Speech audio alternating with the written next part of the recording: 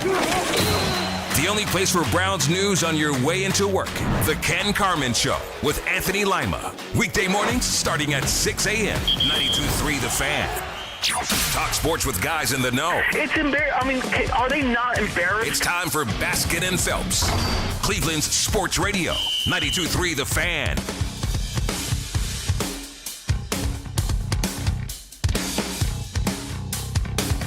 Oh, my golly. It came and it went, and it was wonderful. It was wonderful. Joint practice. Another team. Different colors on the football field in Berea. And now the day off for the Browns as they get ready to take on the Buffalo Bills tomorrow at Huntington Bank Field. Welcome to Baskin and Phelps, everybody. Jeff Phelps, Dan Mennigan, Riley Tyna, answering the phones at 216-474-0092. Bills and Browns, and we'll see them tomorrow. But the word was go out. Hopefully your first teamers get enough action that everything works out just great and you're good to go. And we'll find out if they're going to play tomorrow or not. And Dano, right now, that still seems to be a little up in the air. Although Todd kind of insinuated, yeah, our older guys, maybe not. Our younger guys, yes. It sounded like the offense is going to be out there. Maybe not as much the offensive line, the first-team offensive line. But I think you're going to see Casey Concepcion. You're going to see Denzel Boston. You're going to see probably Dylan Sampson. You're going to see Harold Fan. Like it sounds like all the young guys are going to be out there. And because this team is so young, you're going to see your stars.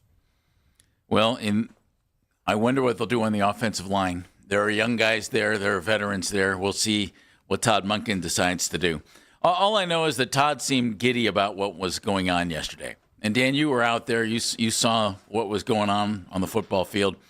The one thing that Todd said that stuck with me was, and I was surprised that he said it because I don't know that he should have said it. It looks like we belong. It's like, well, yeah, you're an NFL football team. You're supposed to belong, right? I was a little surprised that he actually kind of put that into words. It feels like I was with you. That one took me aback. Yeah, it was like, I'm like, well, dude, you're in the NFL. Right, you're in the NFL. It's all the same teams. I don't know if maybe it was a slip. Like maybe he is like he's thinking, holy crap, look, we look like a team. He's acknowledging that like he's seeing what we're seeing, and especially out of the quarterback position. That maybe that might have been the slip. That's like, wow, even with these guys. Maybe. We're not totally out of it. He kind of made it sound like... Ladies and gentlemen, Andy Baskin. Sorry. Hey, if you're on 480 today, take it easy. There's a big accident between 271 and 77 if you're heading westbound. I thought it was interesting because I was trying to digest that based on... It's almost like they didn't play preseason game number 1, right? And then the other part of it was he said, I was on one field. So maybe what he saw on one field wasn't going on the other field? Is that possible? He was only watching the offense. Okay. He did not see what the defense was doing. He had to check the tape. Does that make it worse? In Rudy, I trust. The Todd Monken slogan. In Rudy, I trust. Right? Does that change anything? That he was only watching one field yesterday? I mean, it was the field we have the most concerns about. So, yeah, well, he's got a defensive coordinator he trusts. Yeah, the other question is now what are we looking at tomorrow, right? Like what are they playing for tomorrow? What's the goal of tomorrow? Did he feel like his first team got enough work in yesterday that we don't need to see the first team tomorrow? Well, that's what he said, that I will probably not the older guys, but the younger guys. So it does sound like there were some good things that were going on there yesterday. But by the same token, I'm watching these highlights yesterday.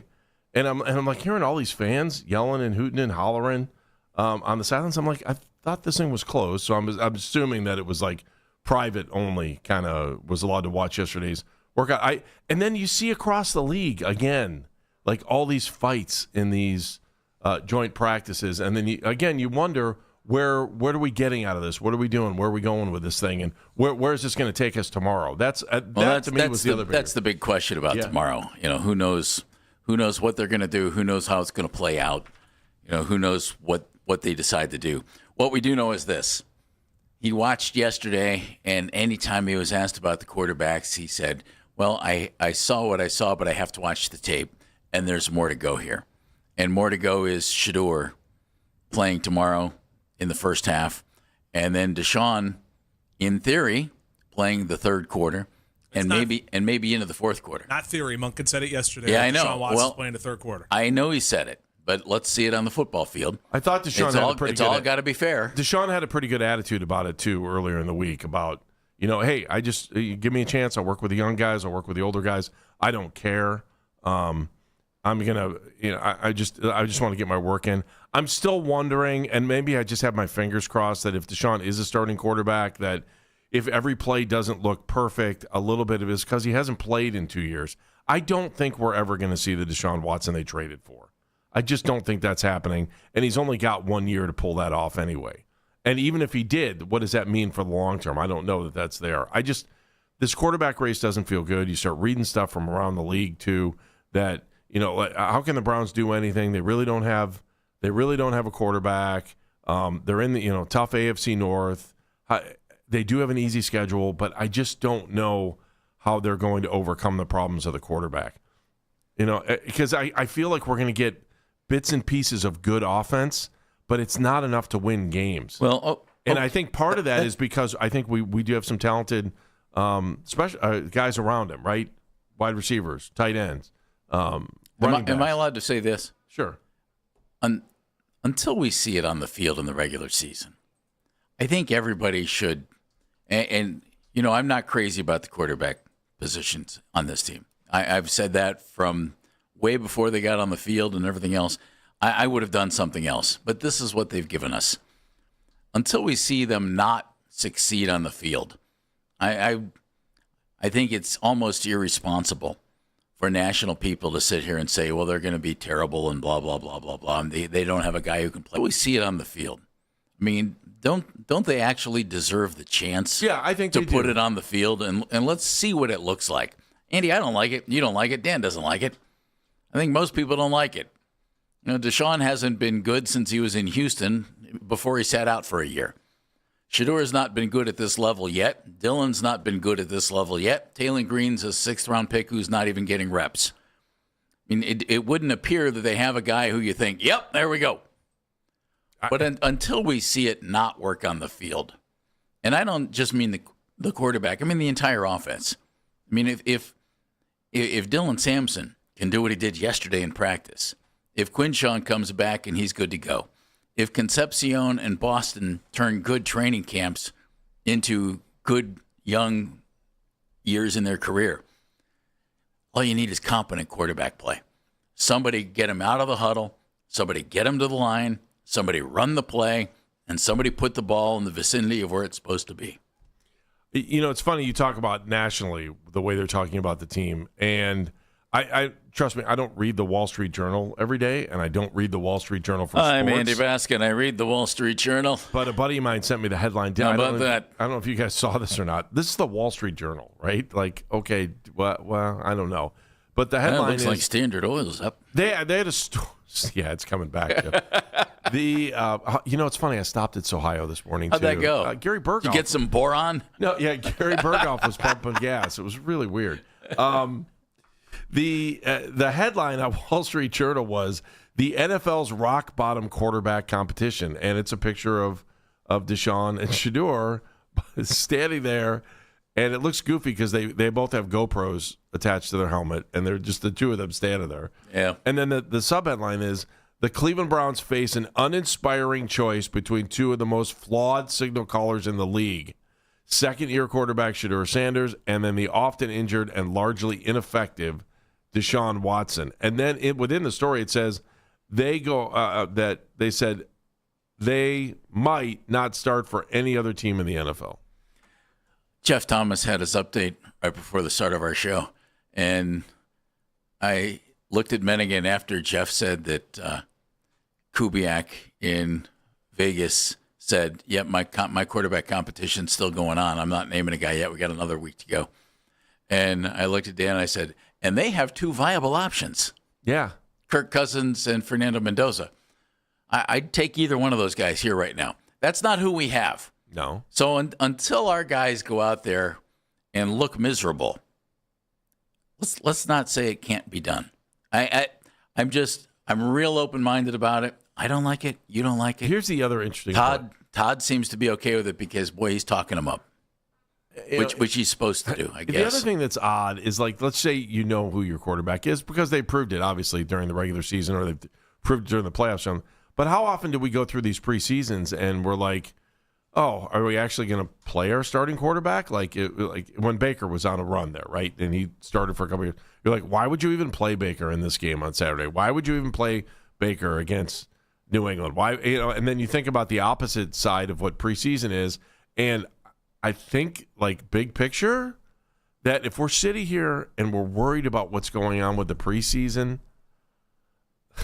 something's really, really wrong.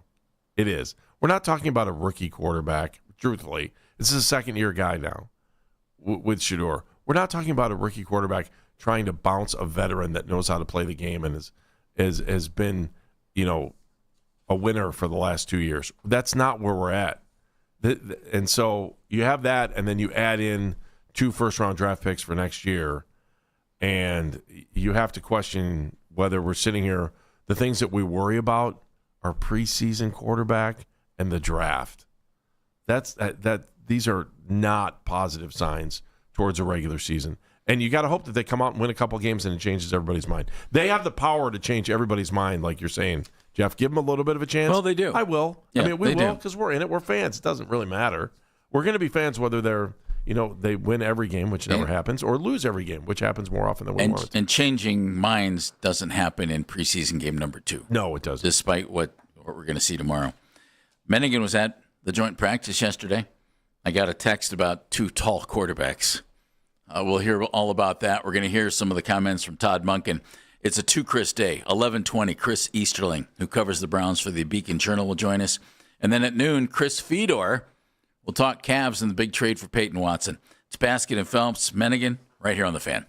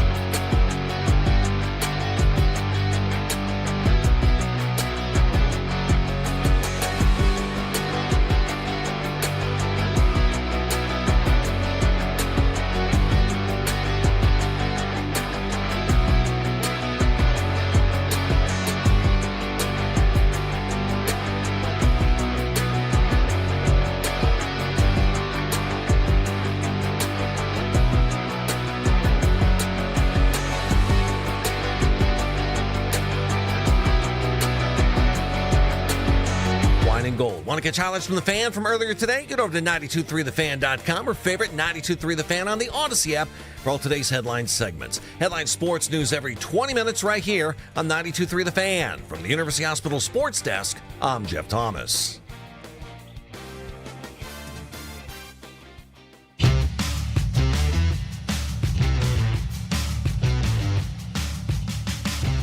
God, was that a lot of fun. Holy was that fun to compete against someone else. Their guys, our guys got a lot of respect for the Bills, and it got a little edgy, but not over the top. And that's exactly what you're looking for. Guys want to compete, right? Got a lot of pride in the way they perform. And I thought our guys, I can only speak to one side, obviously the field I was on, but it was awesome. And commend the Bills and our guys for, like I said, taking it to the line, but not going over the line. Todd's voice is hanging in there, but it's starting to show a little wear and tear. I think that's going to be that way every day. I think you're right. That's what he had to say about joint practice with the Buffalo Bills. A little edgy, a beep within the first 10 words. So, boy, he enjoyed it. That's really good. And a little edgy, and that's what you want without taking it over the line. And then you can take it over the line tomorrow as long as you don't get caught and get a 15-yard penalty. Welcome back to Basket of Phelps. Phelps, Baskin, Mennigan behind the glass. 216-474-0092. Number to join us. Riley Tyner will take your phone calls there. I love training camp because people are optimistic. You hear nothing but optimism in Todd's voice when he's talking about his team, his players, his quarterbacks, and all that stuff, Andy. We have to obviously see it on the field, but going up against another team, his surprise about looking like they belonged still kind of gets to me a little bit. Not quite sure about that one, but we'll see, right? That we'll see, I think, is where this thing stands right now. I got asked a question this morning. I don't want to ding.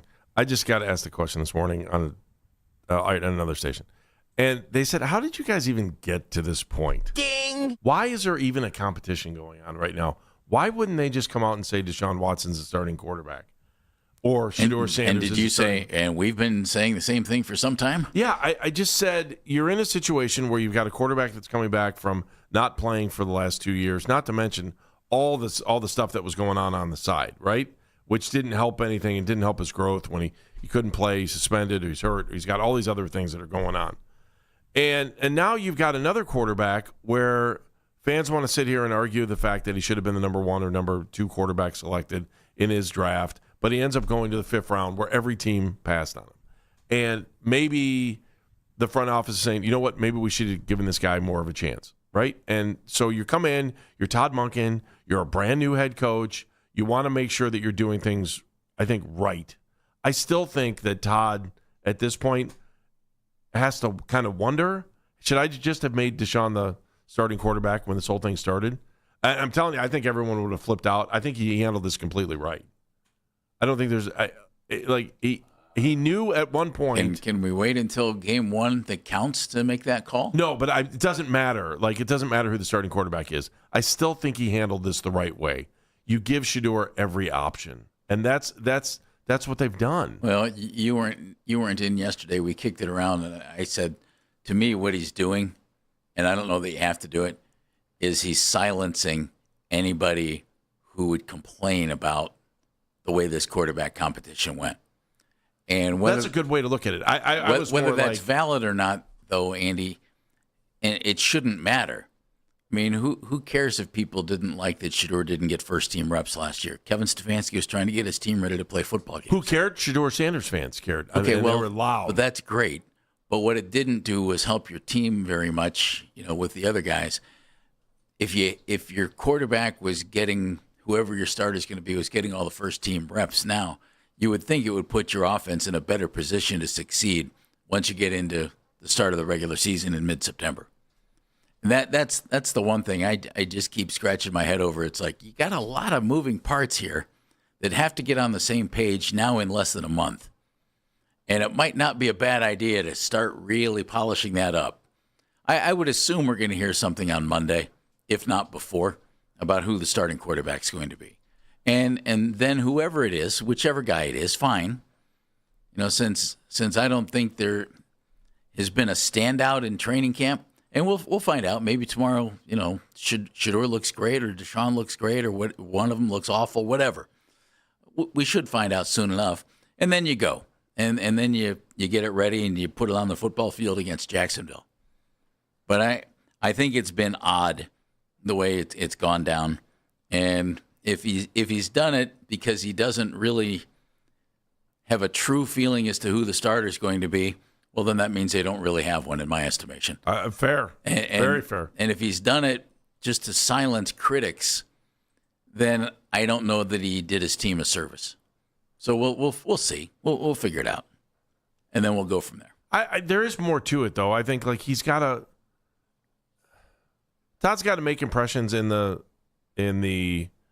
locker room, not based on whether guys like him or not.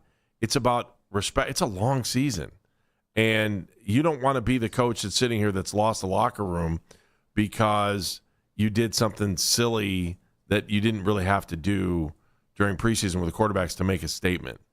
And I like the fact that Todd said the other day, what do I care? I'm getting a chance. I'm a little bit older in the league to be a head coach, and I'm basically if I'm gonna do it, I'm gonna do it my way, which is great. I hope that's true. I hope it's true. Todd was asked yesterday afterwards, will the starters play against the Bills in the game coming up on Saturday? Here's what he had to say. I don't anticipate seeing our older ones with that. I do see some of our younger players. I anticipate our younger players playing Saturday night. So Concepcion and Boston. I'll just say anticipate some of our younger players playing Saturday night. Keyword there might be some. Yeah. If I'm Todd right now, I don't. As much as Concepcion and Boston need reps, and Sampson and everybody else, boy, you don't want to get one of those guys dinged up. We're still waiting to hear about Alex Wright. Yeah, they've been looking to add another defensive end all training camp long. And now what if your starter goes down? We'll find out in here soon enough. Dan was out at practice yesterday. Yeah. And I got 2 texts. And they were about 2 of my favorite quarterbacks. You got to feed the right information to the right person. Well, you did, pal. You did. So the biggest takeaways that came out of camp is that when you see Deshaun Watson get under center, you see all of the motion, you see pre-snap, you see all of that kind of stuff that takes place.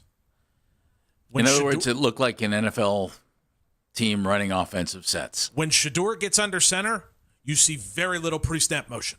You see very little movement. You see very little any of that kind of stuff.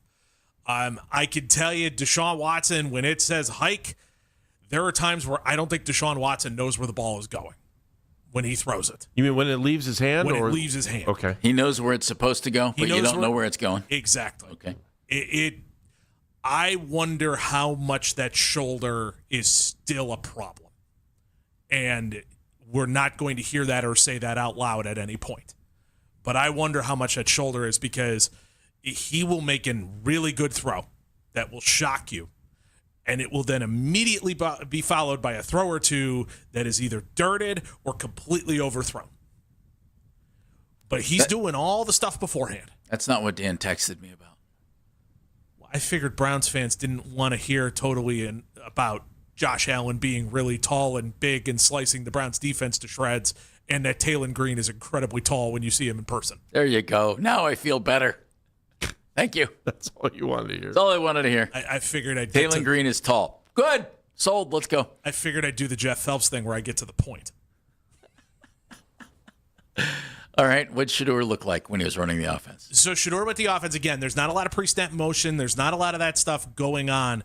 But it is definitely, he takes a couple steps back and gets the ball out. And you can tell that they've been harping on him to get the ball out faster. To the point where you could hear the Bills bench saying, "Here comes Captain Checkdown." They would actually say that? You would hear that from the bench. Does that title include a cape?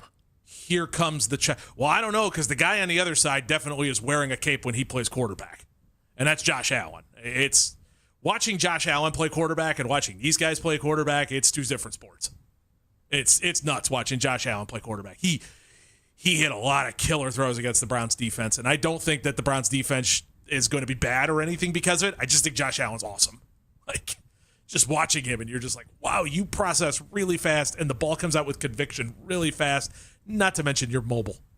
I'm not going to say a word. But, yeah. The horse is already dead.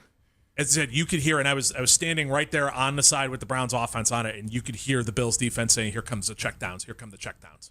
Every time Shedeur would that's not good. Hit the field. Well, we'll see. You know, I hate to say that, and I'm sure the Bills had much delight in giving Shedeur grief, but that's we'll see. Preseason game coming up tomorrow. Shedeur will get the start. He'll play the first half, and then after that, Deshaun Watson, and then hopefully after that, whatever happens in the fourth quarter, hopefully. Either the next time he meets with the media, which would probably be Sunday on a Zoom call, right? Yeah. Maybe he announces something, or Monday. I mean, it's got to happen sooner rather than later. I would think he doesn't have anything more that he needs to see, Andy, when he's already said that Taylor Green will be playing at least portions of the final preseason game. My guess is we see Dylan Gabriel and we see Taylor Green in that third one. So there's nothing more that he would see from Deshaun or Shedeur, which means, all right, pick one. Let's go. I keep saying that about this. Let's go. I think because it's time to do it. Do you think, based on what you watched yesterday, or maybe you tell us after the break, but after what you watched yesterday, do you think he knows who his quarterback is? I think he knows who his quarterback is. And that's number 4. Which is only going to further annoy me that we are in the midst of this competition that seems utterly meaningless when your head coach, you can tell by the amount on the guy's plates who Todd Monken believes that starting quarterback of this team is. And that's also not based on cash, right? Like, as I've said, I just think the front office wanted to give Deshaun every opportunity to win the job too, based on return on investment. I know Jeff and I disagree a little bit on that. If but cash has anything to do with this argument, then this team is never going to succeed. Well, but that happens. Agreed. But that also happens at other positions too. Like, let's just say you get a really hot wide receiver in here that you brought in as a free agent, and you drafted somebody. The guy who got drafted is always going to get the first priority. And that's return on investment. If no matter cash has anything to do with this argument, this team will never succeed. Agreed.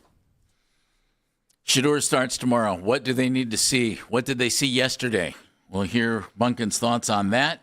I'd love your thoughts on it, too. 216-474-0092. Chris Easterling, who covers the Browns for the Beacon Journal, will be joining us at 11:20. It's Baskin and Phelps here on The Fan. Hey, everybody, it's Andy Baskin from my friends at the Valley Automotive Group. Looking for a Valley good deal like I just got? Visit Valley Ford, Valley Chevy, and Valley Chrysler, Dodge, Jeep, Ram. Just like I did, and discover the great offers on new and pre-owned cars, trucks, and SUVs. Plus, get more for your trade and financing options designed to fit your budget. Conveniently located just minutes from anywhere, and the proud home of the Valley Advantage. Stop in today for your test drive or browse them online at valleysuperstore.com like I did, and you can too. That's valleysuperstore.com. New 2026 Ram 1500 Laramie, MSRP 77180. Dealer discount 8738. 9262 standalone 12% below MSRP. New 2026 Jeep Grand Cherokee, MSRP 45725. Dealer discount 4500. 4500 national retail bonus cash. New 2026 Jeep Wrangler Sport, MSRP 39810. 1000 national retail bonus cash. 500 national bonus cash. 3989 dealer discount. Must qualify for all rebates and incentives. Price plus tax and tag. Price includes 398 doc fee. With approved credit, see dealer for details. Offer expires 8/31/26. When there's news that affects the Cleveland sports fan, Daryl Ryder is on top of every headline. Listen to his reports on the station with the most local sports talk in town.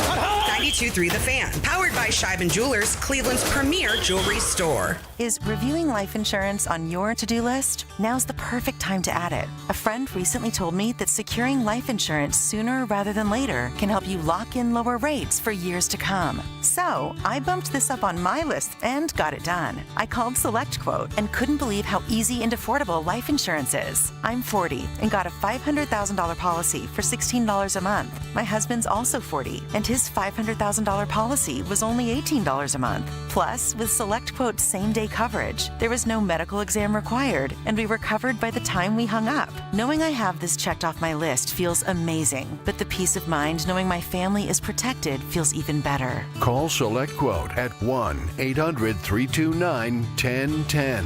That's 1-800-329-1010.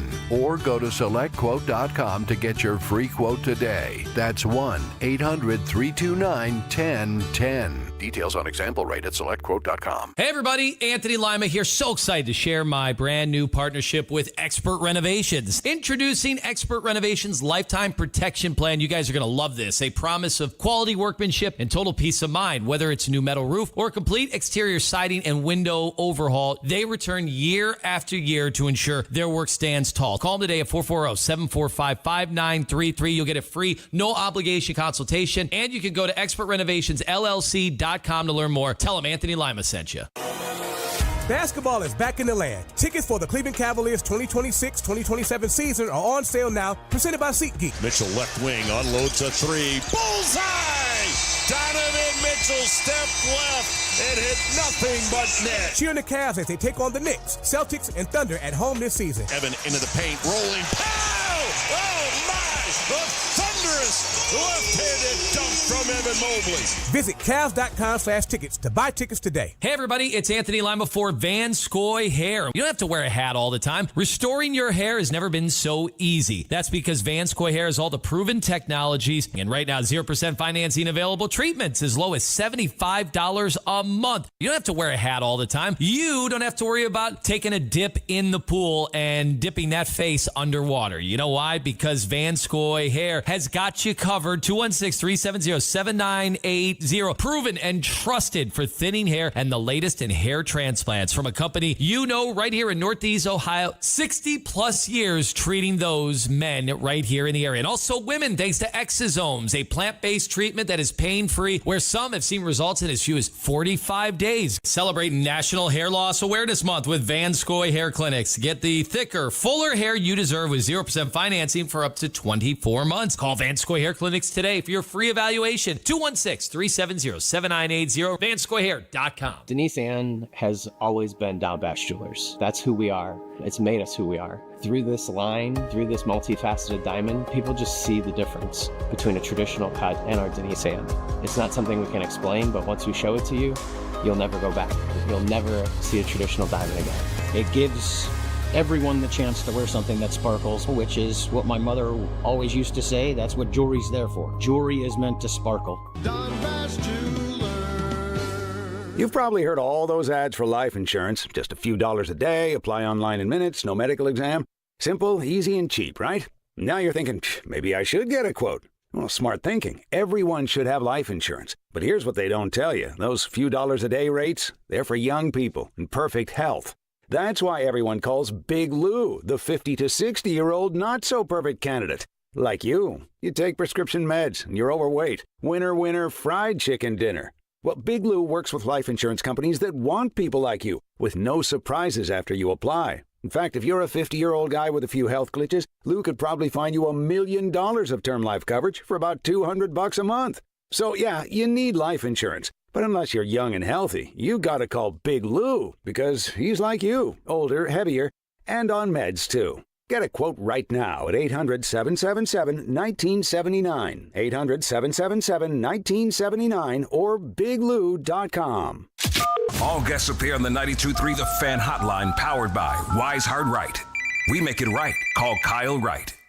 You can now watch The Fan live on YouTube. Catch The Ken Carman Show with Anthony Lima from 6 till 10 a.m. Baskin and Phelps 10 a.m. till 2 p.m.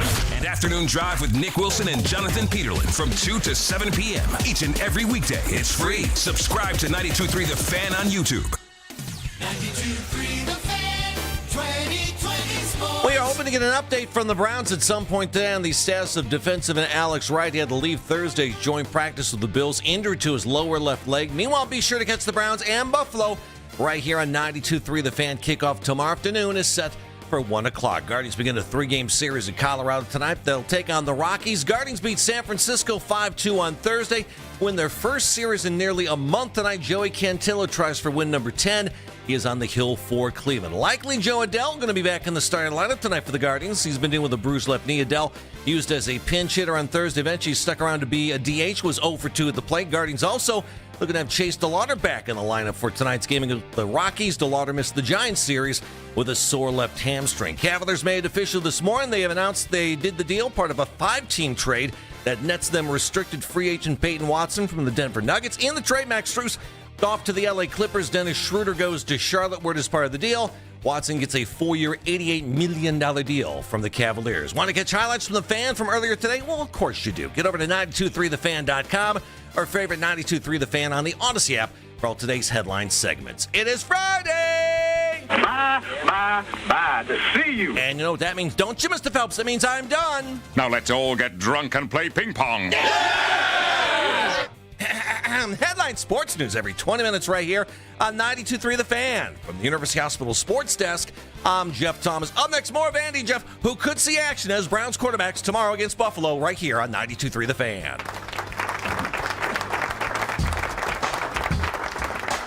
It's one of the greatest honors of my career that I have been included in Jeff's Friday send-off. Oh. One of the great honors. It's right up there with Ma. Pretty happy about it. I know, I can feel it. It's better than any trophy you ever could experience or a championship ring. Welcome back to Baskin and Phelps. Do you got any throws in you for tomorrow's scrimmage or no? Can I go Hanford-Dixon on you? I got 5 plays in me. Hanford always said 10. Oh, I don't think you have 5 plays. Then we'd walk away and he'd say, I don't have any. I'd walk out there with a quarterback's number and an offensive lineman's body. That's the greatest part. Yeah. A small Division III offensive lineman's body. Yeah, that's true. That is true. Yeah. Shedeur Sanders is starting at quarterback tomorrow. Deshaun Watson started game 1. If you interpret anything that you've seen, it looks like Deshaun is in the lead on this thing. If you read any of the local reporters' coverage, it would appear that Deshaun is in the lead for this thing. Mm-hmm. If you read the national reporters, it would appear that Deshaun is in the lead for this. Mm-hmm.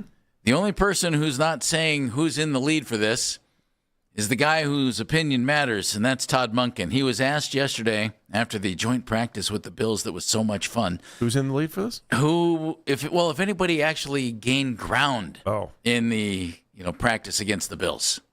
Hard to say without watching it because you're living at the result, and did we get the ball out? Were our eyes in the right spot? Again, I made the mistake in 2 minutes. Again, before I see it, I won't comment, but I've been pleased with both of them, and I was pleased with both of them today. We're not where we want to be, and we don't have to be. We got a couple more weeks. Is the plan still for Deshaun for the third quarter? Sean will still come in the third quarter. Shedeur will play the first half. Dylan will play the fourth quarter, within reason. If Sean takes a drive into the fourth quarter, he'll continue it. Okay, so there's the layout. Todd has done a magnificent job, Andy, of giving no one anything concrete. He's done a magnificent job. If you listen to what he's saying there, he may wait until Friday night before they play Jacksonville, the name starter.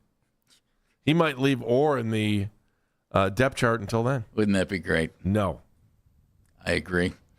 But that might be the case. Shedeur goes out tomorrow. The narrative is that's out there anyway, for whatever it's worth. Deshaun's the starter right now. Mm-hmm.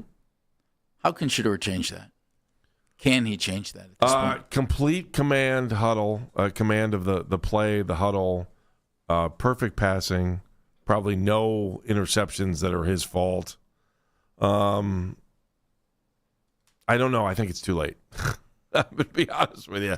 I'm trying to give you a scenario where he can overtake the job tomorrow. I think he's in a bad spot right out of the gate if they determine that they're not going to play the best players or guys that are already on the team to start this thing. If they don't go with the first-team offensive line, that doesn't help him. Do you think that Boston or Concepcion or Judy need to play tomorrow? Dan, you watched it yesterday. Do those guys need to play? Do they get the reps in? I think they'll play just to get the reps in, and I don't know on the Judy front, but I would definitely say Isaiah Bond. Would or would not? I bet you see the three of them at least for the first quarter of the Boston, Concepcion, and Bond. Those four guys, yeah. Yep. I would say those three for sure. I don't know what they'll do with Jerry Judy. Yeah, Jerry Judy won't play. I wouldn't play him. I mean, every time you watch practice, those three guys pop. Then there's Jerry Judy. Easy. Jerry's the only one of the bunch who's had a 1,200-yard receiving season in the NFL. Everybody can say what they want. He still actually did produce. Jeff, I'm just telling you what my eyes have told me. Dan, I get it. I get it. Trust me, I'm the guy who's been leading the We Need Wide Receivers parade. So I'm thrilled, and I hope Jerry ends up as the number 3 receiver on this team. And I hope he ends up in that situation by week 2. And that's no disrespect to Jerry. That would mean the 2 rookies have already established themselves, and we're good to go there. That's what I'm hoping anyway. I think the one thing that I haven't seen so far from Deshaun in the preseason game, and to be honest, practice is certainly critical and important, but let's see what happens when you get in a situation where it's a real game. Deshaun didn't really push the ball down the field, against Chicago, and there were a couple of passes where Shedeur did, and I love that aspect of a passing game.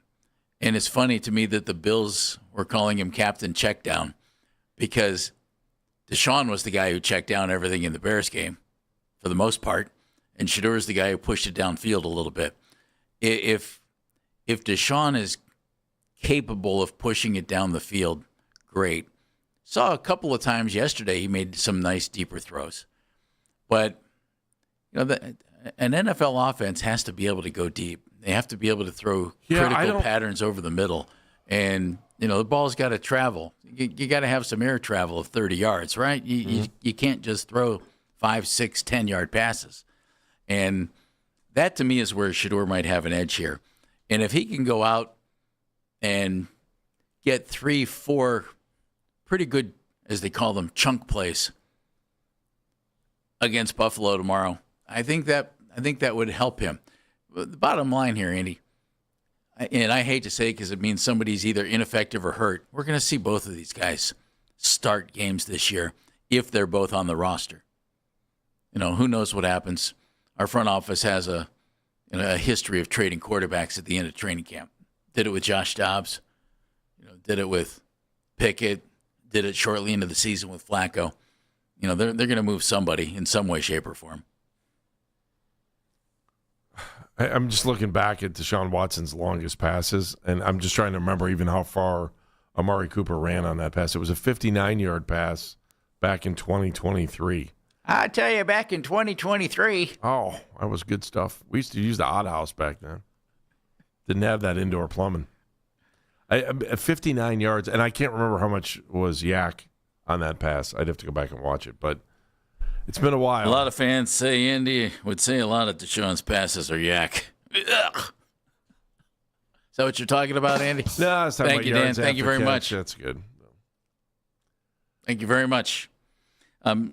Josh Allen looked like he could throw the ball down the field yesterday. Gee, you think?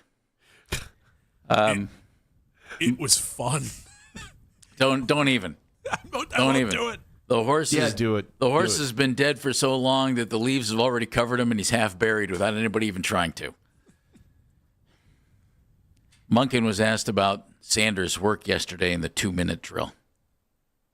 He did great. He started off a little slow the first few reps he had, but that's to be understood. I mean, he didn't start the drill out. It's kind of awkward.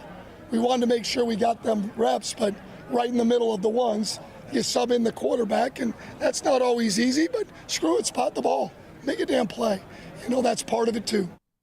He did great. Yeah, did you ever notice he goes higher? He did great. He goes higher on some words when he's trying. Is he trying to emphasize it? Or that poor guy's voice, man. It's not just that. You spent a whole football practice yelling and screaming at these guys. Get their stuff done. We got to get out there and get better, damn it. I don't have time. Sometimes you got to go higher because you got to make sure you got the power. Giving these guys hell. kind of power. Best kind of power. Max power. The only power that's available, damn it. I have no idea what he's talking about. I'm coaching football. This is awesome. Coach. That was a hell of a joint practice. Props to them. They got out there. They worked their asses off, but they kept it clean. That's what we like to see. Oh, God. Congratulations. You barely swore. It's good. As good as Coach Kevigan was. Yeah, that's better than Coach This is even better. This is even better. It's the highlights of being an only child and having a lot of time by yourself. My buddy Dave was such a Kevigan fan. Just loved Kevigan, and I'll bet he likes your Todd Monken even better. Look, Andy. Does he have a name? Are we giving this pseudo head coach a name? Well, don't just wing it right now. We'll have to give it some thought. All I know is it's great. And you know what else I know? Coach Scratchy Voice. You know what else? Dan's so good at it.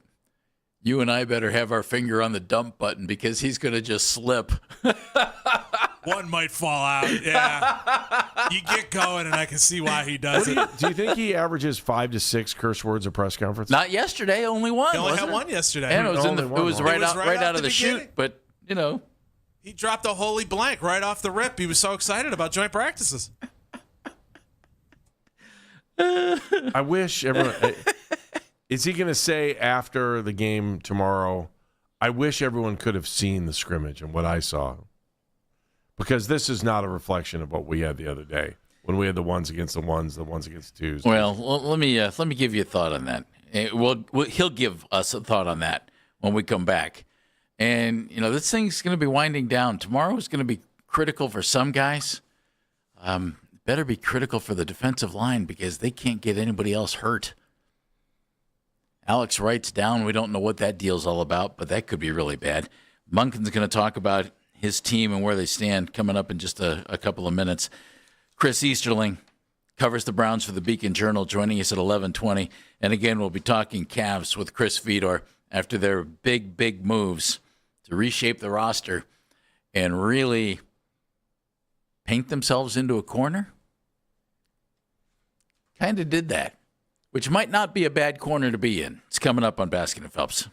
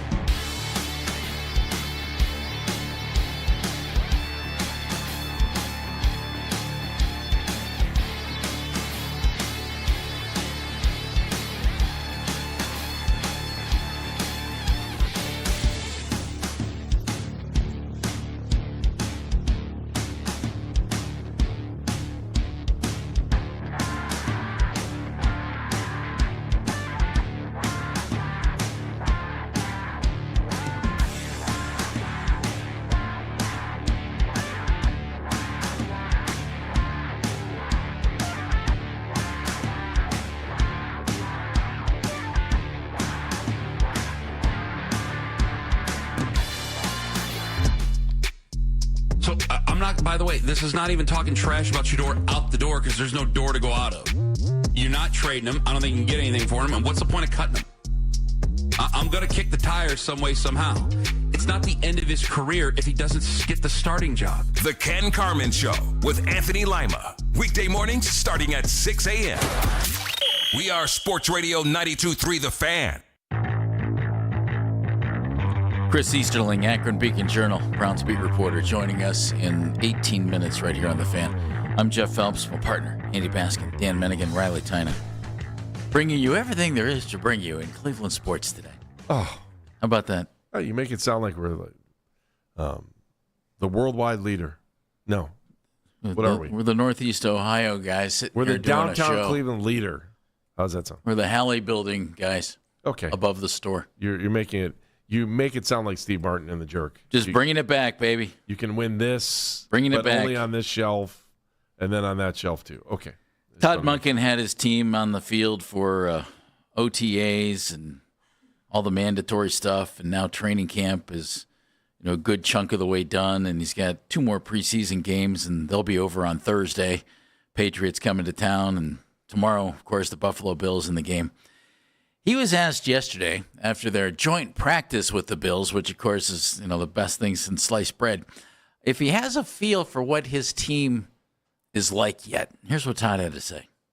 I'll have a better idea come Monday after this and Saturday to kind of say from 1 to 53 or 1 to whatever, 68 or whatever's on practice squad of who we are.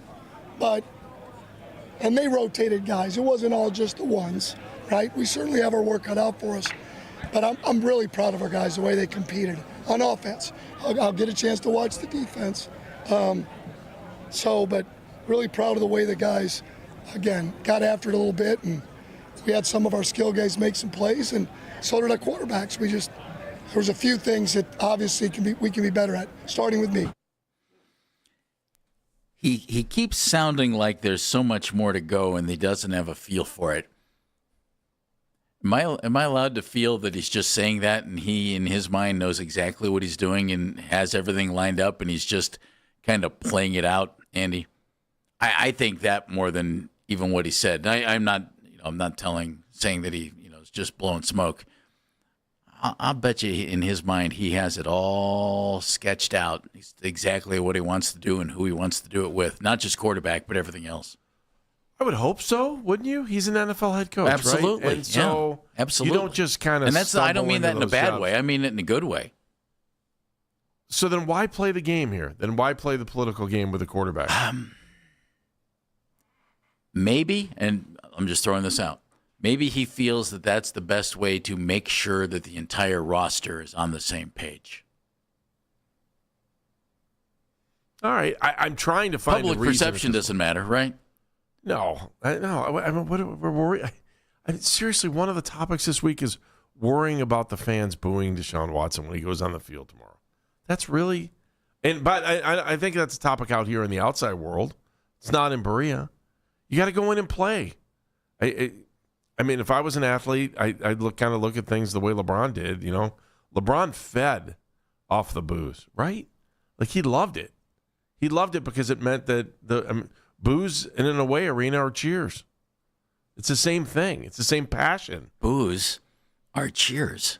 In the away arenas, they are. It's just passion. That's all you're seeing. That's all you're getting. Yeah. So boos. I do think he knows what he's doing. Are cheers. I do think he has had a plan the whole time. I would agree with that. I would agree with that. He maybe even is going above and beyond. If he truly thinks that Deshaun was the man and would be the man right from the beginning, he has given Shedeur every opportunity to try to take the job and run with it, and it just didn't happen. If that's what happens, watch, we'll get shocked. We'll get shocked on Monday, and he'll be like, all right, Shedeur Sanders, our starting quarterback. And I'll be like, okay, let's go. I'm all right with that. Exactly. I don't think the margin between the two seems to be. Well, yes, I do. We're hearing some things, but neither guy has really stood out from all accounts. Yeah, if the margin of error is that great, and it's underwater, like the rest of the league is above water, we're underwater. What's the difference? Then you go with age. You go with potential. You go with trying to get someone some reps. And that would be Shedeur. I just don't see that, not to start the season. This is very much like Joe Flacco last year, if you think about it, right? Joe was the guy with the experience. Yeah. By the time it was all said and done. Yeah. Jim's in Tennessee. Hello, Jim. Hey, Jimbo. Hey, good morning, guys. Hey, why does anybody care who the starting quarterback is besides the guy that can win the most games? You know, I look at like Shane Bieber. He's like a hero in Cleveland. He has stunk, been injured, been hurt, been knocked around for, Toronto. And they probably think the same way of him we think of, Deshaun Watson, until all of a sudden Shane Bieber goes out there and throws 7 innings of shutout and they win. Let's let Deshaun Watson win some games before we complain who our starting quarterback is. Holy smokes. Agreed. Hey, that's kind of been our stance. Just put somebody out there and let's see how it goes, What Jim. makes you think he's going to go out and win games? That's my question. Why not? He was because obviously he hasn't for the last. I mean, we haven't seen him play. He gets hurt. The team hasn't done any. I mean, when you think about what the payoff was for him to where he is now, that's why everybody is where they're at on this thing. Look, give Deshaun Watson the ball. Let's go, and I hope you're right. I hope they win, and so we can. So we don't have to worry about the draft. But everyone seems to be focused on the draft already. So yeah, but if you're talking about salary, that's nothing anybody can do. He was paid that. That's not Deshaun Watson's fault. That's the salary. Obviously, there were some off-field decisions that may have been his fault, and I'll be honest, I don't even care about the salary anymore. It's the wasted first-round draft picks. Wasted. Fair. I mean, just burn those things. Ugh.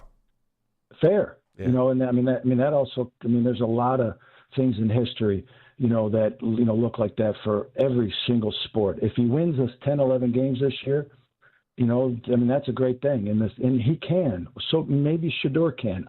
Here's the positive, is that you've got a proven quarterback, in the past with Houston, maybe not with the Cleveland Browns, obviously, that won a lot of games and had some success. And then you turn around and you got this young guy that was slid all the way to the 5th round, who's now playing well enough to at least be in the conversation. So that's a good thing, to have as much depth and to have the competition is a good thing, because that sets us up for potentially not needing to draft a quarterback next year, and maybe trading back because somebody needs to get in front of us. Who knows? But, I'm certainly not ready to, say, boo Deshaun Watson. That'd be the stupidest thing anybody could ever do. Let's let the guy see if he can win. Agree with you, Jim. Yep. I agree with that completely. Look, when they figure out who it's going to be, Browns fans will, because they're Browns fans, will get behind the guy. And if he plays well, he'll have their support. And if he doesn't play well, they'll ask for the other guy. Dan, if Deshaun Watson wins the job, which is what it looks like, will fans embrace that right out of the gate? Can I just not care? Yep. I'm not asking you. You can't, not with the job you currently have. I'm forcing you to care. To me, this is so utterly meaningless. This is just like, okay, fine. Fans are going to do what they're going to do. The team's going to do what it's going to do, and we're along for the ride no matter what. The fans You're are the going kid in the back seat. You have no say. I just think again, here we are. We're doing the subject I didn't even want to talk about. I think the fans, if he goes out there 3-0 in the first series, they won't be home. So week 3, by the time we get to week 3, and if they're 0-2 and they come in here week 3, he could get booed when things get moving in the beginning. That's all. He could be booed on. I find it hard to believe he'll get booed tomorrow. He's coming in the second half, and it's like a family night atmosphere tomorrow night. It's a preseason game.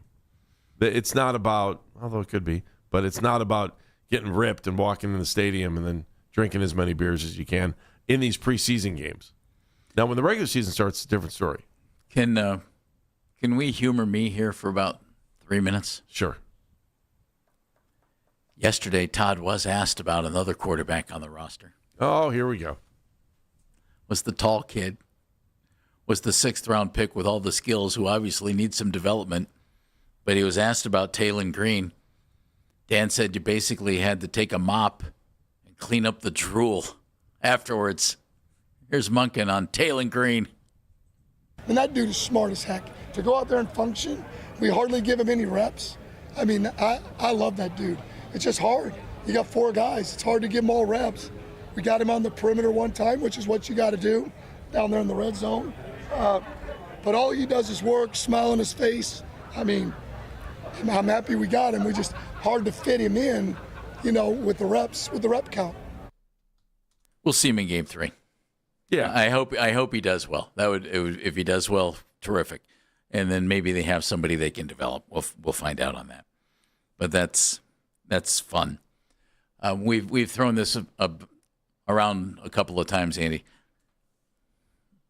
You think all 4 of these guys will be here during the season?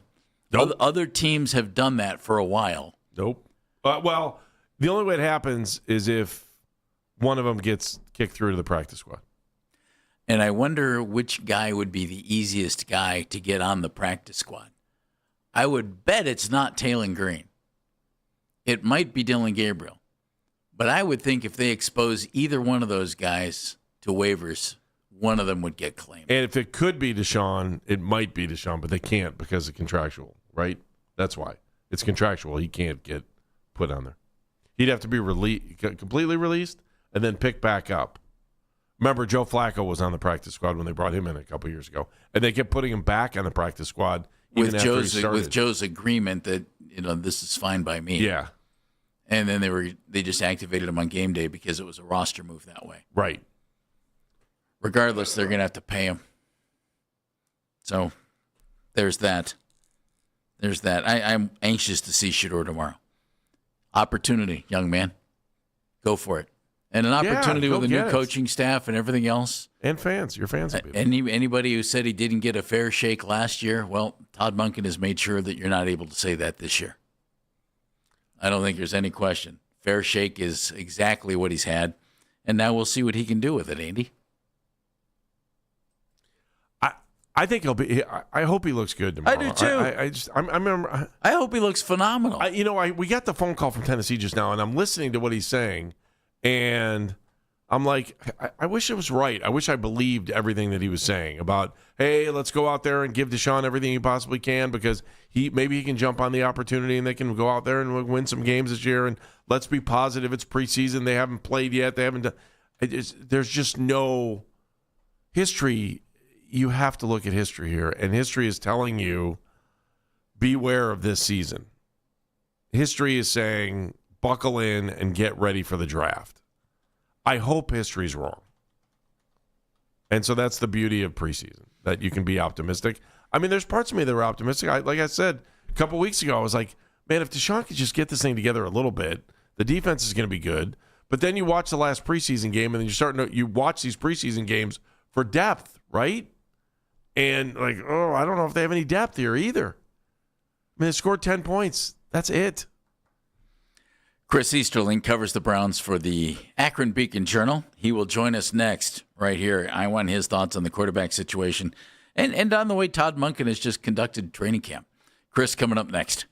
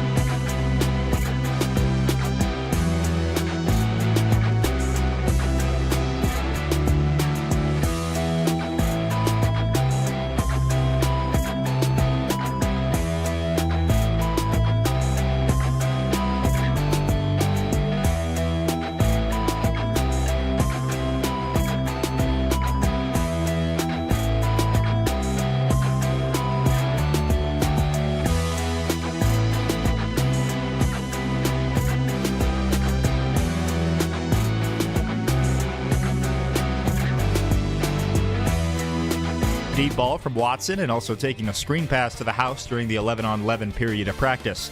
Defensive end Alex Wright also injured his ankle during the practice, forcing him to be carted off. It is still unreported on the severity of the injury. Cleveland will host the Bills for a preseason matchup at 1 o'clock tomorrow. From the University Hospital Sports Desk, I'm Riley Tyna.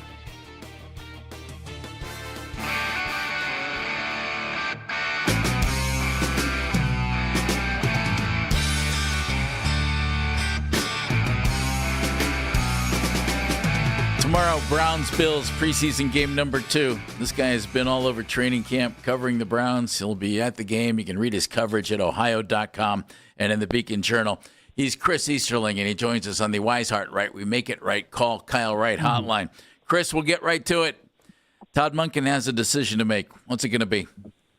I think it's going to be Deshaun. I think it's been trending that way for the last couple of weeks.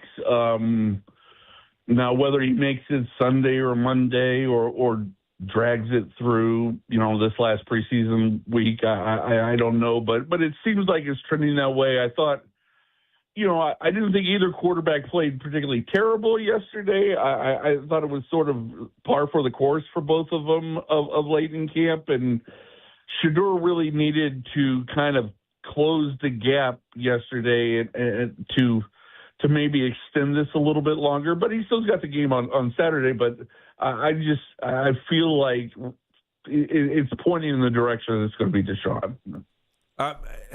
Has it felt that way the whole time? I mean, has it kind of been clear that it's Deshaun, or do you really feel like this has been a battle and they just kind of needed to let it play out? I thought early on in camp, Shedeur was really kind of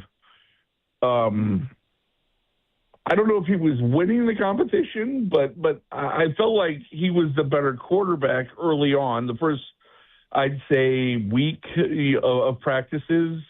And then, sort of the middle of the first full week, Deshaun started to – he had a good practice, red zone practice. And then, of course, we all remember that Saturday where Todd, flipped the script a little bit, and Deshaun went out and had probably one of his best practices as a Cleveland Brown. And it just – I think since then it's felt like the momentum has shifted back to Deshaun, which – quite frankly, I thought was sort of where it was, coming out of off-season mini camp and everything, just because I felt like Shedeur started from behind, or I don't want to say behind, but because I think Todd has been very fair and equitable in terms of what he's doing with both quarterbacks. It's just that I think when push comes to shove, Shedeur hasn't done enough to outperform Deshaun across the board. So therefore, he's going to give it to the veteran and the guy he trusts more to run his offense. If that's the case, should we assume that Shedeur is the backup quarterback, or is there a possibility that some other team calls and says, hey, we would love to get this guy, and that Todd would be comfortable with Dylan Gabriel as the backup? If somebody called for Shedeur, I mean, I think they're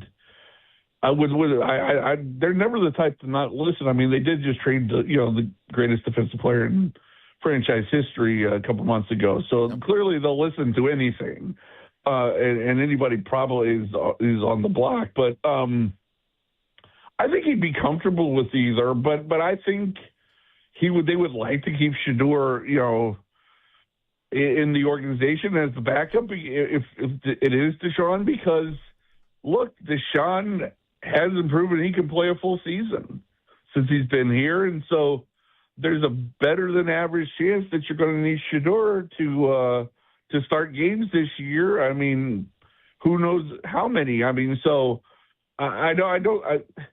when he names Deshaun the starter, I don't know if it's necessarily a closing of the book on Shedeur Sanders as starting quarterback for the Browns.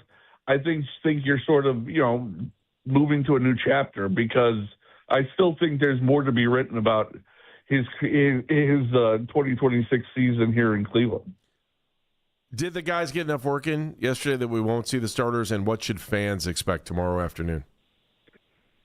Expect to see the young guys still. I think that's Well, I would live in my fears a little bit, and I would bubble wrap Casey Concepcion and Denzel Boston and even Spencer Fano till Jacksonville.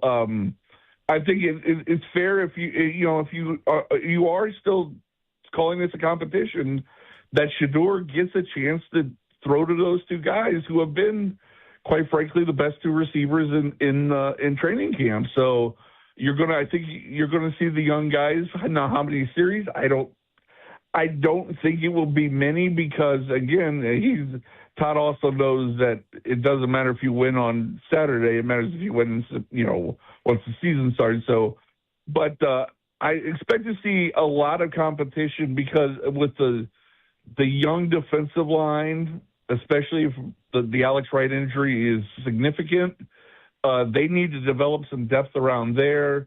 The cornerback is still a position of great need beyond the top two, Denzel and Tyson. So they're going to give a long look to a lot of guys. Michael Coach Jr. is a guy, especially, I think, who has a chance to really solidify a spot as one of the backups if he has a good day tomorrow. So I would expect to see, kind of filling the back end of the roster. This is those guys' opportunity, because they didn't really get a lot of opportunities yesterday, because it was mostly dedicated to the first group. Chris Easterling joining us. He covers the Browns for the Plain Dealer, for the Beacon Journal, and you can read him at ohio.com. Confused my media outlets there for a second, Chris. Sorry. Last thought. Alex Wright goes down yesterday. We haven't heard anything. Fingers crossed that he's okay. If there's an issue there, and the Browns are already, have been looking for veterans on the defensive line and keep bringing guys in, what do they do? I think that's they just continue to scour the waiver wire. I think if at that point, I don't put it past them to decide, see what's on somebody's roster that may be available by trade. That might be something. I think that's even a move, though, that could come, much like we saw with with Dustin Hopkins, a couple of years ago. Something that maybe comes a little around cut down, Dave, more so than right now. Until they, unless they know it's, it's a type of injury that's going to cost most or all of a season, then maybe you're a little more aggressive in order to get somebody in. But I would expect you let young guys through the rest of the preseason sort of, compete for it. And then if it really is something, then on roster, around the cut down day, that's when you really maybe take a big swing to try to fill that gap. Chris Easterling, ohio.com, the Beacon Journal. You can follow him on X at C Easterling ABJ, C Easterling ABJ. Chris, great work in training camp. We appreciate your time today. Thanks, bud. Chris. Hey, thanks for having me on. See you tomorrow. Chris joining us on the Weishart Right, We Make It Right, Call Kyle Wright hotline. I think that defensive end situation's a little scary, Andy.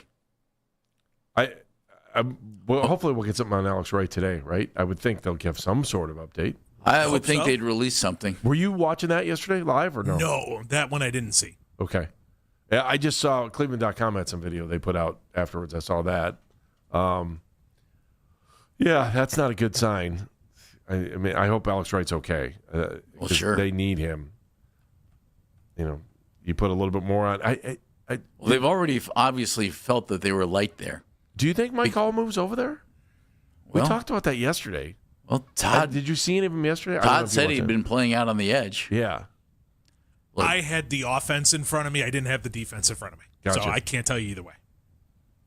If there's something there, and I mean by something there, I mean Alex Wright's going to miss time. Isaiah McGuire is the backup on that side right now. I would think Isaiah would just move right in and would become the starter. You could move Mike Hall out from time to time. Julian Aquara is a guy they brought in this offseason. He would get some time. And Benton Whitley is a name that's popped up a little bit. One, he got thrown out of practice for hitting one of the quarterbacks. But he's been out there and has picked up a little bit of run. I think something that Chris mentioned is a real possibility, and that is before cut downs, that's a position where you call and say, hey, are you getting rid of that guy? We'll give you a 7th. Yeah. You know, that type of situation. That's a good call. I guess that's, it's a good way to look at it. They look thin, like quickly after you get past the starters. Well, right? keep this in mind. Andrew Berry, you could make the argument, and I will, neglected the offense in drafts in recent years. Yes, I know he didn't have a full complement of draft choices because of the Deshaun trade. You could say that he neglected the offense in recent years. He didn't in this last draft, but by doing so, you didn't necessarily restock the defense. You didn't add a whole lot of depth there, and maybe that's biting you right now on the defensive side of the ball. It's true. Cut down is 6 o'clock next Sunday. So Monday will be, or after, that Monday will be fun. Yeah. And then after that initial cut down, what happens? Rosters start flying. Guys get signed. More guys get cut. Just because you're on the roster after that initial cut down doesn't mean you're going to be there. It's almost practice squads get filled up quickly. Yeah, it's almost like Tuesday becomes the real day for your roster. Yeah, you'll build the Monday, practice squad ASAP. Again, these are all things that have kind of changed over the last couple of years because of the not having multiple cut down dates and then just kind of solidifying everything to one date. So we'll see on the defense. But as we saw in the Bears game, you could make the argument that things look really pretty thin when you get past the starters. Yeah, that argument's easy to make. Yeah. In last year's draft, the Browns took 2 defensive players. That was it. I understand it because you needed to go get an offensive lineman. They did. You needed to get wide receivers. You did. They brought in 3 offensive linemen, but the only defensive guys they brought in were Emmanuel McNeil-Warren, the safety from Toledo, and Justin Jefferson, the linebacker from Alabama. There were no defensive linemen drafted. Back end of the roster could look completely different by Tuesday of next week. Easy. And that's okay. Yeah. I think. I think that's not a bad situation.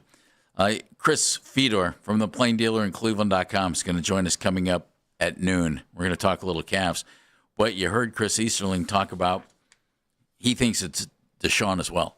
I mean, everybody who you talk to thinks that. You think that? What would you think, Browns fans, if that's what Todd Monken announces after game number 2? 216-474-0092 is the number to join us here at Baskin and Phelps on the Fan.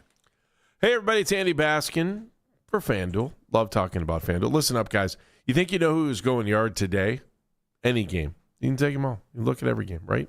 Who's going yard today? Well, FanDuel is giving you a free chance to prove your baseball expertise with Daily Dingers. Here's how it works. Make your pick on who's hitting a home run, and if you're right, you'll get a profit boost to use on your next bet for a shot at extra winnings. Now, when your favorite superstar knocks it out of the park, it'll feel like that's so much sweeter, right? You're like, oh, I called that? Oh, yeah. Daily Dingers is free to play, and you can lock in a pick every day of the MLB season. That's why FanDuel is the home for home runs. So are you ready to play your game? Make your first pick at FanDuel.com/local. FanDuel.com/local to play Daily Dingers and make your free pick on who's hitting a homer today. This is your chance to call your shot on FanDuel, an official partner of MLB. FanDuel Sportsbook is the official sportsbook of 92.3 The Fan.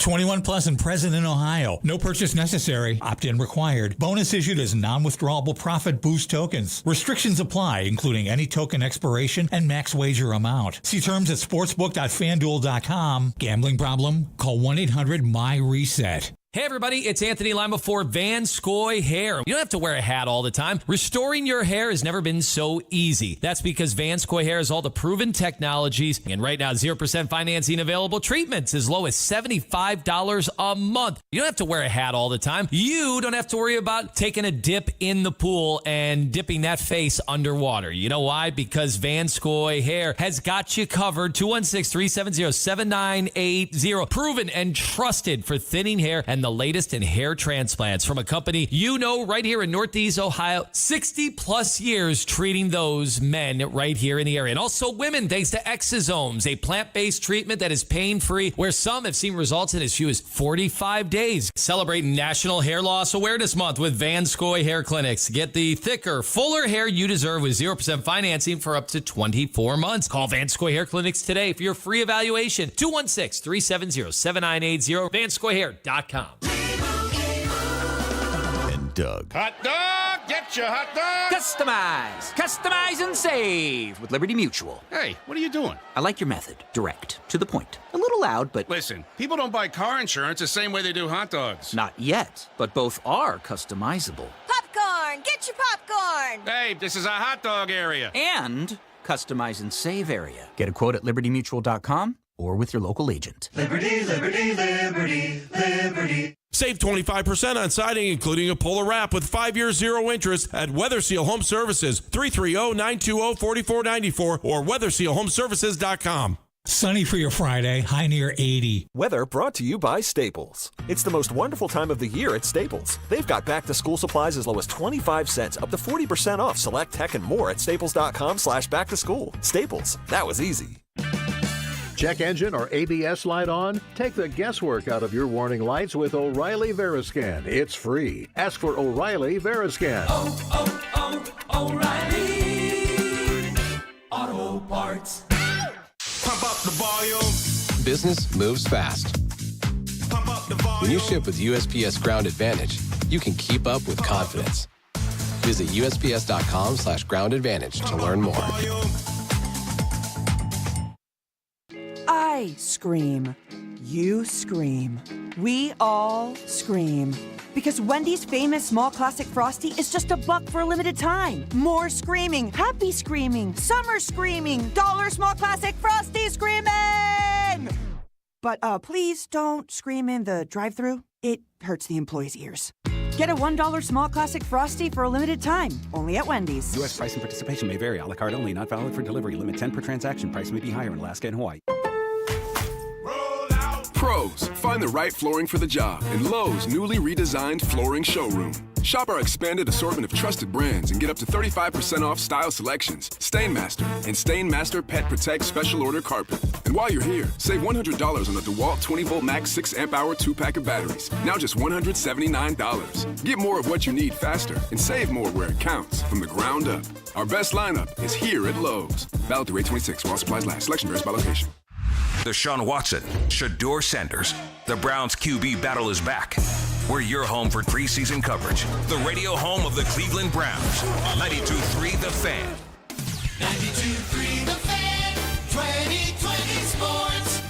The Browns hosted their joint practice yesterday. Deshaun and Shador split reps with the first team, but it was KC Concepcion creating some buzz with his playmaking skills, catching a deep ball from Watson, and also taking a screen pass to the house during 11-on-11s.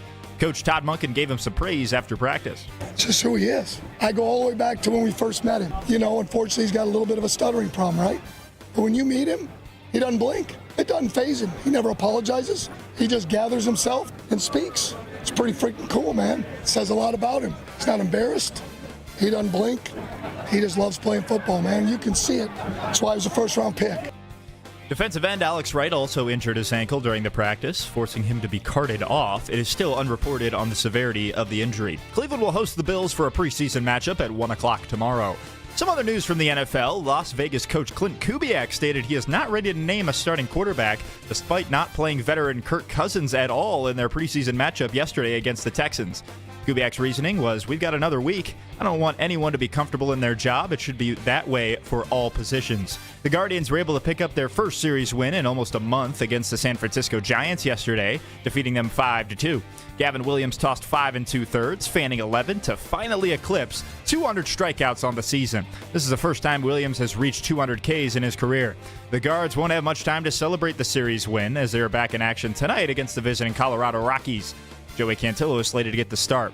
The Cavs are also making some noise in the offseason. James Harden is returning after agreeing to a 3-year, $97 million contract yesterday, including a player option for the 28-29 season. Cavs also traded away Max Strus and a first-round pick in a multi-team trade to bring in Peyton Watson from the Denver Nuggets. From the University Hospital Sports Desk, I'm Riley Tina.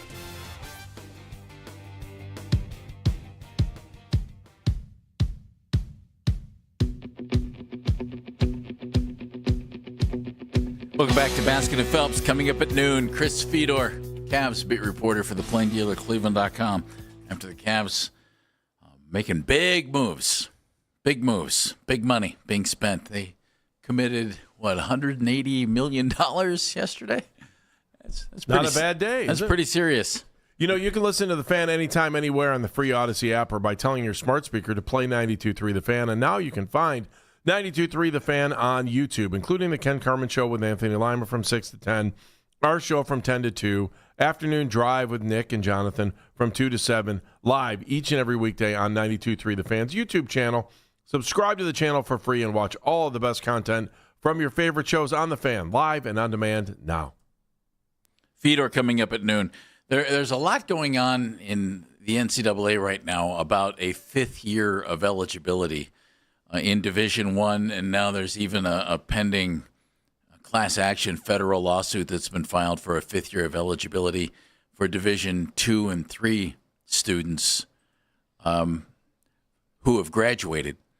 Their eligibility's up, and all of these things are out there, to the point where an injunction has been put in place now that allows some football players who are actually in training camps right now with NFL teams the opportunity to go back to college if they so choose. And I know somebody from Kansas City's doing it. There's one of the Browns is in a similar situation. Oh, yeah. And Daquan Wright is if these guys get cut, there's a chance they could go back to college. And it's not like he's going back to Ole Miss either, right? Like, he entered the transfer portal yesterday, according to CBS Sports. He entered the portal yesterday. He becomes the first active NFL player to do so. The weird thing to me is if those... He's one of 16 players. Yeah, there aren't that many, but there's enough. And riddle me this here, Batman. Okay. Think he's been paid? By the Browns or by... By the Browns. Oh, yeah. Exactly. Exactly. Of course, yeah. So aren't they pros? Does that matter? You get paid in college, too? I don't know. Are you a college student who benefits from NIL, or are you a professional? I just wonder if there's any line there that has been crossed. The way college football is right now, I would think not, to be honest. I kind of like it. I kind of like if a guy doesn't get drafted, I think they should be able to go back to college if they have eligibility. So I don't have a problem with that at all. You can do that in the NBA if you haven't hired an agent. Right. So I like that rule. It gives players the opportunity to it's got to drive college coaches crazy, but I love it. I think it's great. I think it's what do you like about it? Because it gives someone the opportunity to play, and they might need more development. And it gives an athlete the opportunity to see what their value is. Is their value worth more in the NFL or in college football? And it might be worth more in college football. So why not give the player the same opportunity you just gave a guy in the NBA? Same thing, right? Don't hire an agent there. But what's the difference now if you have an agent or not? 8th graders have agents now. I mean, let's be honest. 8th graders have agents, right? Well, kind of. They're getting recruited by agents. I just wonder if the way it's laying out legally, they're going to be able to do this. But there are also appeals that have been filed by the NCAA and everything else. I wonder if the NCAA could, if they win their appeals, all of a sudden the kid who has played, boom, you're ineligible now. I think this is a 1-year thing. I don't think that there's... But it's definitely a 1-year thing because it involves only the class of 2022. Yeah. High school kids who graduated in 2022 and used up their eligibility through 2026 because all levels of college athletics now, I don't think, D1 and D2, have approved a 5th year of eligibility moving forward right, for everybody. So the kids in the class of 2022 have, and a Division I lawsuit was already filed, and the judge put that in place. NCAA is appealing. There's now pending class action lawsuit for Division II and III. But the class of 2022 did not benefit from the COVID year, which gave an extra year of eligibility to everybody. Right. And now won't benefit from the fifth year ruling. So moving forward, 20 guys who graduated from high school in the class of 2023 will get a fifth year of eligibility. So you can play 5 and 5. Okay. And guys before that, if I'm not mistaken, benefited from the COVID the COVID year or the ability to use a redshirt year and kick it down the road and get that fifth year. Okay. The one class that's been kind of isolated is the high school class of 2022. And these several, little more than a dozen, NFL guys who are in camp right now could end up, hey, I was pro for 3 months. Now I'm back in college. And Andy, it could really benefit those guys. Well, what about the guys that maybe said, I can't imagine anybody said I don't want to play pro, but guys that were kind of in limbo after that, like didn't use their fifth year and are just kind of out there now.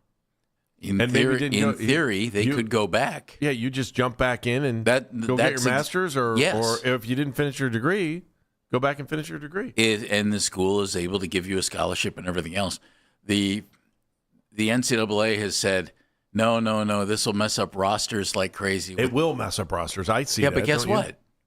They just got through all that with COVID. That messed up rosters like crazy. The extra year of eligibility for COVID.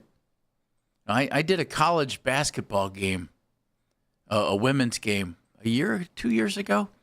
There was one young lady playing for a MAC school who was on her 6th or 7th college. And she was like in her 7th year of college. And she had been with 6 or 7 programs. And they're worried about 1 year. Oh, it's going to mess up all the rosters. You don't think the other stuff did? Goodness. Isn't it real life, though? I mean, people end up, out of school, or if you don't go to school, you can end up with 6 or 7 different jobs over a short period of time. I get it, but it just goes to show how messy college athletics has been. The COVID year was great in theory, but it was interesting. And being able to transfer now without sitting out a year, which by the way is a great rule. I think that's outstanding. But they're trying to rein it all in, but they're reining it all in and isolating one age group of kids. Here's what I'm trying to figure out: where is Daquan? Right with us. I mean, he's with us, but where is he sitting? Because he's a tight end. Probably in Berea. No. You know what I'm saying? He's sitting. Thank you, Dan. Thank you very much. Royer's career is a little bit sideways right now. Fair. Yes. Leave it at that. Leave it at that. And so now you're looking at, Wright or Carson Wright. Didn't they signed a tight end yesterday? Jermaine Terry. They signed another tight end. Wasn't it yesterday? I think so. And then they've got another tight end, Drew Bieber, that's here too. So I'm wondering, if you're Daquan Wright, do you want to be maybe the Browns? And how many tight ends are the Browns going to carry? That's my other question. So Wright's probably on the bubble. If they keep a third tight end, he may be the guy, or he may be on the practice squad. And now he's got this window of opportunity to not only go back to college, but go back to a different college than Ole Miss. Or is he looking at being a practice squad player for the Browns this year? Like, his whole world, that guy defines in limbo on everything between college and pro. And see where it can benefit a guy. And a guy who was with the Browns, T.J. Harden, running back, is in a similar situation. He's back in the NCAA transfer portal right now. But where this could benefit a guy, you could say, well, he's a pro right now. He's on the team. Well, I don't think guy might not have been drafted, undrafted free agent, minimal signing bonus, all that stuff. If you go back and you have a great year, all of a sudden you might be a second-round pick. You might be a third-round. You could really enhance your status and then get the money coming in. Okay, so here's my next question then. Do you get redrafted or do you come? I think you go back as a free agent. Then, well, right? if they weren't drafted, though, I don't know how many of the now guys. Do you have a choice? I mean, because hockey's had this for a weird time. I don't think these guys were drafted. The No. 16 or 17 guys that are involved in this, I think they were all undrafted free agents, and they're just trying to make a team. And they would probably have a much better chance of getting drafted if they went back and had another year. Can they? If they miss their draft window? By not being drafted, now do they have another chance to get drafted? This is going to be the NFL would this have is going to be the NFL would have to rule on that. Yeah, and that would be easy for Roger Goodell. He could just say, "No, those guys are free agents." And then, if any of them was good, it would be a bidding war. Or do the Browns come back and go, we had him under contract. But the problem is they have to release him for him to go back to college. So I would think once the Browns release him, that means we're going to release you from any obligation you have to the Browns. If the Browns had drafted him, I think it'd be a different story. But because he was a free agent, but by the way, he came in from Philly anyway, right? And see, this is what the NCAA is trying to. I think it's intriguing. I don't know that it's real good for the game. It's real intriguing. Yeah, I don't know if it's good for the game either. It's kind of just fun to watch and see what's going to happen here. I don't think it'd be fun if I was one of the athletes, but at least they now have other options. Possibly have other options. We'll see. Yeah, I can't. The NCAA is appealing stuff like crazy. Well, they got to get this wrapped up pretty quick because September 1st, right? So they have to. Well, according to the and think about it from the player standpoint. If they're trying to go back to college, Andy, A, seasons start quickly. B, classes start quickly. Some schools might but you have to be eligible to play. Do you know what I mean? Yeah. There is still that whole thing that college has something to do with academics. It does? Yes, I've read that. I wasn't quite sure about that. Something there. I thought it was a NFL apprenticeship program. Isn't that what it is? Wow. No, they have to make a decision, right? So it's got to be by September 1st. Stay tuned. There's a lot going on, and judges and courts are saying one thing, and the NCAA is wanting another in many of these cases. And it's not just football. It's all college athletics. And it's kind of focusing on those kids who graduated from high school in 2022. Chris Fedor has been busy. Chris was supposed to be with us yesterday to talk about the Cavs. And then all of a sudden, boom, boom, boom, here's James Harden's contract. And Chris said, "Can I talk to you tomorrow?" And we said, "Yep." And he's talking to us in about 6 minutes right here on 92.3 The Fan. It wasn't fun.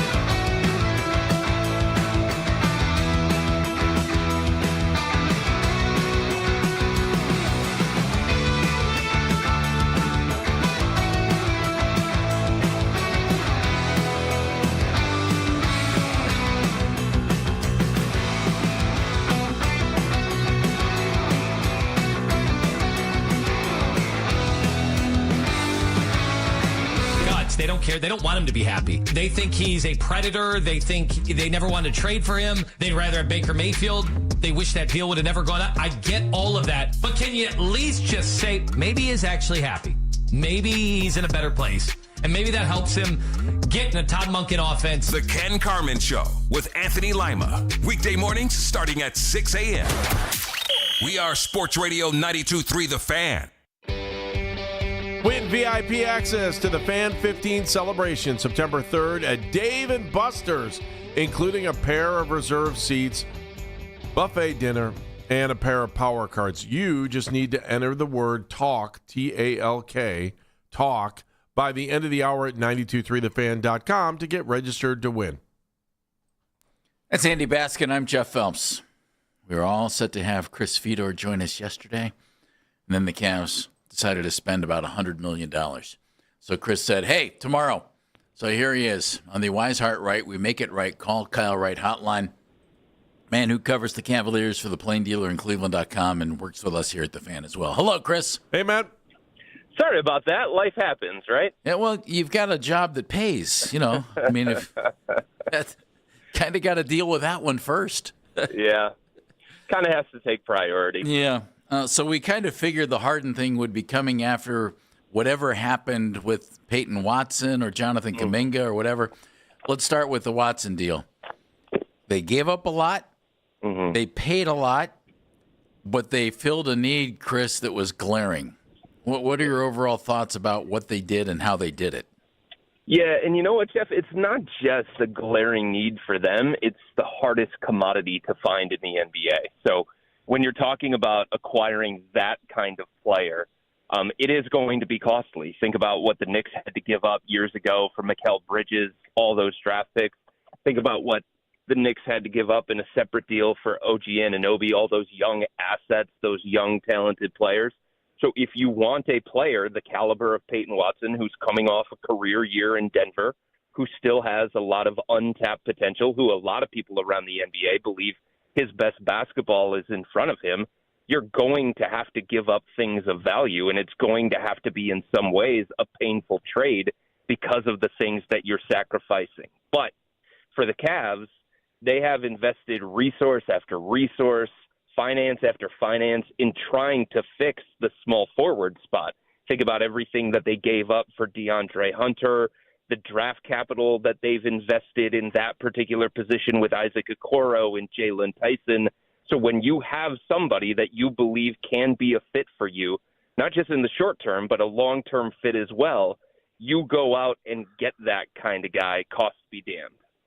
All right, so at the end of the day, today, not in the season, was this a good deal? I look at it, I'm like, this to me seems easy because if for some reason it doesn't work, and I know it doesn't look real exciting for the future as far as drafting guys, if it doesn't work, it's not going to work, and you're probably going to end up trading off guys that are on the roster anyway. I like this. I like this. I think it's an aggressive move, and, I mean, money talks, doesn't it? Well, I think that's the aspect of it, guys. This has to work. They have to be right on this. They can't whiff on this one the way that they whiffed on Okoro. They can't whiff on this one the way that they whiffed on DeAndre Hunter. If you think about it, trading for DeAndre Hunter, you know, a lot of people around the organization, including the players in the locker room, were saying that he was a missing piece. He was the kind of player with the kind of skill set that they needed on the roster for them to take the next step as an organization. Did it work out? No, it didn't. But if this one doesn't work out, then, yeah, they're going to be in a situation where the only way that they can make up for it is by breaking up the roster even more and trading away players that are part of their every night rotation. Because the draft pick that they gave to the Denver Nuggets, the unprotected 2031 pick, it's not a huge deal because it's so far down the road, but that's the last tradable first-round pick that they have. So if you're talking about a trade like this, of this magnitude, not working out, and you have to find a way to make up for it, you know what that means? That means you'd have to trade Jared Allen down the road. Or down the road, you'd have to consider trading Evan Mobley. Or down the road, you would have to consider trading Jalen Tyson. Or down the road, you would have to consider trading Malik Thomas and some of these other young guys that you've acquired over the last couple of years. So they better be right when it comes to Peyton Watson. They have to be right on this bet on Peyton Watson. And I think the thing that helps them is that, they have Donovan Mitchell, they have James Harden, they have Evan Mobley and Jared Allen. So what they need from Peyton Watson, it seems like he's fully capable of providing. Knock down threes when you're open, take those shots with confidence. If they're going to close out on you, put the ball on the deck, finish at the rim, but most importantly, defend the guys that we don't want Donovan Mitchell and James Harden to defend. Take on the defensive role that Dean Wade took on for this team. And I think Peyton Watson is fully capable of fitting into the role that the Cavs are going to ask him to fit into. So they make the trade. You give up Max Strus. Max, a terrific NBA player, obviously a help to this team. His loss compared to the addition of Watson, Chris, how's that balance? I think in the short term, they're going to miss aspects of Max, for sure. And I think there are people inside this organization, players, coaches, and executives that loved Max and felt the pain of trading away Max. But he's the one that had to go based on his contract and what they wanted to sign Peyton Watson to, and based on where the Cavs were from a salary cap perspective. But that doesn't mean that it's not painful, and it doesn't mean that the Cavs aren't going to feel it. They are going to feel it. His leadership behind the scenes, the competitive edge that he brought to every single practice and every single shoot-around and every single drill and that kind of stuff, his ability to space the floor, the gravity, the two-man game that he ran with Jared Allen or Evan Mobley, the playoff experience that he brings to this team, the veteran, the fact that he's seen a lot of different things throughout the course of his NBA career, both good and bad, the off-ball movement, the cutting, all of that stuff, that's what made Max Max. That's what made him, a good fit around this team, and that's what made Kenny Atkinson. Every time they had to make an adjustment in the playoffs this past postseason, what did they do? They just put Max in the starting lineup because he became Kenny Atkinson's security blanket. So they are going to miss elements of Max. But I think they have somebody internally that can step into that on-court role and do a lot of those same stylistic things, and that's Sam Merrill. And I think part of the decision to trade away Max speaks to their belief in Sam and his growth within their player development program. And I think it made it at least easier for the Cavs to justify giving away a guy who was basically a full-time starter for the 3 years that he was here, and such an important piece to them both on and off the court, despite the fact that, yeah, he did have some defensive deficiencies. Yes, he was streaky, and yes, he did have some playoff clunkers. Chris, let's talk about James Harden for a second, because I thought I don't think the Cavs could have asked for a better situation, knowing that they were going to pay James Harden, and that James Harden, to me, I thought he was pretty patient throughout this whole thing and waiting for what happened to happen. I was so shocked. I was talking to somebody the other day. Somebody was kind of like, I don't want to say, there was some negative feedback about Harden about this and I'm like, where would you be negative about anything that James Harden's done since the offseason? And, if the Cavs wanted him, they knew he was coming back. They knew they had a contract that was in the works. I thought, the fact that the way things worked out, this is the way they were supposed to work out. Your thoughts on the Harden transition from last season into this contract, because I don't see anything negative about anything James Harden may or may not have done in between the gap here. If I'm wrong, tell me, because I'm a little lost on some of this. No, guys, I think if you go back to February, part of the appeal of trading for James Harden was, yes, this is a Hall of Fame guy. Yes, this is a mature guy. Yes, this is a guy who you think is going to fit alongside Donovan Mitchell, and he's going to give you more stability, more professionalism, and just better productivity than what you were getting out of Darius Garland. But the other part of it was the financial flexibility that could have been gained by this organization with trading for James Harden specifically. And had the Cavs not made the trade for James Harden in February, and they kept Darius Garland, In a world where they did that, they do not have Peyton Watson right now.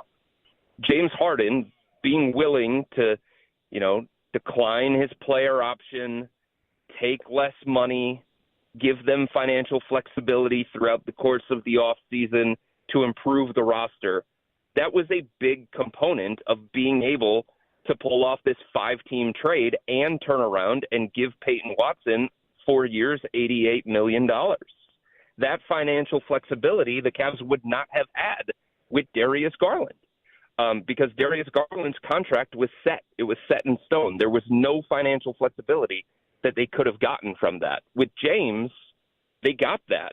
And on top of that, when you look at the contract that he ended up signing, I think a lot of people would probably prefer it to be 2 years instead of 3, maybe a little less money in terms of annual salary. But look, if you look around the NBA, guys that play like James Harden, guys that are as effective as James Harden, guys that are as impactful as James Harden, that's what they get paid. That's the kind of contract that they get. And I know it's a little bit dicey because he's going to be 37 and it's an older guy that you're investing in. And this contract specifically takes him to when he's 40. And there's a little bit of sticker shock involved with that. But he's getting less than Tyler Hero. He's getting less than Jordan Poole. He's getting less than Julius Randle. He's getting less than Emmanuel Quickley. Should he be getting less than any of those guys? The answer is no. So I think this is the kind of contract that somebody like James deserves to get. And for the Cavs, maybe it's one extra year because of how he worked with the team throughout the course of the offseason. And I think the other thing that you have to point out here with James, for all of the questions about him and some of his struggles in the playoffs and how is this contract going to evolve over the life of it, there were 3 guys during the 18-game playoff run for the Cavs that were a net positive. 3. James Harden, Jared Allen, and Dean Wade.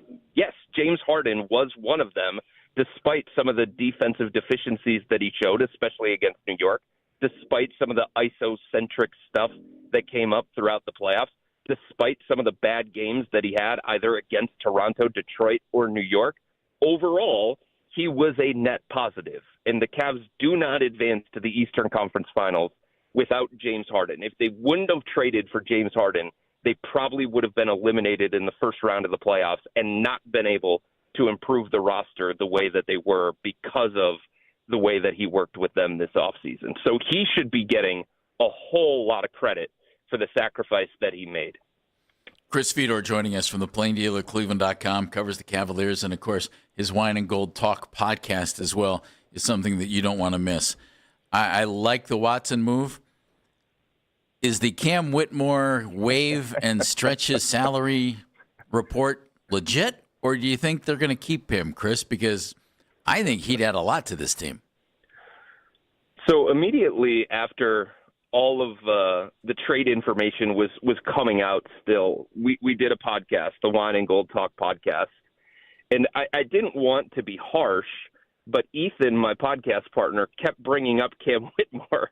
And at one point I was just like, please stop. Just stop. Because the trade for Cam Whitmore wasn't about Cam Whitmore, the basketball player. It was about Cam Whitmore, the contract. They got some financial savings from that deal. And now they need to create a little bit more so that they can officially and legally sign James to the contract that they agreed to with him. So I do think waive and stretch is a distinct possibility. Okay.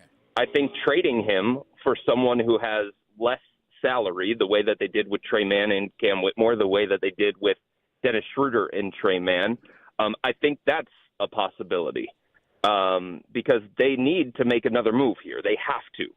Because they're hard capped at the first apron, and right now they cannot legally and officially sign James to the contract that they agreed to with him. So I think if you look around the roster, who would be the theoretical odd man out, it would be Cam Whitmore. And over the last 48 hours or so, the phrase waive and stretch has been used most frequently, but I don't think that's the only thing that they're considering related to salary savings and moving on from Cam Whitmore.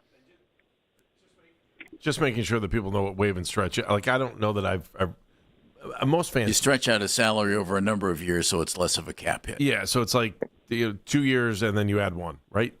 Something like that. Does that sound right? I mean, again, I think the other thing is he makes around a little bit more than $5 million. Can they find somebody that they could trade him to and incentivize them for taking his contract? And it's not necessarily a bad contract, but in their salary position, they need to free up a little bit more money. So can they take his $5+ million contract and find somebody else with a pulse, somebody else that can be part of the team that makes around $3 or $4 million, so you get those added savings, so then you can sign James Harden and stay below the first apron. Chris, are they a little light on the bench? Are they okay? Or are they really counting on guys like Craig Porter, like maybe Tyrese Proctor? You mentioned Sam Merrill, certainly. Jalen Tyson making a next step, and Malik Thomas, the second-round draft choice, who was phenomenal in the Summer League. The crazy thing is, guys, I think the answer to all three of those questions is yes, in a general sense.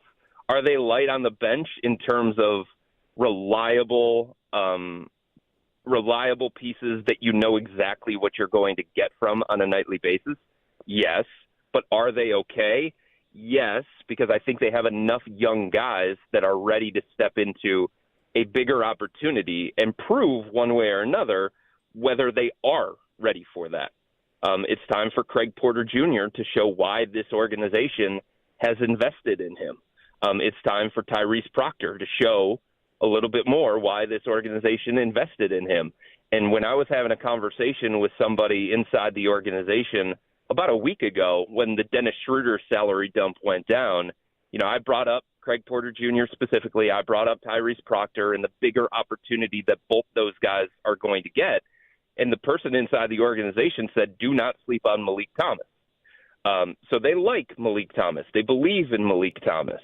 And they see a future for Malik. And usually when you're talking about a second-round pick coming to a team that has championship aspirations, you don't think, okay, this guy is going to be a rotational guy in year one. You think rookie that's probably going to spend some time in the G League. But I do believe the Cavs wonder whether Malik can be ready for a bigger rookie role than what you usually forecast for a second-round pick joining a championship contender. So I think all of those guys all have something to prove, including Naquan Tomlin, who is probably going to get some opportunity as well in the front court.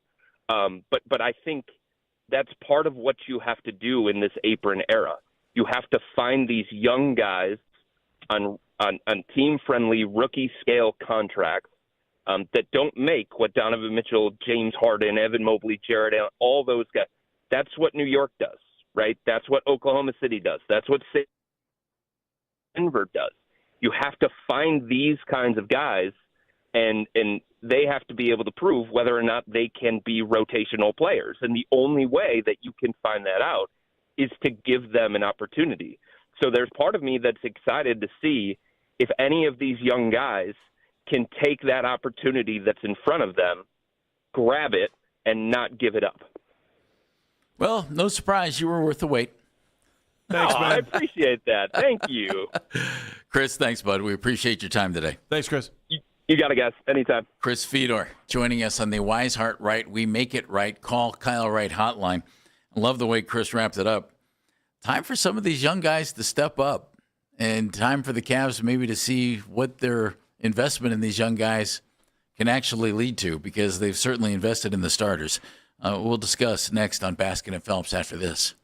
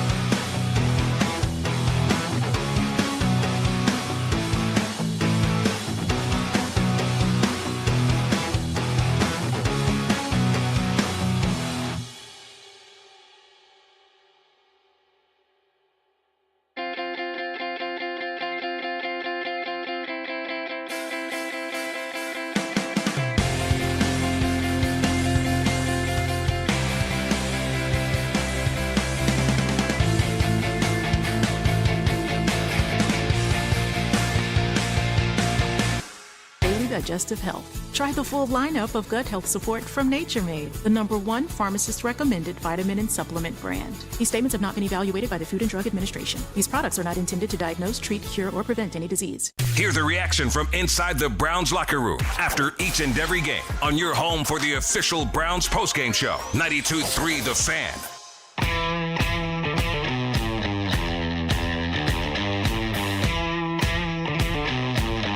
Chris Fedor from the Plain Dealer and Cleveland.com was just with us and talking all about the Cavaliers' moves. Interesting aspect of something he said that I think we all need to understand that.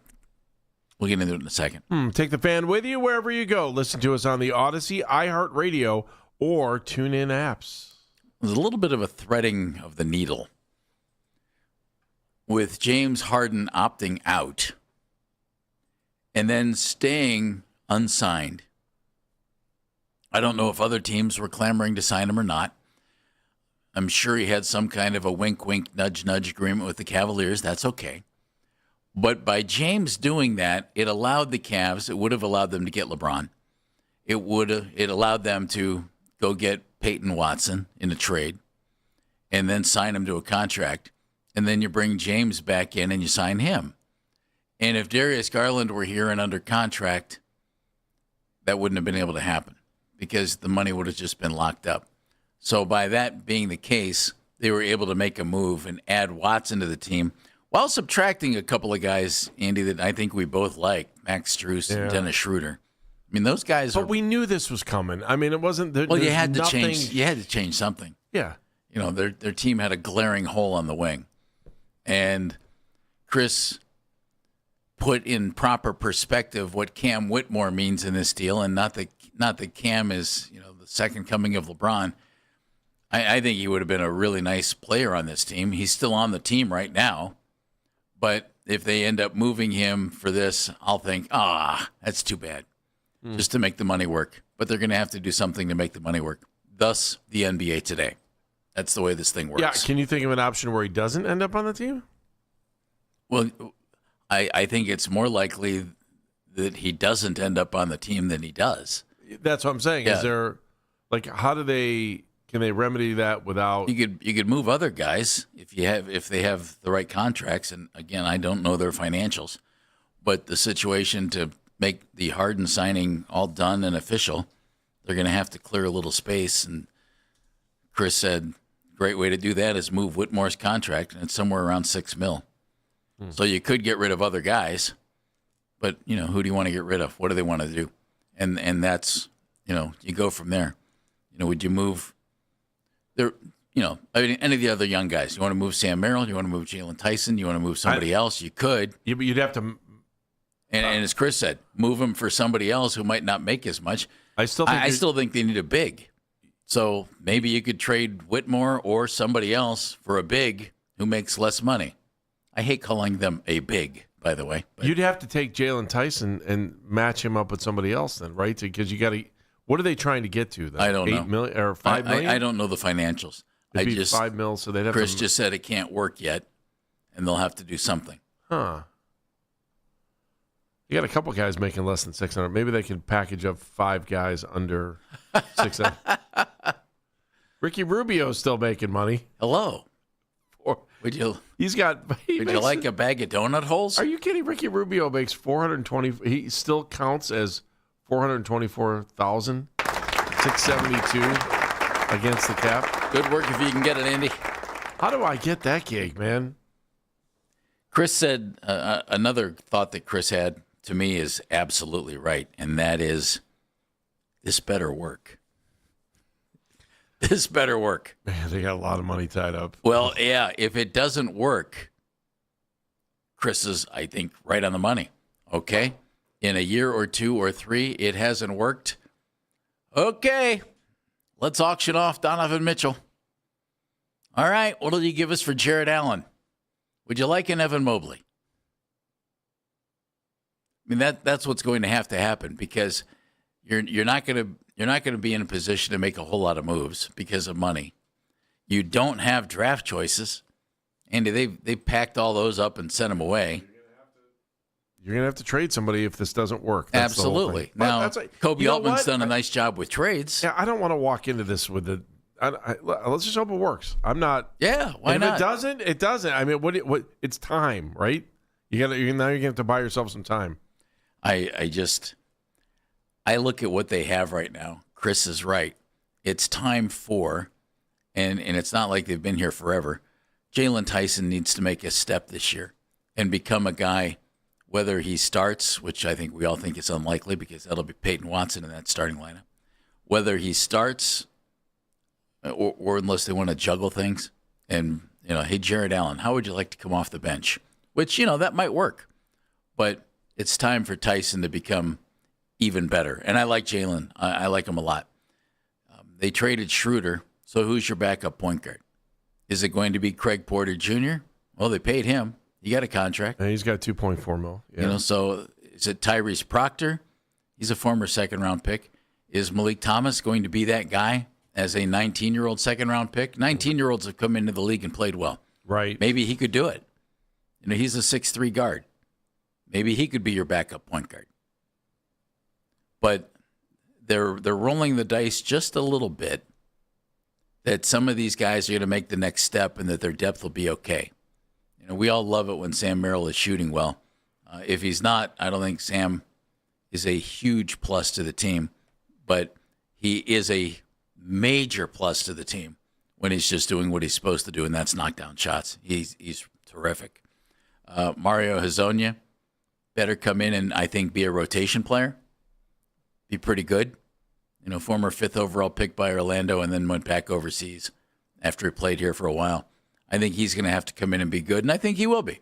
I think he'll be a rotation player. But if something happens to, say, James Harden, all right, how you gonna handle that? If something happens to Donovan and he misses time, how are you going to handle that? Who's going to step up if something happens to Jarrett, Evan? Chris mentioned Naquan Tomlin. Absolutely. I like Naquan's game. I think he's tough, but they didn't feel he was tough enough to have him play any kind of real role in the postseason, did they? Just looking at my quick math based on what they are spending. So let's just say you go from Merrill up. So Merrill's the 6th highest paid guy at 9.1. And see, you'd hate to move him, Andy, because he's your guy coming off the bench to knock down shots. You have $261 million tied up in your top 6 guys and $23 million in the rest of your roster. Welcome to the NBA. Yeah. Woo. Woo. Yeah, it's not nice and tidy. Man, Mitchell's numbers are just gaudy. $50 million this year, $60 million, keep going. 65. Is there a 7 there? $70 million in that 29-30 season. No one's picking him up. And remember, it's the NBA, Andy. 65. Somebody might. He's going to make $20 million more in 3 seasons than he does now. On top of that, decent living if you can get it. I'm done, man. As soon as if I'm Donovan Mitchell, as soon as that 29-30 season's over, I don't need to work. Good night, everybody. By the way, I don't need to work after this season, $50 million. He doesn't need to work now, but he wants to play basketball. For the love of the game and the paycheck every 2 weeks. Headlines and more coming up on Baskin and Phelps. Hey, everybody. It's Andy Baskin for Bookman & Son. What a beautiful weekend. What great weather. Hopefully, we're supposed to get some rain tomorrow, but hopefully it's not too bad. And, in between that sunshine, there's a little.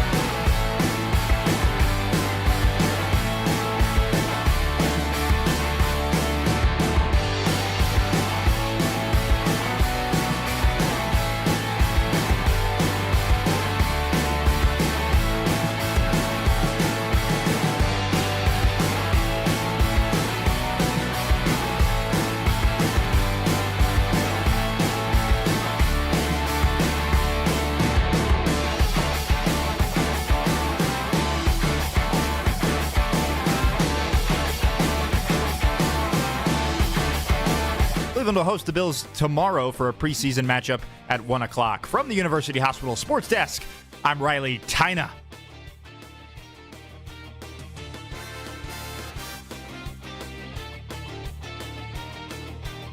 Hey Browns fans, this is Denzel Ward. Keep up with the latest football news every 20 minutes with exclusive 2020 reports on the radio home of the Cleveland Browns, 92.3 The Fan.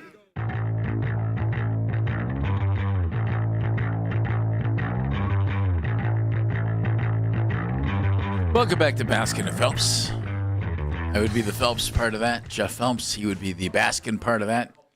Andy Baskin.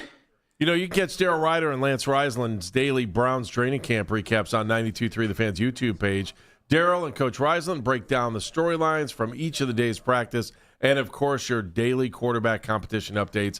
And you can catch the recap each night on Overtime with Jake Volnick at 8:40. Subscribe to 92.3 The Fan's YouTube page now. Do that. Right, we're going to get back into the Browns here in a couple minutes. We got some other things we want to get to. But also, Jeff, this weekend I'll be out at Blossom Music Center.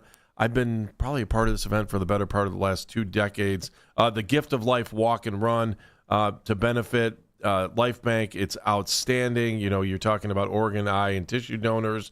It's a celebration of donors and recipients. I'll be out there with Ahmad Crump. Stephanie Schaefer's going to be out there again this year.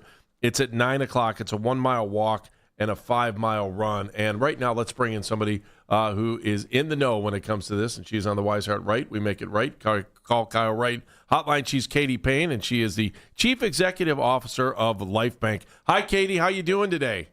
Hey, I'm good. Thanks for having me. Well, we are excited. Tell me about Sunday again and how folks can get registered, especially if you're just looking for a good walk on a beautiful Sunday morning at Blossom.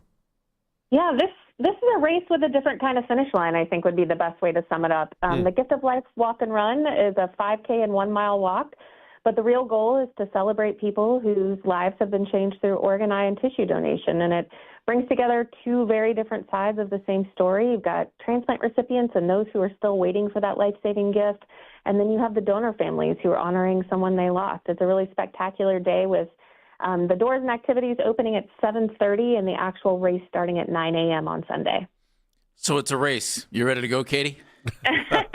Well, last year I ended up stepping off the stage and twisting my ankle, so I was more of a cheerleader. Let's hope that doesn't happen this year. Oh, no, that's not what you're looking for. Katie, I thought it was interesting, especially interesting with the passing of Tommy John and how, you know, Life Bank and organ, eye, and tissue donation can affect everything, right? And there are just so many different ways to just to be, you know, selfless, I think, when it comes to trying to make that kind of decision when, you know, they say, would you like to be an organ donor? And that Tommy John surgery, while Tommy didn't actually have a cadaver, he used one of his own muscles to rebuild it. But, I mean, it's been an important part of sports when you talk about Tommy John surgery. Yeah, I think it's important, you know, for sports fans, this is really what it means to be part of a team, right? We're a team in this community in Northeast Ohio, and being a donor is a chance for someone to really show the love they have for people they may never meet. And there are tons and tons of people who are in need of the Tommy John surgery, unfortunately, who've had that athletic injury, but there are about 1,200 people in Northeast Ohio who are currently waiting for a transplant as well to save their lives. So this is definitely a team event for all those sports fans out there. Katie, I always find it interesting that the event itself is just, it's so touching, and it's just so like it's emotional on 2 different fronts. And your story and my story are on both the other sides of the fronts. We both lost our brothers. Your brother was a donor. My brother was a recipient. And I just think it's amazing to see these families I get goosebumps thinking about it, especially when we do the butterfly release or just being in the Legacy Garden. Just how all of these couples or families, I should say, have things in common, and that you find common ground, and it's actually just an unbelievable celebration. Yeah, I think you brought up the butterfly release, and I think that's kind of a great way to summarize this whole event, and it's really transformational. We have, you know, people who have gone from being incredibly sick to families who have lost someone that they love and care about, to this extraordinary gift saving someone's life. And that transformation from such, you know, deep, dark sadness and grief to celebrating the fact that we can really help our neighbors and the people around us is just transformational, just like how we get butterflies. Katie, awesome job. I will see you on Sunday. If anyone else wants to join us, all they need to do is do what I say at the end of the show. Go to lifebank.org, and you can see how to sign up for Sunday, right? Thanks, Andy. So excited to see everybody out there. I'll be out there early, and we'll have lots of great activities for kids, and we're excited to see everyone. All right, take it easy on the stage this time. Thanks. Bye, Katie. Thanks, Katie. Yep, that'll be Wednesday. That's Sunday morning. I don't know. I'm all over the place today. It'll be Sunday morning. Get there early. It's always just a great day. I love doing it. I've been doing it for almost 20 years now. Well, it's a great cause, and obviously it benefits people in wonderful ways, and it's a great gift that someone can give. There's no question about that. Yep. And have fun on Sunday. Thank you. Dano, should you hit it? I think you should. Live from a closet in the Halley building with all the sports headlines, here's Dan Bennigan. All right, gentlemen, let us begin with the Raiders, who are also having a quarterback controversy of their own, or a competition, depending on how you want to look at life. Clint Kubiak saying that he is not going to name a starting quarterback yet between Kirk Cousins and Fernando Mendoza. First overall pick in the draft, both of them doing good things here. Jeff, if it were you, yes, how would you handle this? If I'm Kirk Cousins, I'm going to be steamed again if I don't get to start. Kirk's the whole situation in Atlanta didn't go his way. If I were Clint Kubiak, I would say, Fernando, sit tight. It's only a matter of time. And Kirk, go ahead, run the offense for a while. We'll see how it goes. And if Fernando Mendoza ends up sitting most of the year, that's okay. I don't think anybody thinks the Raiders are Super Bowl contenders right now. So I would go with Cousins. That's what you brought him in for. Let Fernando catch his breath, take a look. It worked for Patrick Mahomes. Why wouldn't it work for Fernando Mendoza? Yeah, the way I see this playing out is they should just give it to Mendoza. Cousins should get really mad. He should demand a trade. He should say, I only want to go to Cleveland because he could get some justification on what happened in Atlanta, and he could be, inspirational here in Cleveland, knowing that he would have some hatred moving him forward, and then he could be the starting quarterback here. So I'll take Kirk Cousins for $500, Alex. Things that will never happen. Could have had him here. I know. It's multiple times, right? Exactly. It's that whole thing of what I will say about this quarterback competition from the beginning. This is the bed they made. They chose this bed. They had many a times to find others. This is what they chose. And that's what they're running with. Well, speaking of choosing, gentlemen, mark your calendars. Big day yesterday. Peyton Manning's son, Marshall Manning, made his debut in college in Tennessee. Yeah? Yeah. And? I think he looked good. I don't know. I didn't get that far. Okay. I just saw the headline saying that the class of 2030 quarterback Marshall Manning out there making his debut for his local high school. That's just beautiful. So if whoever is building a dome in 2032 or maybe 33, I got your quarterback. Or maybe it's your second quarterback in the dome here. Oh, got your quarterback. I want Arch and Marshall. Maybe you have two Mannings on the roster. Yes. And then Rick decides he's done with baseball. He wants to go over. He starts doing football colored. So now you got three Mannings in there. Wow. What a day it's going to be. You got any more? We get Dad in there too? Yeah, do it all. The funny thing with this is, the fact that it's a headline, because, of course, it's a headline that we have, another Manning that's finding his way in there. I'm excited to see Arch this year. I want to see what he looks like. Dane Brugler wrote a really long, great piece for The Athletic saying how much better he looked in the second half of the season than the first. Dude, have you seen the picture of Marshall? Are you going to have the Week 2 game against Ohio State down in Texas circled? I know you're going to watch. I know you're for sure. Yeah, I'll be in Columbus for it. But how locked in are you going to be on Texas this year to see Arch Manning? I am completely locked in on him. I'm locked in on pretty much the top 5 or 6 college quarterbacks, maybe even 7, because I feel like our games are being played on Saturday this year. And I don't want to – I'd love to be able to drop out of it and say, no, I'm good. I'm watching what we have going on here, but – I don't know. As a Browns fan, I don't know how you can't be locked in on college.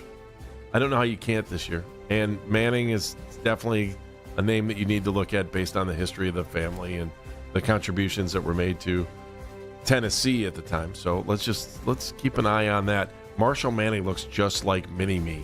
He looks just like his dad. I mean, just unbelievable. That's a shame. I think he yelled Omaha too. His family members are going to make jokes about his forehead too. Is that what you're saying? I'll show you this picture in the break. He looks just like his dad. Well, okay. If he can throw like his dad, he's got a lot of money in his future. So my thing is, the game was on ESPN yesterday too. The running back killed it. Great. That's Look a at that. delight. Let's David put him Gabriel. down on the scouting report. We'll keep an eye out Yeah. for that 2033 That's draft. great. Man, this kid's a stud. When 5-star we're all recruit. underwater. How We'll about be- last night's? By the way, speaking of high school, Avon. Did you catch the end of that game? Avon Ignatius came down to a 2-point conversion at the end, and Avon won. That's delightful. Good for That's them. great. Congratulations. Ignatius is going in the right direction, though. They've got a good coach. Not that they didn't have a good coach in there before, but they've got a coach that's going to take them in a different direction. Good luck, Coach Kaufman. Good luck. Absolutely. All right, gentlemen, I mean, that's he's going headlines. up against Elder too. I was just like, that was a big boy game last night. Big boy game. Mission accomplished for the Guardians. Kind of. Now can they keep it going?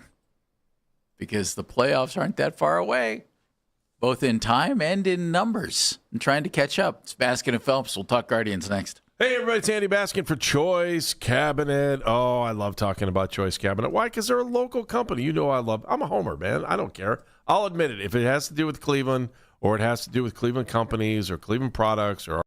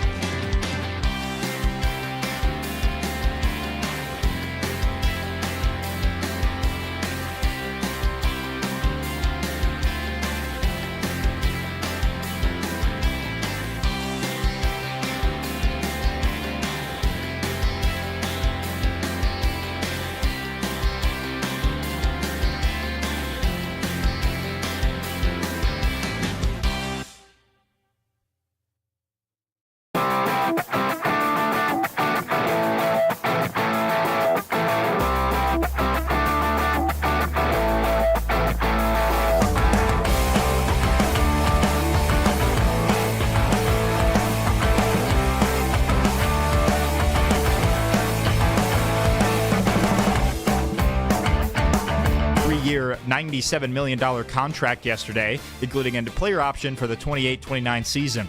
Cavs also traded away Max Strus and a first-round pick in a multi-team trade to bring in Peyton Watson from the Denver Nuggets.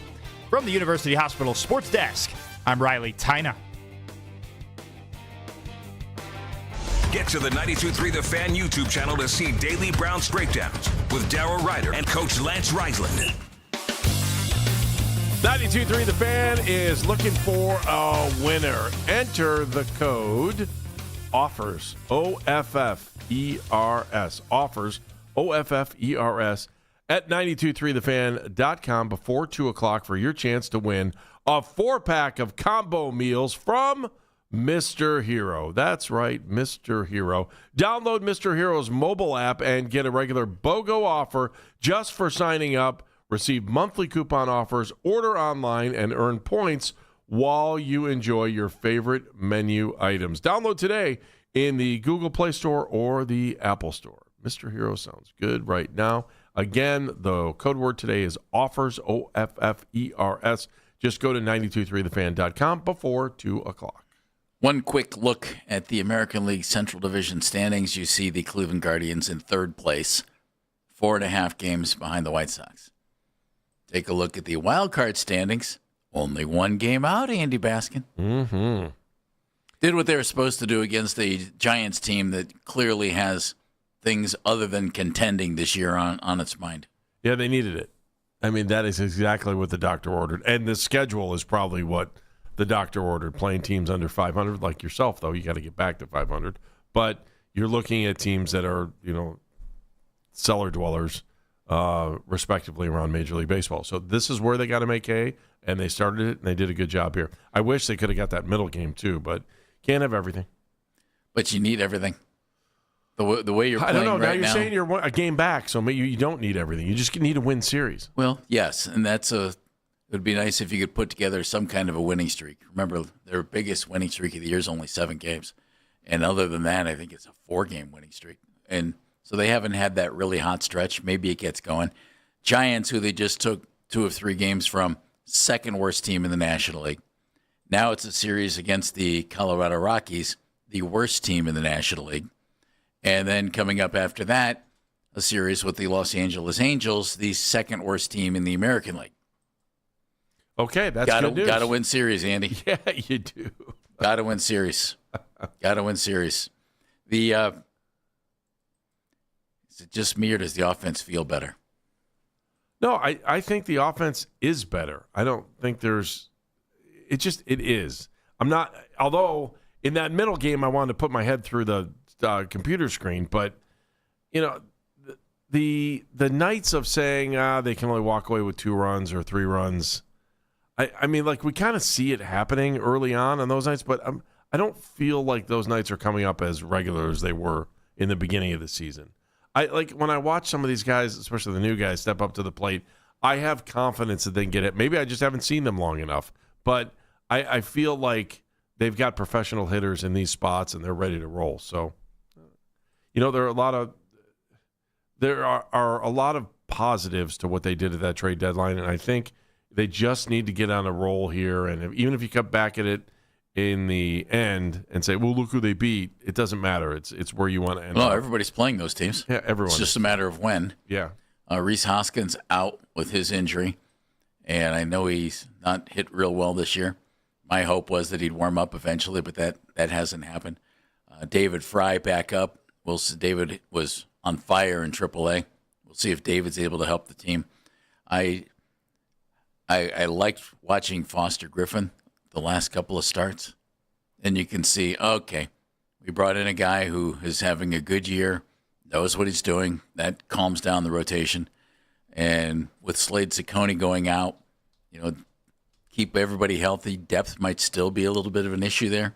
Some of these guys pitching high inning totals for the first time in their career. Parker Messick comes to mind. But I get the feeling this is going to be a real fun September for this baseball team and its fans. They're in a good position to do it. Also, one of the other little cool storylines going into this series, too, is Mark Manfredi, who's from Mayfield, made his Major League debut. So Pride of Highland Heights, and was originally drafted by the Brewers, went to Dayton. He got in against the Dodgers. The first batter he had to face was Shohei Ohtani. No pressure there, man. No pressure there. But so keep your eye on the Rockies bullpen if he gets out there and has an opportunity. That's my homer segment for today. Well, we have a couple of homers because Ryan Feltner from Walsh Jesuit also playing for the Rockies. And Jack Corrigan. Yeah. Announcer for the Rockies back home. Yes. Also. Did he go to Ignatius? Yes, indeed. He did. He go to Ignatius? No, I'm just saying. Of course he did. I knew he did. Football stand out there. Yeah. Mm-hmm. So there you go. You got 3 local guys on the other side wearing purple. That works out. I don't know. I love the Rockies unis. I don't know why. Do you? Yeah. There's something about they pop. Their uniforms pop. Pop. It's hard. Do they? Yeah. They pop. I hate to think of the football team that wears black and purple, but for baseball, it works for me. So. I keep looking at this Guardians roster and the lineup and what they roll out. And though we haven't seen the offensive results, Andy, I keep looking at it with optimism. And I don't know if it's just completely misplaced or if it's just early. I like some of the young guys. In fact, I like all the young guys. And, Hanau has been the real deal. Has he not? DeLauder, when Chase is healthy. Without a doubt, he has been the real deal. Yeah, he's been terrific. DeLauder. Even when they were struggling, he came up with a hit late in the game when they were the 1-0 game. I'm like, this kid he's fearless. He's fearless when he gets to the plate. Yeah. He can spray the ball anywhere over the field. Yeah, he just looks like, let me play. Get out of my way. DeLauder's been great. Bazana has not been real good lately. I know. I wonder. I think people. You think they send him down? I think people were pushing for him to come up too early, too fast this season. Who might that have been? Why would anybody do that? Behind the glass, Dan Minigan standing and smiling. I will now shaking his head. I'll go to the grave saying they called him up at the right time. What? They called him up at the right time. I'm sorry, Dan. Did you hear that? What? I would have liked to have seen him a week earlier. Big deal.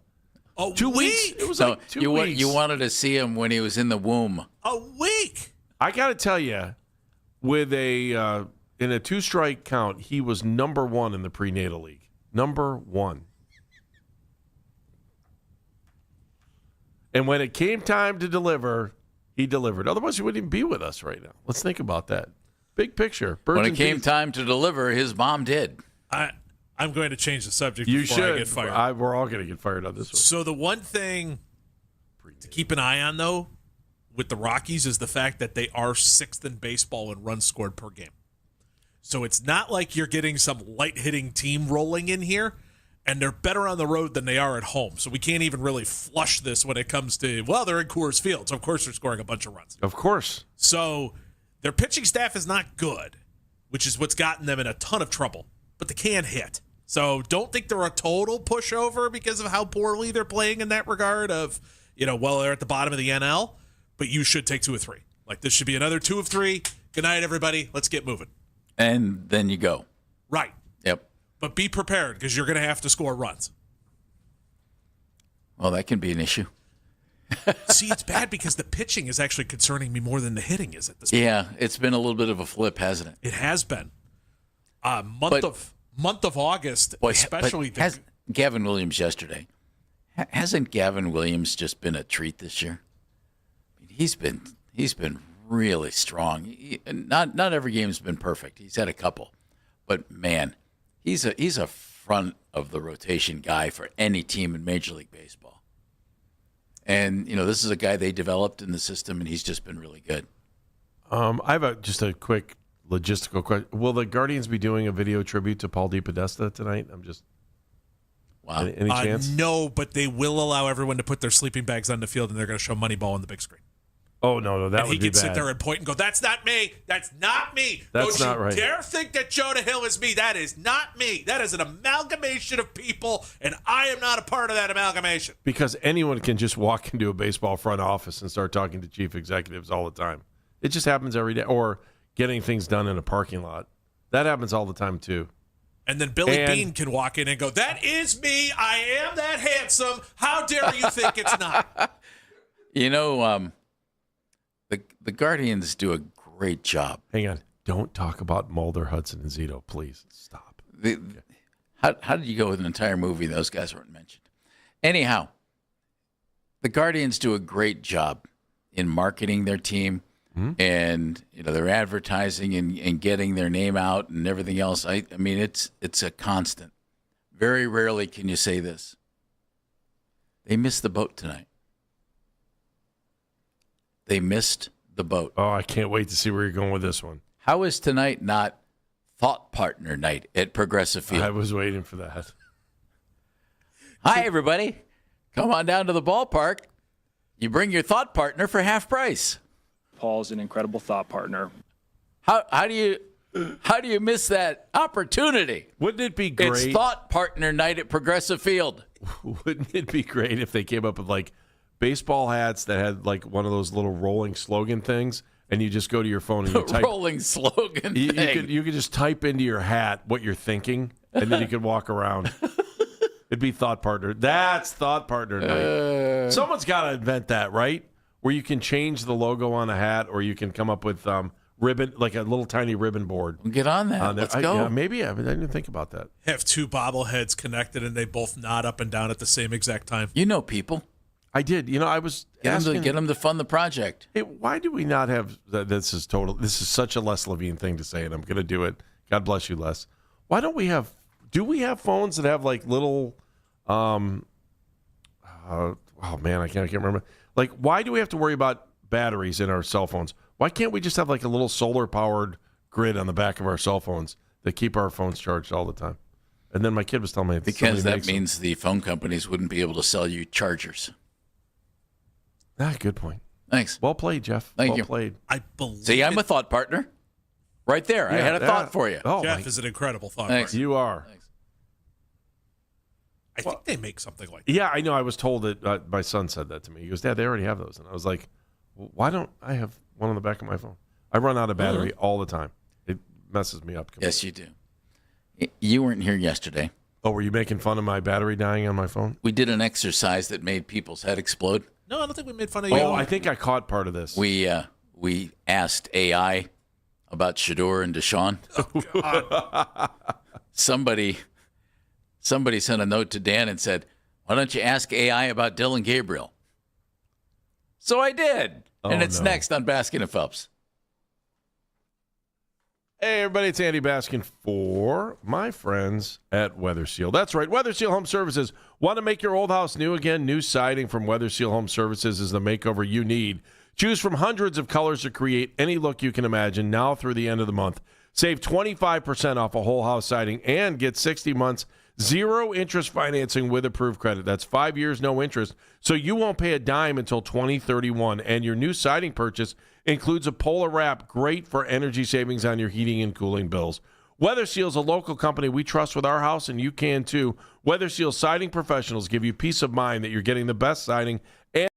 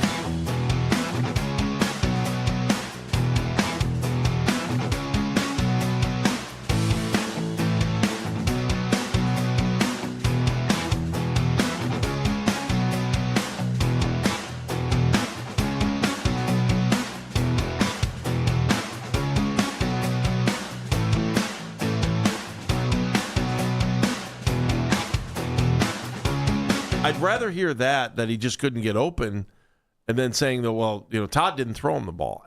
Todd's not throwing Todd's calling a play and giving the quarterback.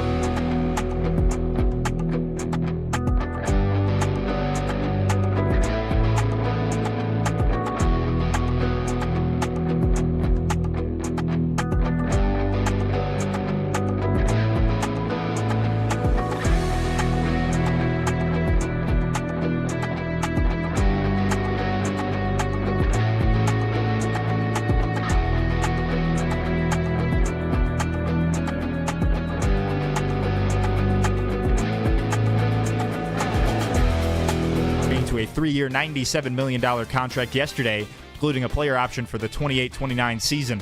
Cavs also traded away Max Strus and a first-round pick in a multi-team trade to bring in Peyton Watson from the Denver Nuggets. From the University Hospital Sports Desk, I'm Riley Tyna.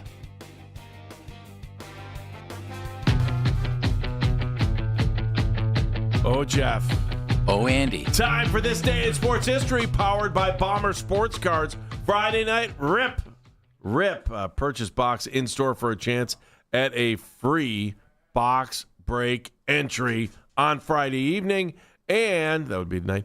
And an entry for a $100 break credit to use at bomberbreaks.com. Bomberbreaks.com. Couple of them, the Indians had a couple of significant things that happened on this date, August 21st. Back in 1932, Wes Farrell was the first to win 20 games in each of his first 4 seasons. In 1948, the Indians' 47-inning scoreless streak was broken as future Baseball Hall of Fame pitcher Bob Lemon yielded a home run to Aaron Robinson in a 3-2 loss to the White Sox. But my favorite thing that happened on this We're still mad day, at Aaron Robinson for that. Aaron Robinson just absolutely aggravates me. Dork. My favorite thing, though, this is the 121st anniversary of this one, so this is a good one. Okay. It's a recent history. 1901, Baltimore Orioles pitcher Joe McGinty is suspended from Major League Baseball. He receives a lifetime suspension for punching and spitting on umpire Tom Conley for the previous game. They lost 5-2 to the Tigers. That's not a good way to behave, is it? Well, physical bodily harm to an umpire will usually get you tossed. His lifetime suspension was reduced to 12 games. From lifetime to 12 games? Yes. What did he do, not connect? I don't know. It's reduced to 12 days. Caught him in the ear? Days, not games. Days. Days. Sorry, I don't know how many games they played. They probably played, I don't know, 40 games in 12 days then? Because they were tough. Everything was like a double or triple or quadruple header. It's This Day in Sports History. Of course, August 21st. the season didn't start until April and it ended in September. You played double headers in 154 games. Funny how that works. It's the way to do it. Yes. Start at sunrise and end at sundown. And we liked it. Oh, Jeff. Use the same ball the whole time. You asked AI, right? You said you asked AI some questions yesterday about the quarterbacks. Yeah. So for fun, I went in and typed, is Jeff Phelps a good guy? Into AI. And you know what it said, Jeff? It said the defensive line coach who's had numerous jobs across the country is a fabulous person. You're not going to believe this, Dan, what it said. I think you're getting a little too personal here, Andy. It said Jeff Phelps, the sportscaster, is a good guy. Oh, good. Good. The problem was the next question I asked it. I think you're getting a little personal here. A little touchy. Little egotistical. Little touchy. No, I asked touchy. I asked it the same question about me, and it says, Andy Baskin does good things in the community. That's what it said. So it doesn't really say you're a good guy. No, it did not. AI hates me, so I'm losing listeners left and right. Thanks, guys. Appreciate it. Guys or gals, or whatever. We had Chris Fedor on the show today. Chris was great. We had Chris Easterling on the show. If you missed any of those conversations, any moment in the show, use the rewind feature on the Odyssey app. It's powered by Integrated Restoration, your local experts in water, fire, and storm disaster restoration. Game 2 of the preseason can't get here soon enough. Then neither can Game 3 coming up on Thursday. And then let's just get this thing rolling. Can we? Yeah, but it doesn't. It's like you got 2 quick games. Tomorrow's game is weird because they just played a joint practice, so you're not going to get a real feel tomorrow. Then you play Thursday's game, which is not going to be a dress rehearsal. I don't know what it's going to be. You got New England in here. You got Amazon Prime. Will have their 1,700,000 cameras in here for a preseason game. That'll be on Thursday night. And then you have to sit and wait till after Labor Day for the first game of the season. Yeah, I think the season's starting. I'd love to see it start a little sooner. End a little sooner as well. They're still shooting for that President's Day weekend, right? That President's Day thing is coming. It ends on Valentine's Day this year, right? Valentine's Day is the Super Bowl, isn't it? Is it really? I think so. Pretty soon they're going to be playing in March. Are they not? It's all about money, Jeff. No, it is all about money. I'm most February 14th. I'm most curious to see tomorrow, not the quarterbacks as much as what do they do on the offensive line. And if Todd Monken sticks to his guns on this and doesn't play the older guys, does that mean no Elton Jenkins? Does Zion Johnson not play? Do we not see Titus Howard? In which case, will anybody scream, well, then Shedeur didn't get a fair shake? Because Deshaun Watson had those guys for 2 series anyway. Well, I think we'll have that answer on tomorrow night, right? And after the game, we'll say, did Shedeur have a fair shot at this thing? You may not get your answer if they don't play a lot of the regular offensive linemen. People will say, well, he had the second-team offensive line. That's my thought. I'm not going to lie, I'm looking forward to watching Shedeur Sanders play. That is the go-to reason for tomorrow's game. I want to watch him play. I want to watch him start. I want to see what he looks like with 3 good receivers. Is it odd that I'm even more curious about what Deshaun Watson looks like in the third quarter? I mean, that could be telling, Andy, because, okay, you're going to want that guy to elevate the talent around him. Can he do it? If Todd made up his mind after watching yesterday that Deshaun's a starting quarterback, would you even play him in the third quarter? Yeah, I know. That's what I wonder. Is there a chance? I would think he doesn't play him if he's figured it out. So if maybe he thinks he's a starting quarterback, I wouldn't play him in the third quarter. Would you? No, I wouldn't. No, Dan, would you? No. Dan looked at me and said, no. Yeah, no. Not if you figured out that he's your guy. I would play him. Apparently, they haven't figured it out. 100% play him. If he's your starting quarterback, you would 100% play him in the third quarter with third and fourth string offensive linemen. You know why? Because I'm not dealing with this rust crap anymore. You're getting every opportunity to get out there. But he's not either, because he'll be saying that the rust is out of the way. He wants him to be the starting quarterback. That's why I'd start him. If I knew he was my starter, I would start him. Stuff doesn't make a lot of sense. 700 days. Forget that nonsense. Get out there, kid. You're playing quarterback. Here you go, Sparky. Go light him up. I want you running the offense. I want you getting used to all the motions. I want you getting used to all the reads, everything you're going to see. Get out. It's all you. All right, stay tuned. And how do you feel about Chase DeLauder playing if he's a little? Never mind. That was a story earlier this week. Yes. Wasn't it, though? It was. It's the exact opposite. And they didn't play him. Which is fine, which means he's hurt. And I don't have a problem with that. The problem was if he's are you hurt or are you injured? There's the difference. Moment of the show. Dano. Moment of the show came from our buddy Chris Fedor today, breaking down the Peyton Watson trade. It's not just a glaring need for them. It's the hardest commodity to find in the NBA. So when you're talking about acquiring that kind of player, it is going to be costly. So if you want a player the caliber of Peyton Watson, who's coming off a career year in Denver, who still has a lot of untapped potential, who a lot of people around the NBA believe his best basketball is in front of him, you're going to have to give up things of value, and it's going to have to be in some ways a painful trade because of the things that you're sacrificing. But for the Cavs, they have invested resource after resource in trying to fix the small forward spot. Think about everything that they gave up for DeAndre Hunter, the draft capital that they've invested in that particular position with Isaac Okoro and Jalen Tyson. So when you have somebody that you believe can be a fit for you, not just in the short term, but a long-term fit as well, you go out and get that kind of guy, costs be damned. Great thoughts from Chris Fedor. Same thing with Chris Easterling talking Browns at 11:20 for us today. Why are we smarter? After 4 hours of Baskin and Phelps, brought to us by QC Kinetics, the leader in regenerative medicine. If you're in pain, give QC Kinetics a call, 216-770-5488. Dan Mennigan. Fedor was outstanding with us. Give that a listen, 92thefan.com, wherever you get your podcasts, and social media mentions powered by Shipe & Jewelers. AB? I thought Chris Easterling had some really good answers on the quarterback situation, but I do think that Fedor was rock solid. It was a double Chris day, and they both paid off big time. Why am I smarter today? Mennigan had me in stitches doing his Todd Monken little impression. Now, we know for years we had Coach Kevigan, correct? Correct. I threw out my buddy Dave, just absolutely loved Coach Kevigan.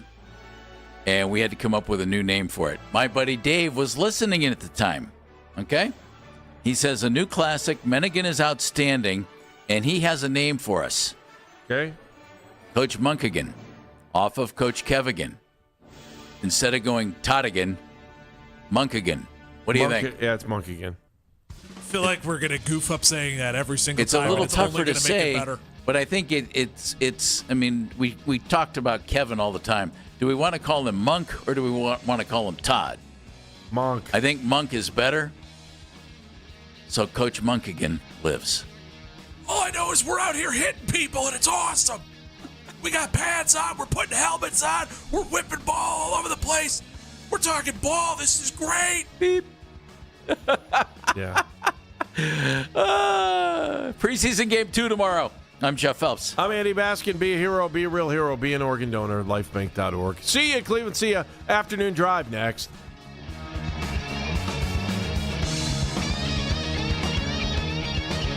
But it's not like you can just throw a dead cat at Jeff Phelps. And that.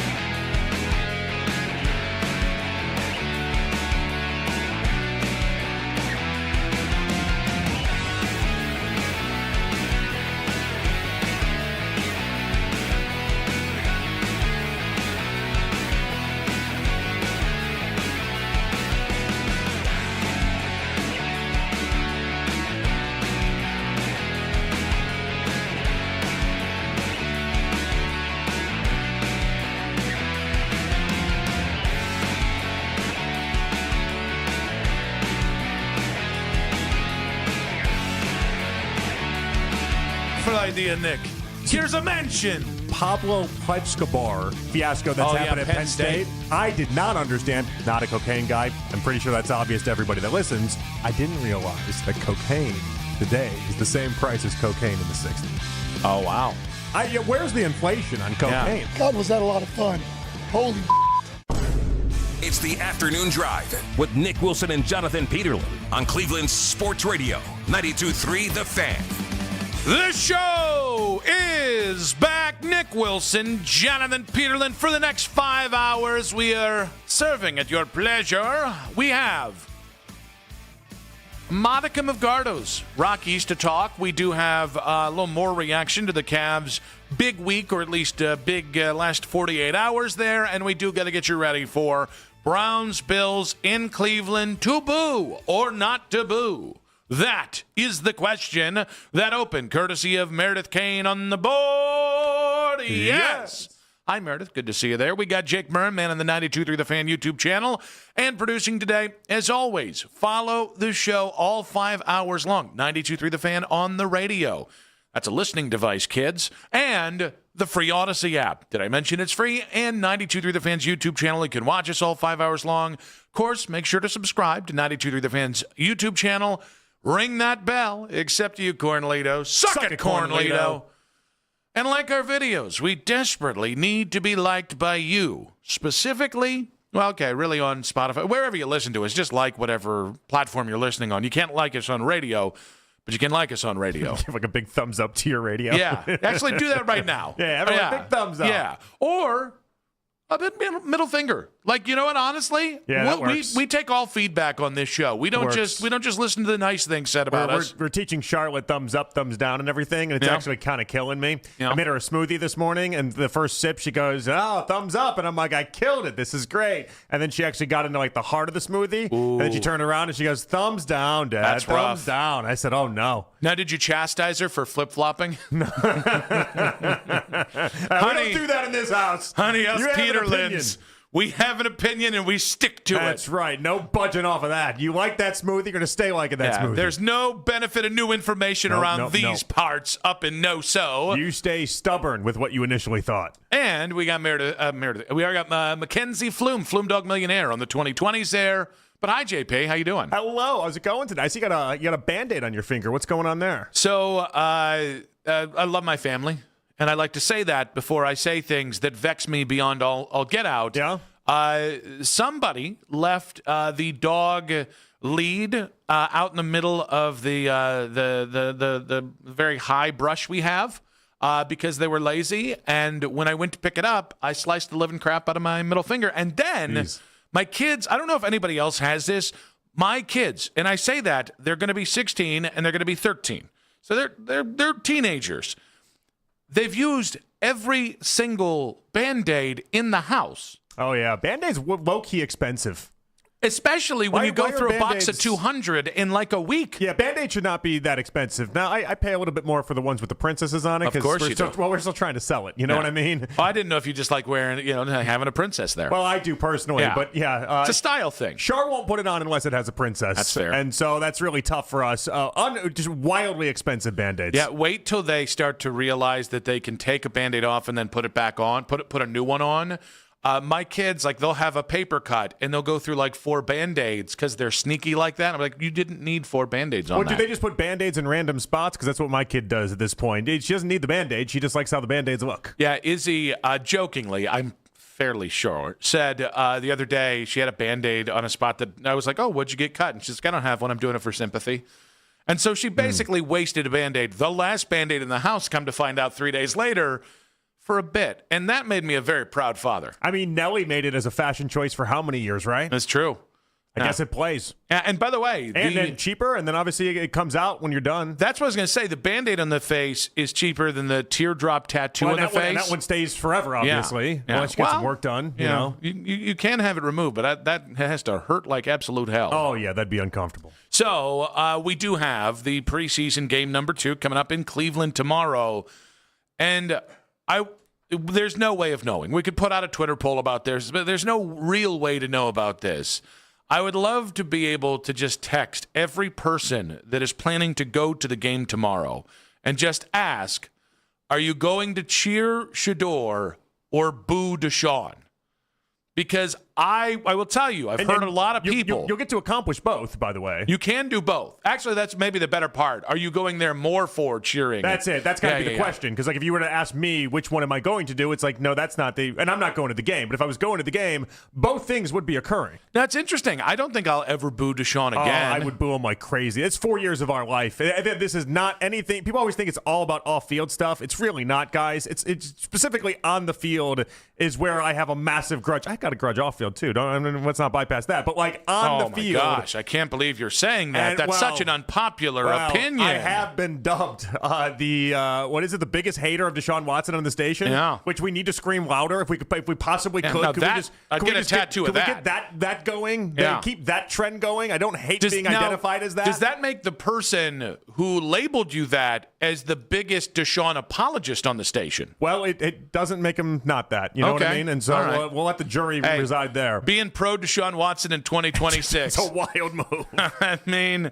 he was pro Deshaun Watson in 2021, so might as well. But hey, Shedeur fans were mean to me on wine. But yeah, no, you get to boo Deshaun Watson, and you get to feel good about it if you want to, because this has been 4 years of our life that he has sucked out of us. And the reason why you have bad football, the reason why you went through 8 wins over the previous 2 years is at the hands of Deshaun Watson and the trade and the fallout and everything that came of that. Listen, I want to dwell on this for just a moment here.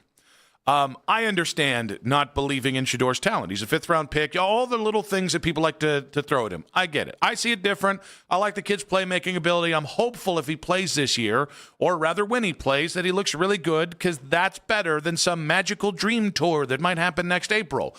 And I understand getting behind the idea that the Browns themselves think, well, Deshaun's here, we might as well play him. I don't understand being bullied into supporting Deshaun Watson by Shedeur's fan base. That feels, and there's one guy on this station who's doing it, but there are other people in Cleveland media, and I just think that is the epitome of cowardice. It also, in all this, it doesn't have to be an either or. It really doesn't. You can have one feeling towards one quarterback and a completely separate feeling towards another, and I think that's what bothers me the most about this. And I voiced this yesterday a little bit, Nick, the idea that so many people think that I'm just such a pro-Shedeur guy, that the disdain I have for Deshaun is because of my pro-Shedeur nature. It could not be further. Yeah. I like Shedeur Sanders a lot because I like Shedeur Sanders a lot. I also dislike Deshaun Watson because I've had to be on the radio talking to you guys for 4 years, day in, day out, and dealing with the repercussions of the worst trade in NFL history. Those two things can live separately. So you excited to see him tomorrow? I'm excited to see Shedeur. Oh, that was not the him I was talking about. I'm not excited really I will never be excited to see Deshaun Watson on a field. I can't envision a world that exists where I think, wow, this is great. Happy to have this experience in my life again. No. You and I were both mocked when we said, yeah, we'll take Geno Smith here to battle Shedeur. We were mocked. I mean, I know the Kyler thing was because we didn't have a chance at Kyler, but we went through a myriad of names. Yeah. Not a lot of which, by the way, actually cost a lot of assets or money. Mm-hmm. And so you never really had to do the Deshaun versus Shedeur thing. And so I think what's going to be interesting is, again, I know there are people who happen to also work for the Cleveland Browns who think Deshaun won't be booed out of the building tomorrow. I think at least 10%. Whatever the amount of people that cheered his injury 2 seasons ago, I'm going to say you're going to hear those folks, assuming they're at the game on Saturday. Nick, I am not a stand-up and boo type guy. That is not historically who when I go to games, I don't really cheer that loud. I don't really boo that loud. That's just not that's not in my nature when I go to sporting events, okay? Some people got it in them. That's not, I yell on the radio. I don't yell in at the stadium, okay? I would stand up and boo Deshaun Watson. Yeah. Yeah, and I think I'd be right to do so. Again, this is all about what you've had to go through in the previous 4 years. And I'll add on this. It's not just that you went through 8 wins in the previous 2 seasons because of the worst trade in NFL history. It's also the winning that we could have had in that stretch. It's what could have happened and the fun we could have had that was robbed because you gambled on a person that was mentally cooked and then turned out to be very injured and delivered nothing on any of the promises the Browns tried to make on his behalf. So what I think people get most wrong when they hear me specifically talk about Deshaun is, to me, it's not about Deshaun. This is about the hubris of the Cleveland Browns. And if that includes Todd Monken or not, After there is no other organization, including the Baltimore Ravens, where Todd just came from, including anywhere in the NFL, not named maybe the New York Jets, not somebody I really want to be compared to, that would throw Deshaun out there on the field week 1 ever again. And so it's interesting. Like, I think it's Todd Monken. You think it's ownership and Andrew Berry.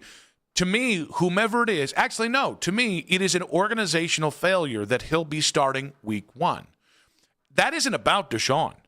I'm not really blaming Deshaun. The only thing Deshaun could have done to avoid this is offer some sort of a give-back scenario financially, which would be fiduciarily stupid. And I don't expect him to do that because he probably will never get paid a significant amount of money again to play football. Mm-hmm. So it's not even about Deshaun for me anymore.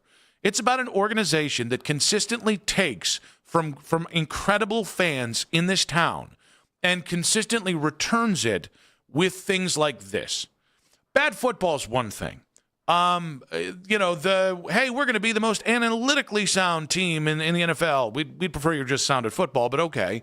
Like there's a lot of stuff that is just kind of like, yeah, that's kind of part and parcel with not being good at figuring out what wins and what doesn't in this town.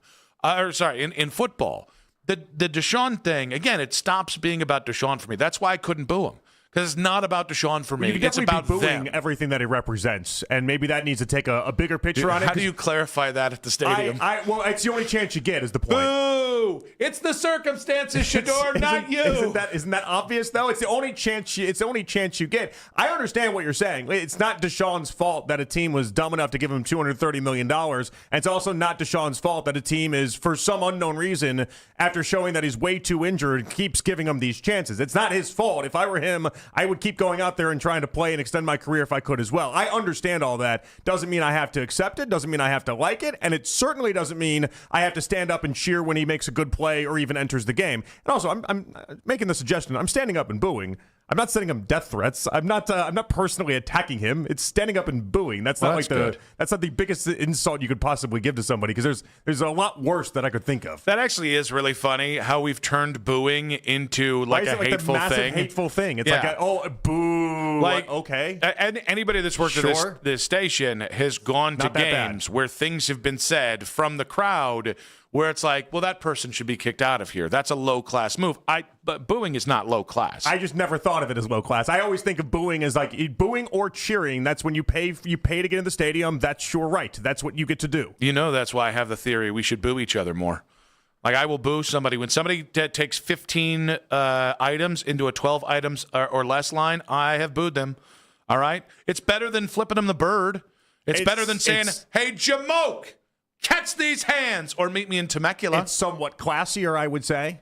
Well, especially if you kind of do it in like a bourgeoisie way, like a boo. Right? You don't have to be demonstrative. I should have got booed today. Let me tell you a quick story here. Boo! Sorry. Yeah, you see, and I felt fine. That was fine. I did something wrong. I got booed. I was backing out of my driveway, and I had my trash cans at the end because today is trash day, and so I'm very focused on making sure that I when I back out, I'm going like 3 miles per hour, okay, but I'm really trying to make sure I get in between the trash can line, and so I'm going, and then I look over to my right, and I see that that's clear. I just did not look to my left at all. Ooh. It's my neighborhood. I live in a cul-de-sac neighborhood. No one's usually even walking at all. Whatever. I'm going 3 miles per hour, okay.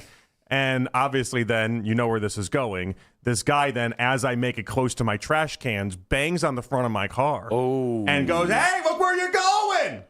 And I was like, I'm going 3 miles per hour. Like, you just wanted to yell at me. I said sorry instantly because I'm non-confrontational like that. I'm like, sorry, my bad. And I genuinely did not see him at all. But it was like, I'm going 3 miles per hour. If I hit you, nothing would have happened.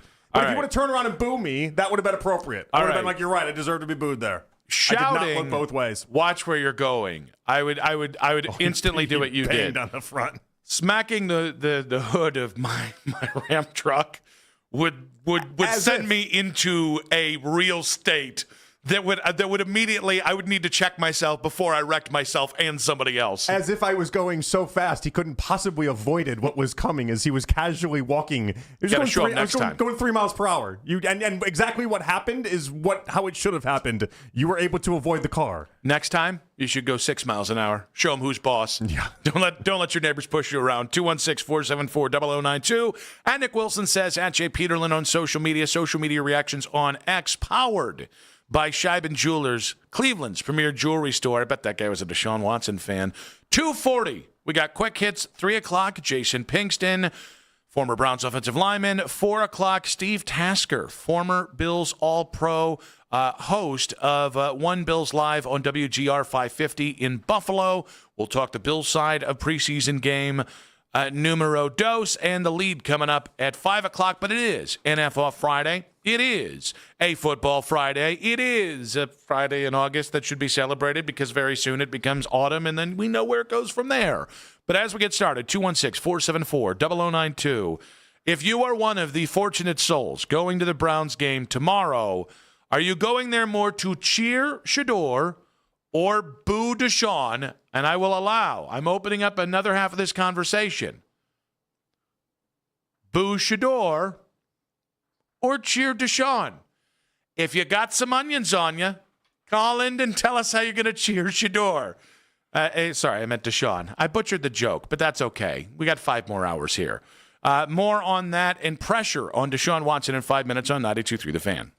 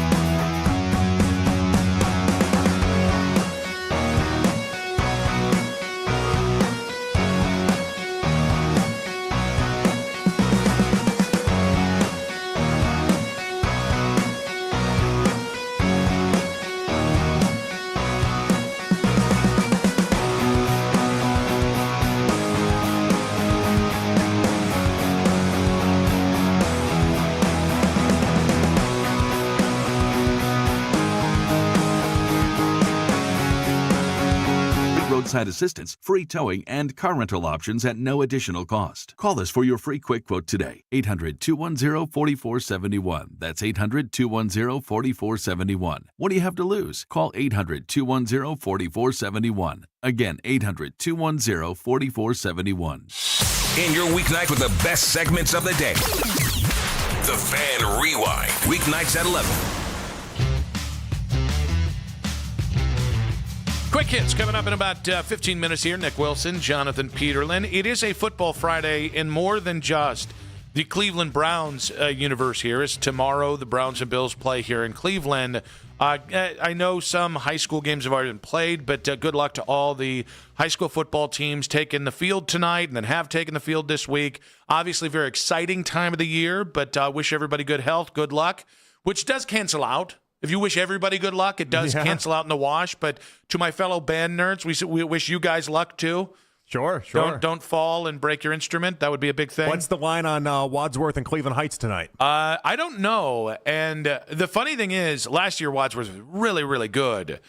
I have not talked to anyone that I know that kind of is familiar with the program, so I have no idea what to expect tonight. But last year they rolled pretty much everybody until the playoffs, and I don't want to talk about the playoffs. Yeah, it was dominating last year for Wadsworth. That'll be okay. That's fun. It's like a mystery bag. You have no idea what to expect, but you know you'll be there and you'll take it all in. But that includes my little brother Aaron in Black River, so shout out to them as well. Oh, nice. Now, all this being said, we're talking about the Browns preseason game.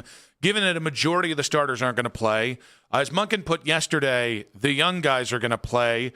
Has your interest in the preseason game tanked? It's not because the lack of starters necessarily, although that does impact it. I want to see Concepcion. I want to see Boston. I want to see some of those guys. It's more the idea that when it was a quarterback competition, it was through the roof excitement. Now that it seems like Shador is going to go out there and there's nothing he can do to overtake and get this job, then yeah, it's cratered. It's cratered a good amount. It's still fun watching Shador play football, but the interest is not the same. So I do think it's Deshaun's job. I don't know that there's anything Shador can do tomorrow to change that, unless he already changed it this week and we just don't know it, right? And these are things we'll get into as the show goes on. But I'm still I think we're still to the point where, because so much of my real intrigue with this roster is the other 51 guys beyond the 3 quarterbacks are going to carry, I'm excited to see kind of, and again, I don't get excited for preseason games. Will they win? Will they lose? It's more, I'm going to see some young guys make some plays there, and I think tomorrow gives you the best opportunity for that. And in a way, I'm excited to watch Shador, and I'm excited to see if they follow through and play Deshaun in the third quarter as well. I have no idea. Munkin says he will. I tried making the case to Jason yesterday. I tried making the case to you yesterday. I don't know why they'd play him. Like, it just doesn't, unless they really think there's something valuable happening in the third quarter, and as far as getting in and out of the huddle and some of the operation. Some of the operational stuff that they've really been hearkening on. I don't know the advantage of him playing third, fourth string guys against the third, fourth string guys to just kind of throw it around for a quarter. I don't see it. I think it's all right. So I don't have a definitive. This is exactly what I think. So I have a bunch of. Well, I don't have a bunch of. I have at least one small theory. Not to steal Lima's bit. That's a good bit. I wish they'd still do that. But I think the Browns have been giving, in a lot of the stuff you've heard from Monk and a lot of stuff you've heard from, why Deshaun is ahead, the line I keep hearing that kind of makes me wince and go, did I hear that right, is, well, Deshaun's proven he can stay healthy. Now, as you and I both know, it's about 3 weeks. That's not like a real Cal Ripken-esque streak here that he hasn't torn his Achilles or busted his arm in 3 weeks. And it's not even really without some sense of injury, because he had his elbow numbness that when it happened in game 1. But I do think there's an element of this, of not that they're tempting injury, but he is still trying to knock off the rust. If he is the week 1 starter, you want to try and get him as many reps as possible. And listen, the rebuttal will be, but what if he gets injured? If he gets injured, if you set it up on that idea, then yes, that's the obvious comeback. If the pivot there is, if he gets injured, then you can still easily kind of pivot to Shedeur as the starting quarterback week 1. I see what you're saying. If there was ever a time for Deshaun Watson to get injured, this would be the game to have him get injured. Yeah. Because if you're going to name Deshaun the starter either Sunday or Monday, you're going to give whatever quarterback is going to start week 1 that stretch in order to get to the Jacksonville game. And so that stretch would then exist for Shedeur the same way. I understand that. I get that. I don't think they're going to...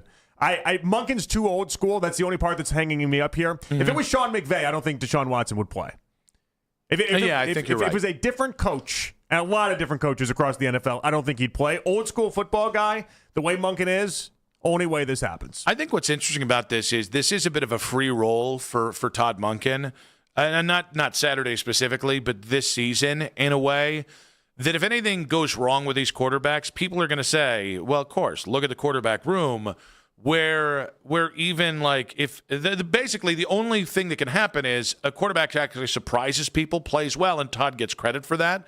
I do think that's a part of Deshaun being named the starter, is that Todd looks at this and goes, I mean, if Deshaun fails, people are going to say, yeah, it's Deshaun Watson. Of course he failed. If Shedeur fails, well, of course they're going to say, of course Shedeur failed. So I think that might be part of his complete lack of resistance to the idea or the fact that he just doesn't seem to have any reservation about playing Deshaun week 1. Yeah, I guess what I wonder with Monken in that conversation specifically is whether or not, if neither quarterback works and the offense is bad, does the conversation turn into, did the Browns hire the right head coach? Mm-hmm. You know, like if you're going to say, all right, well, Deshaun didn't work because Deshaun doesn't work and Shedeur doesn't work because Shedeur doesn't work, does the conversation turn to, well, yeah, Monken only does this if he has Lamar Jackson on his side? You know, I don't know that I think that would be wildly unfair. For 1 year, too. For a 1 year sample size. I agree with that, but that's where I wonder if Monken's going to end up in trouble at the end of this. If that is, it's almost like he's in a losing spot no matter what. If that's truly how we see these guys, or if that's truly how these guys end up playing. 216-474-0092. What does Deshaun gain in playing tomorrow? Let's go with Matt in Canton. Matt, welcome to the show, buddy. Hey, thank you guys. TGIF. Absolutely. Thank God it is Friday. I don't know what he gains by playing tomorrow, honestly. I don't. Do you guys think that Monken's swerving you guys? Do you think that he's swerving the media at all? I would tell you if I did. Yeah, define the swerve. You mean you think it's actually Shedeur's starter? Yes, I think there's like everybody's like, oh, I think that Deshaun's job to lose, it's Shedeur's to win. I think it's the other way around. So I've actually posited this before, Matt, and the only thing is, every person that I know, and we're talking about off the record, not just on the record. Anytime I talk to anyone in Berea, and I'm talking more like other media members who've talked to the Browns. To a person, they said it's Deshaun. Yeah, I mean, Nick's big theory for like 5 months had been that this was all basically a setup to have Shedeur win the job, as if it was one big like congratulations, you beat out somebody type thing. I just kind of focus on Monken's tone. I mean, with him being the head coach, he always looks back at 2019 like it was a positive experience. When Monken was here in 2019, he said some not so nice things. Like he actually went back to college for that. When you go to Deshaun, like when he talks about Deshaun, he's, oh yeah, he's got this very like, same thing. Like Freddie was a good coach. Like, oh yeah, Deshaun did everything great. But when he talks about like Shedeur, he was like, he kind of puts him in the upper echelon. Like go back and listen to sound bites. Like, oh, we have, Ben Roethlisberger was good at making reads and good throws. Lamar was like that. I believe Shedeur is like that. And then he repeated it. Same thing about like Judkins. He was like, man, nobody blocked, and this guy still made 8 yards. He's a monster. So, like, there's difference between, like, head coaching terms, like coaching, and then, honestly, like, PR terms. Like, Matt, he's not going to say anything bad about it. The only thing I'd say is, and I appreciate you, buddy, good stuff. I just have never got the idea that Todd Monken's big on the whole PR massaging that maybe other coaches like Kevin Stefanski were. It's also then a weird setup to then swerve. Like, why would you give Deshaun Watson first out of the gate in every turn, also the most important reps in the preseason game number 1 with the starters, to then give Shedeur the one that doesn't have the starters? Like, it's an odd setup if you're then going to go ahead and be like, psych, it was always Shedeur. Take that, media. Like, it's just an odd setup. Chuck in Lyndhurst, you got about 45 seconds, buddy. What you got for us? Just about the Boo Birds, trust me on this one. Sanders is going to have some boo birds too. What I say, if you're really interested in the Browns going anywhere this year, don't boo either guy, at least until there's a reason to boo them. Let's give them both a chance without booing until there's a reason. Have reason and to as boo I Deshaun said, Watson. Sanders is going to have his share of boo birds too. But you we have need your to reason. all quit. No, but you have your reason to boo Deshaun. It's the last 4 years. Oh, Chuck. I know, Chuck. You didn't want to hear that. For some reason, I don't understand it. Why did everyone Men in Black erase the previous 4 years with Deshaun? Hey, what Chuck is insinuating is that we're supposed to just give Deshaun Watson a brand new slate. I can't do that. That was 4 years of our life. I can't do that. Why am I the only one that still stays mad about that being our existence for 4 years? You're mad. I know you're mad about it, but give him a chance. What are we doing? I'll tell you why a couple people don't. It's because Shador's followers were mean online to him. Them. Okay, glove sticking a save there. Yeah. Most. Again, I would not boo Deshaun. I'm not a big booer in games anyways, unless it's kind of ironic or somehow detached and humorous. Especially when it comes to the Browns, there's something that feels wrong to me about booing. But I'm not going to lecture anyone on this. The Browns have bought this on Deshaun. They bought it on their team with the way they've allowed this to transpire. This is the downside of doing this kind of thing. Quick hits in 5 minutes on 92.3 The Fan.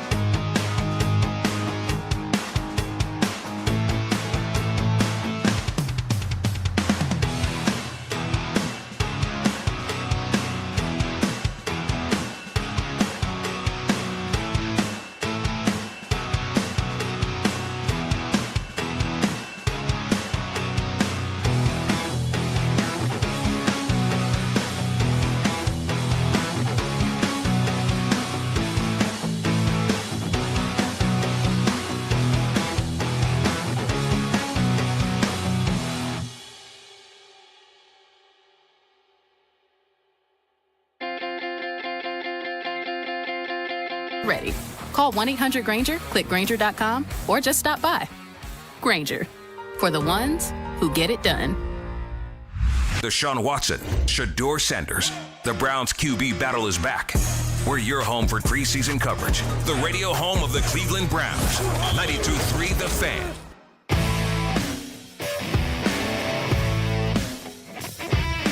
Jason Pinkston coming up in about 20 minutes' time. Nick Wilson, Jonathan Peterlin back with you. We will talking about preseason game number 2.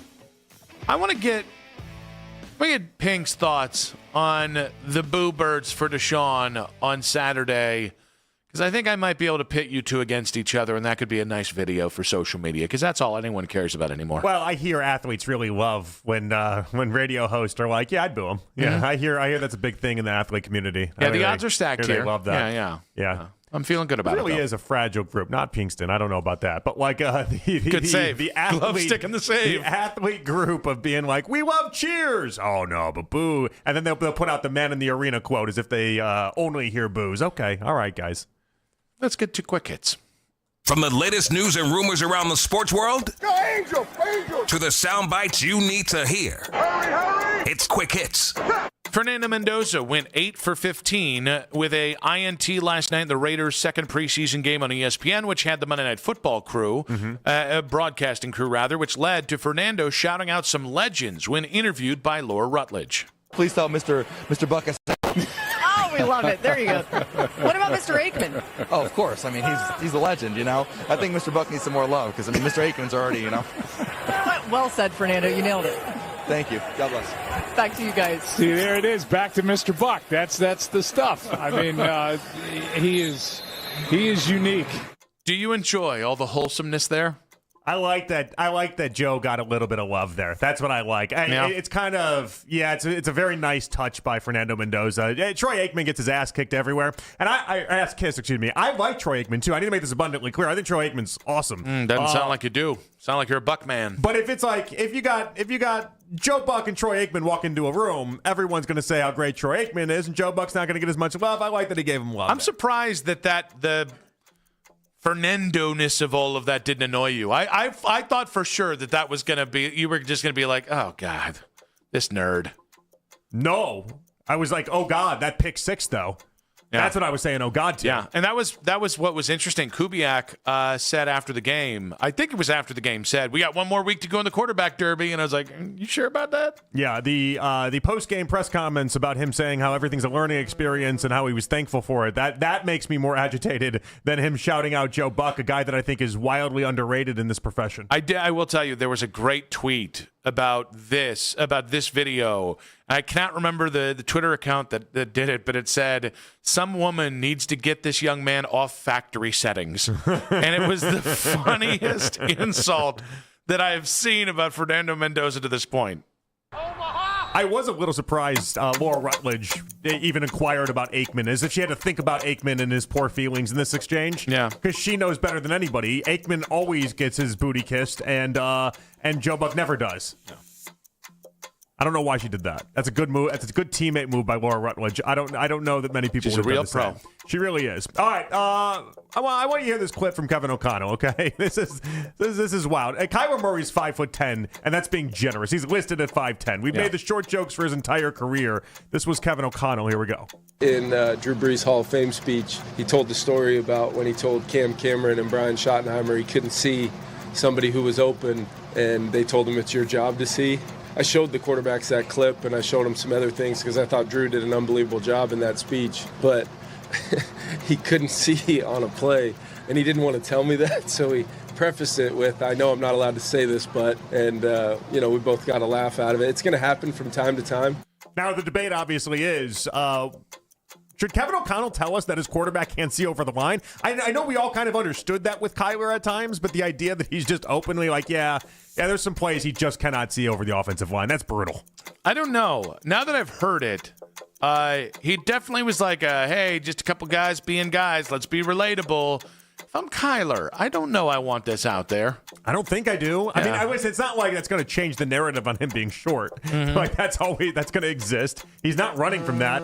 But the idea that there are just a handful of plays, let's say, where he just can't see anything that's going on, And Kyler makes great. Drew Brees look like Dwayne The Rock Johnson. Yeah. That's a good point. Or Drew Brees makes Kyler look like Kevin Hart, whichever, when you want to scale up or scale down. I like the scaling up part of things. Now that Dwayne The Rock Johnson is no longer Dwayne The Rock Johnson to me, he's just Moana's side character, demigod thing. That's Maui? Yeah, Maui. Yeah. My two favorite things, naming-wise, that have happened in my life over the last 15 years. One, my kids called The Rock Dwayne The Rock Johnson, the full name, until like 2 years ago. And it was the cutest thing. It wouldn't be like, oh, The Rock's in the new Moana movie. It'd be like Dwayne The Rock Johnson is in this. Yeah. And it was so proper of them. And then two, Vanessa, who's seen the Foo Fighters before, who arguably is a bigger Foos fan than I am, and I'm the bigger Queens fan. We were in line to get those ridiculous bracelets because our tickets weren't enough just to get on the damn floor. Yeah. And she goes, "Do you think David Grohl will be here tonight?" And I was like, "I think he will." You should have told her no. Yeah, you know what? You should have been like, he's not going to make it, and then let her just be blown away when he shows up on stage. At no point, by the way, did he announce himself as David Grohl. So I don't know she would have gotten that that's Dave Grohl. Could have been like, she wouldn't even ask him, like, is that Dave Grohl? I think that might be Dave Grohl. It would have been, no, it's some guy cosplaying. It would have been bad enough to call him Dave Grohl, but when she was like David Grohl, I was just like, that is so proper. What a very nice way of asking a person that you've watched in concert multiple times. Yeah. All right, a source familiar with the situation told Front Office Sports that the individual that threw the marital aid on the court during the recent WNBA game was apprehended by arena security and arrested. The individual received an indefinite ban from all WNBA, NBA, and other league-affiliated games and events. Angel Reese was shown on the TV pointing out. Angel was really funny with that. Yeah. It was as if she saw somebody actually commit a real crime or something, and then was like, "You're going to get that person. Go get that person." She freaked out. It was funny. Listen, I think Angel Reese is a little much for me for a lot of reasons. I do think the her and Bam romance kind of is charming.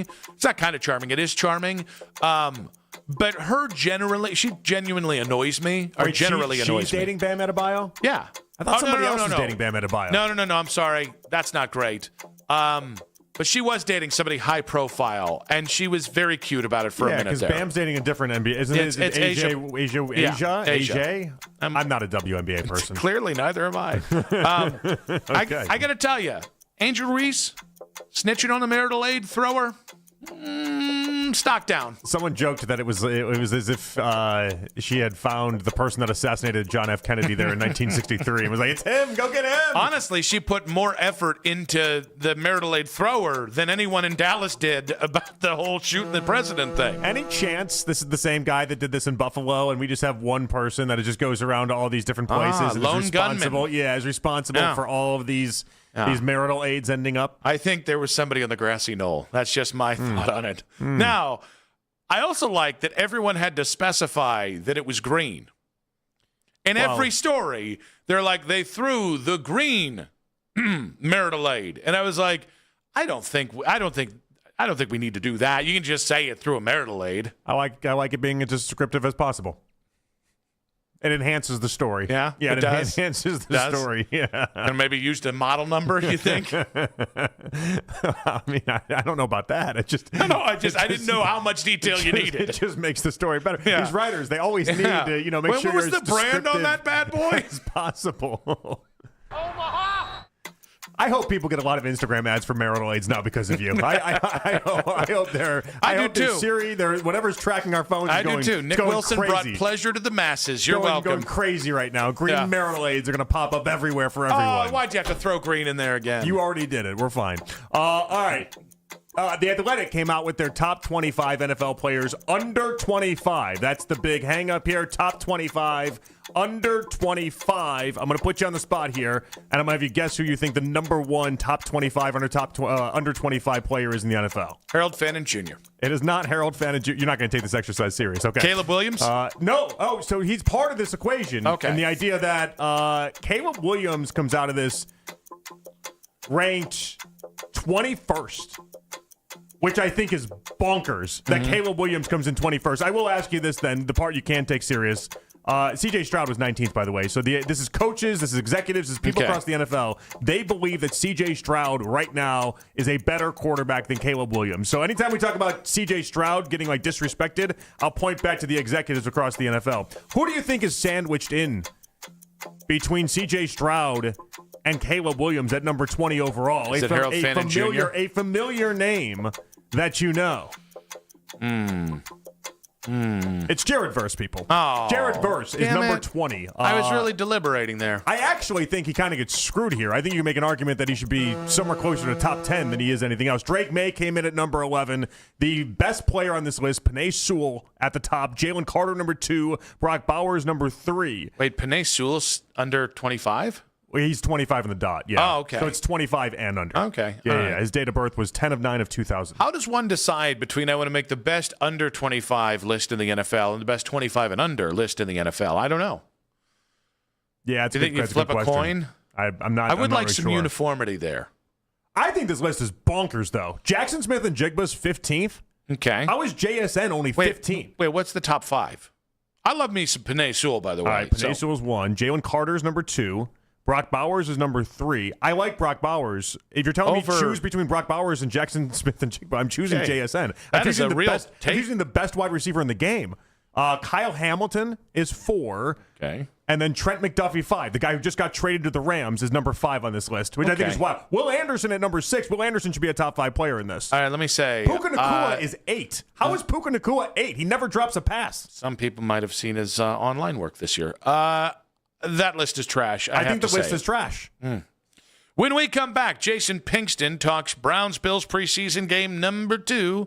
That's the first time they've met, but the second preseason game in 5 minutes on 92.3 The Fan.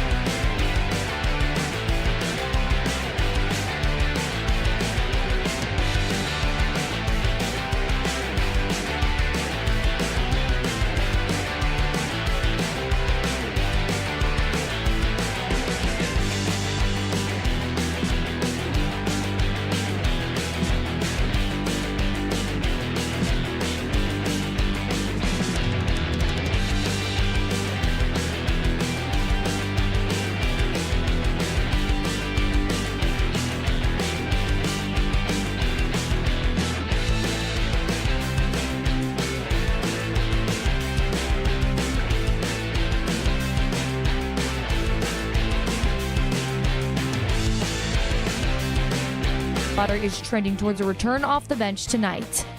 Headline Sports News continues every 20 minutes on 92.3 The Fan. From the University Hospital Sports Desk, I'm Mackenzie Flume. The only place for Browns news on your way into work. The Ken Carman Show with Anthony Lima. Weekday mornings starting at 6 a.m. 92.3 The Fan. You can listen to The Fan anytime, anywhere on the free Odyssey app or by telling your smart speaker to play 92.3 The Fan. And now you can find The Fan on YouTube, including The Ken Carman Show with Anthony Lima, 6 to 10 a.m. Baskin and Phelps, 10 a.m. to 2. Afternoon Drive, Nick Wilson, myself, Jonathan Peterlin. We go from 2 to 7 each and every weekday on The Fan's YouTube channel. Subscribe to our channel for free. Watch all the best content from your favorite shows in The Fan live and on demand now. Steve Tasker coming up in 1 hour's time. Bill's great. We'll also get his take on the Bills side of the Browns-Bills preseason game coming up tomorrow in Cleveland. But Nick and JP back on The Fan here. And, of course, we're getting you ready for preseason game number 2. Deshaun coming in the third quarter, allegedly. Shedeur getting the first half. That's not allegedly. I'd be pretty surprised if that didn't happen. But to talk about the state of the Browns preseason game number 2, the offensive line, what to expect. We head out of the Wise Heart Right. We make it right. Call Kyle Wright hotline. Former Browns offensive lineman. Enjoyer of adult Pepsi or twos. Jason Pinkston joins us right now. Pink, what's up, buddy? How you guys doing? We're doing all right here. You know, not incredibly thrilled that that summer is over, but we are dealing with it. How about you guys? Have the littles gone back to school yet for you guys too? Same, man. Summer went fast. Kids started back to school yesterday. I can't believe we're here, but it brings on football season, which is my favorite time of the year. Are you more excited for the Browns season or for the Pitt Panthers season? I'm more excited for the Cleveland Browns season. I think this is going to be a solid year for us, a year we could start to build this thing and get it going in the right direction. I'm excited for Pitt as well. Obviously, I'm a big supporter of theirs as becoming an alumni, so I do support them. But NFL football, Sundays are the best time of the year when the football's back, and I love the Browns. I love my Pitt Panthers, but I prefer Sundays over Saturdays. All right. I mean, Panthers, man, you guys barely touched the transfer portal this year. What's going on?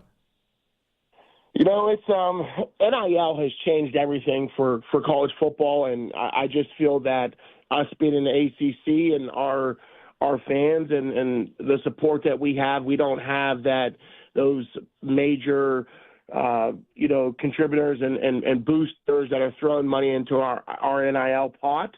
I think that's what hurts us, and it's a shame until something happens, till they put a cap on it some way. I think we're still going to be behind as a team and our roster. We don't get many players through the portal, and that's really hurting us. Do they hit you up? Are they like, hey, you played in the NFL and you're a Pitt alum, you should donate $200,000 and make this all good? I wish it were. I wish I could give as much as I can to them. I love that place. I wouldn't be who I am today without them. I do what I can for them. I'm a big supporter. I do donate some money back to the school and to the program. I'm working on some things where I do want to do a nice donation here once I get my company figured out and what we're going to do and what our future looks like. But nothing really, hey, we need this or you can't come around. They've never treated me like that, and it's always good. felt like home. That's good. I would donate nothing. You donated your physical effort, so sir. listen, I was on a scholarship for bowling for school, so I paid zero money for school for all 4 years, right? $0, and I refuse to donate any money back to my school. I'm not. Anytime they hit me up like, "Hey, you want to donate?" I'm like, "That's very nice that you did that for me." Our transaction's over. We did that. I'm not donating anything back. You know what? And I get that. I understand, but I do. I feel so strongly that had I not went to the University of Pittsburgh and had the coaches and the staff and the teachers and all the people that worked with us, throughout those 4 years, I probably wouldn't have made it. So I feel indebted to them, and I feel like I owe them. So I love to do what I do. Everyone has different feelings, and maybe Bowling Green rubs you the wrong way, but I love Pitt and I love that university, and I'll forever be a forever supporter of them. Now, I'll tell you this right now, Pink. In my recollection, BG rubbed me the right way, and I appreciated it very much there. Let's get to the Browns. 5 new starters in the offensive line. We know who at least 4 of the 5 are going to be. We're pretty sure about the 5th. Should we expect the offensive line to struggle out of the gate, given the enormity of turnover on the offensive line? There's definitely going to be some growing pains there. When you get 5 new guys on the field that haven't played together and don't have any kind of chemistry or, been across those lines together, there's going to be struggles there. I do feel like they have a group, though, that can perform once they get going and you get the offense moving and we're running the ball and, we're starting to throw the ball a little bit. I think that line, it's going to struggle out of the gate, but I feel like they'll build on it and get stronger as the season goes. All right, what has interested you the most so far, and not only the first preseason game, but now the joint practice with the Bills? I love to see the guys compete. I love Fano. I love that he's mixing it up out there. He's getting in fights. You want to see that as a young rookie who's playing at the left tackle position. Obviously, that's probably one of our biggest positions that we had to fill, and I think we got the right guy to do that. And just to see those guys out there compete and mix it up, that's what you want out of your team. You want to see your guys get tested, and you want to see how they respond, and I think they're doing a good job so far. All right, Pink, let's get big picture here, because we can get to the quarterback spot. We can do more on the offensive line. But big picture, where do you set your expectations for the Browns in 2026? You know what? I'm going to be honest. I don't think this is going to be the year that we knock it out of the park. I do think that we have some pieces there where we could make some noise, maybe get to a wild card spot and have a playoff season. I think that would be a win. I think coming out and winning 8 games would be a win for us and something to build on. I'm not going to sit here and say it's going to be Super Bowl or bust. You have 5 new guys on the offensive line. We have quarterbacks that we're not too sure about who's going to be the guy, who's not going to be the guy. I just think there's so much building that we need to do that we are not going to be prepared for the long end of the season. But I also think that we could possibly surprise some people here with the right coaching if everyone stays healthy and we're moving the ball and we're playing good defense. I think we could win 8 to 9 games. I'm solid with that pick. Wow, it's okay. Pretty optimistic out of you. Is that with Deshaun playing the most games, or is that with Shedeur playing the most games? You know what? As I've been watching and reading and catching the clips of the quarterbacks, I think that they're somewhat pretty equal right now. But I would say that Deshaun might have a step above him just because he's had some more experience in that regard. But I also think that if Shedeur can come out in this game and he shows 2 good quarters of football, I really think that could propel him into winning the job. But out of the gate, I honestly think, if it's my opinion, I'm going to say I think it's going to be Deshaun out of the gate. I was hoping it to be Shedeur, but it's obviously not up to me. It's up to how those guys play and perform and what their expectation is for those guys. But I thought they were both doing a pretty good job leading the teams, and they both had some big plays, and they both had some mistakes that you would want back and you don't want to see from your quarterbacks. But that's natural in this part of the year where we're going through training camp. We're trying to iron out some details and get on the same page with the receivers. So there's going to be some growing pains there as well. Pink, it's been a minute since we've texted or had you on the phone even here. Todd Monken, the new head coach, taking over for Kevin Stefanski. Have you had a chance to talk to Todd Monken yet, or your old offensive line coach, George Warhop? You know what? I talked to Hop a couple of times. I have not talked to Coach Monken. I do look forward to getting up there and sitting down with the guys and talking football with them. I do love what I'm hearing from him in the reports, man. You can just tell the way that he's commanding that locker room and the way he's handling things on the practice field and the meetings. It really does sound like we got the right guy, and I look forward to seeing him turn this thing around for us. Yeah, I mean, it's funny. He's just such an old school guy, and he just bleeds old school football. That's got to resonate with yourself. It is like it's either you did it or you didn't, and there's no gray area with him. He tells you exactly how it is, and that's what you want. That's what you want to play for. He ain't going to sugarcoat anything. He's going to tell you exactly what you need to hear and what you need to get better at, and that's what you want from a coach like that.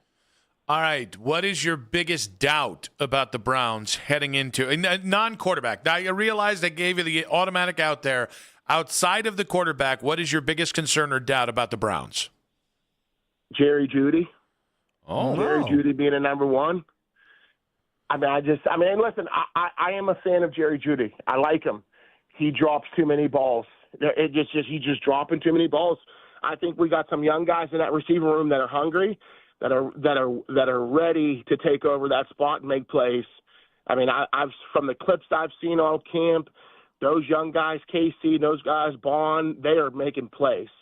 And I haven't seen it all from Jeudy, but majority of the clips I've seen and what I've heard, that he's just too many balls hitting the ground. Yeah, it's kind of the theme with him. And so it's so odd when you can have a guy that a couple years ago did catch a lot of passes and had 1,000 yards and was productive, and then last year did nothing, Pink, and then turned around and said, well, it was personal reasons. You guys don't understand. And then we followed up this year and through camp just has not given us any reason to believe in himself again. You know what? I'm sensitive to the personal reasons. Maybe, sometimes we don't know what's going on outside of football. You might have a wife, a mom, a daughter, or whatever it may be, sick or going through some things with your family. That does play a big part of it.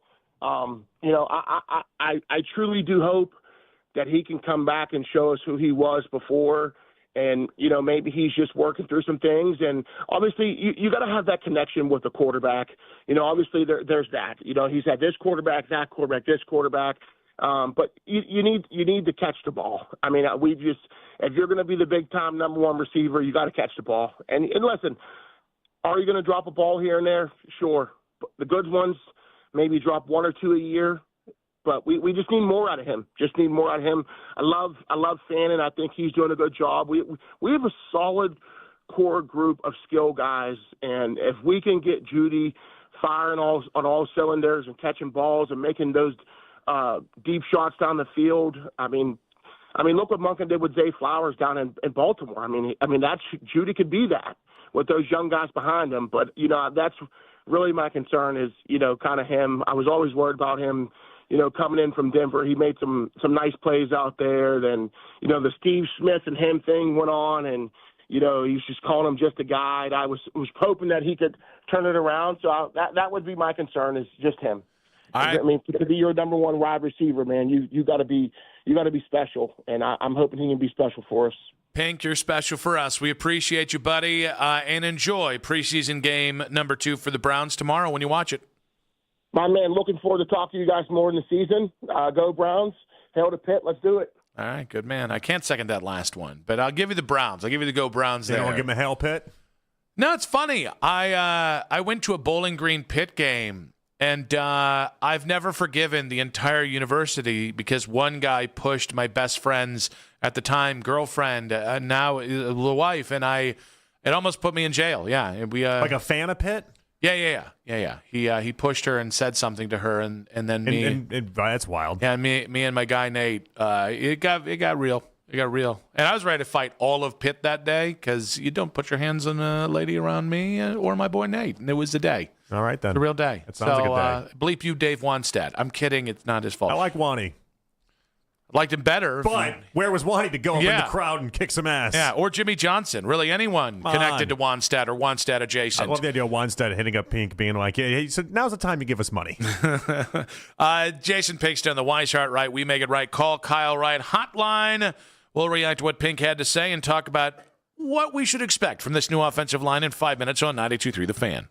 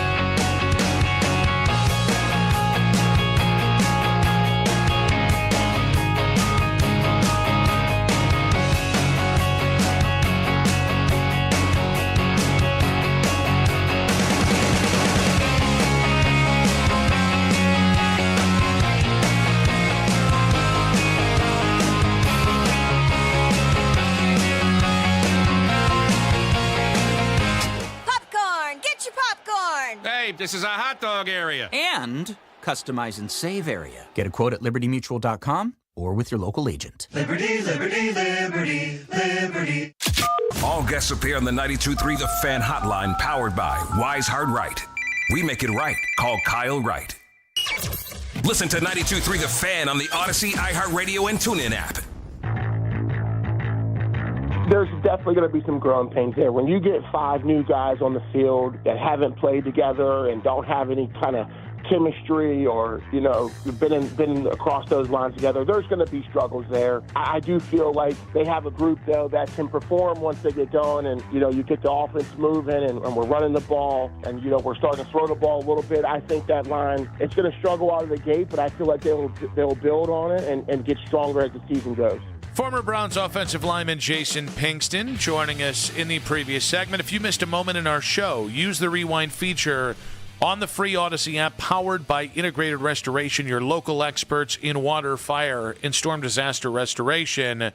I will tell you, one of the nicest things to happen about the joint practices is it did give me a little bit of hope about that offensive line, because the way things had been trending between injuries and everything else, I was really starting to get a little worried about the Browns' offensive line. So I still am worried, and it's just all the newness attached to it all. And you're right, they look better against the Bills. I wanted to bring some of this to your attention. Ben Solak did a lot of heavy lifting on this.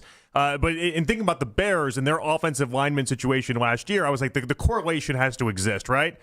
They had a bunch of different left tackles, but Tooney had never played beside Dahlman, who had never played beside right guard Jonah Jackson, who had never played beside right tackle Darnell Wright. And you're like, all right, well, how did it go for them? And I think this might be used as a blueprint for the Browns, all things considered. In the first 4 games of the season last year, the Bears had an appalling 11 pre-snap penalties, 9 false starts, 1 illegal shift, 1 illegal motion. They were 31st in EPA lost on false starts and 30th in EPA lost on pre-snap penalties altogether, okay? They were an atrocious offensive line for the first 4 weeks of the season. Ben Johnson then simplified everything, and he was like, all right, I can't be doing 8 different combinations to try to figure this whole thing out as far as getting everyone on the same page. We're going to dumb it down as simple as we possibly can. You get basically one cadence, you go from there, and you make that work. And then from weeks 5 on, they were really good in the run game. Monungai had 1,000 yards. They had 2 different backs with 1,000-yard seasons last year. They got everything together, and I wonder if that's going to be what the Browns look like. The first 4 or 5 weeks, and for the Bears, it was the first 4 weeks, being an absolute struggle, simplifying things then, and then they get off to the races. Yeah, I mean, I would be shocked with the amount of new on the offense, even if you want to just consider Deshaun new, because he hasn't played in 2 years. I would just be shocked if there aren't a lot of calibrations, and I don't know that I expect them to stink. Meaning like they're just out bad. But I can imagine there's going to be some frustrating moments because it's just a rookie left tackle. Even I know Elton Jenkins has been banged up. Tevin Jenkins has been banged up. There's just a lot to kind of ask to get this going in the right direction. Now, the good news is I think once they do settle in, if they can stay healthy, I think they have a chance to be better than expected because I think everybody on that offensive line in one way or another, outside of Fano, who's a rookie, is a little underrated. I think Howard, people think is bad. No, he's an average right tackle. I think he'll be average. Tevin Jenkins, if he can stay healthy, is a nice right guard. Then you've got Elton, and then, and Zion Johnson, again, is another guy that is maligned for what he isn't, which is a Joe Bitonio. Yeah, I think the interesting part about this is the first 4 or 5 weeks, I think if you use the Bears, again, as an example, Tooney's all-pro. Dahlman, before he just retired, that was a Pro Bowl season, and there was just so much that is these are really good players that struggled. Nonetheless, the idea that the Browns, we don't even know if half of these guys are necessarily really good Pro Bowl caliber players, and I think the adjustment's going to be a lot. That's not groundbreaking news for people. I think the nice part about this is that you can figure it out, though, and it doesn't have to be this death sentence of an offensive line season. I just think what's interesting is, we knew. Because we had the same offensive line or most of the same offensive line for so long, we knew what they liked to do. That was a run heavy. They loved to get downhill, punch people in the face, right? Wyatt Teller loved blocking people 30 yards down the field. the thing about having 5 new guys is you don't really know what individually each of these guys likes to do, right? Like I haven't called up every person in Green Bay, L.A. with the Chargers, Houston. I'm like, hey, does he like this? Does he like that? Not yet, you haven't. Well, give me time. All right, we still have a couple weeks to the regular season opener. But yeah, and I think that's the other thing. I think not knowing what the identity is, you know the scheme, you know the fit, how they want the players to play together, because George Warhop is of a certain type of coach, but you don't know really how they're going to gel together and what they get behind. If they get behind the run, like again, the Wyatt Teller, Joe Bitonio offensive lines did, I give that a real chance. If that's what they're really good at for this to work, because I think this is all rolling up to Quinshawn and Dylan Sampson having a big season. Well, but I do think, and this maybe goes towards the people that are like, it's better for Shedeur not to play the first 5 weeks of the season. I think in part of that ideology has to exist what we're discussing right here, right now, and that even if you have assembled a decent offensive line, the beginning portion of this season is going to be a struggle. Now, we got some Gardo stuff to get to in just about 12 minutes here. We've also got to get to Steve Tasker at 4 o'clock today. But Jonathan and I play in a fantasy football league, and it's with my cabin boys. And we debated was this 2 days ago? Yeah, a couple days ago. Yeah, 2 days ago we debated, Wednesday. All right, we're trying to help the league decide who we should get to have to decide our draft order. And initially I had said like Seneca Wallace. And was it you who said Hugh Jackson? Yeah, I mean, I just pulled up Cameo. It wasn't, I didn't do any heavy lifting here. Well, no, I'm trying to give you credit here. Tell everybody how tough it was for you to make that decision. Really. Tell people the labor that I went through to be like, versus Cajuste and why you went one direction Hugh instead Jackson. of another. I think that might be your answer. So we were trying to follow up, and the idea was either we have to find somebody that is like Brian Hoyer good, because Brian did it last year, or it had to be somebody like so opposite, again, a Cajuste, a Willie Harvey, a guy that played like 3 snaps for the Cleveland Browns.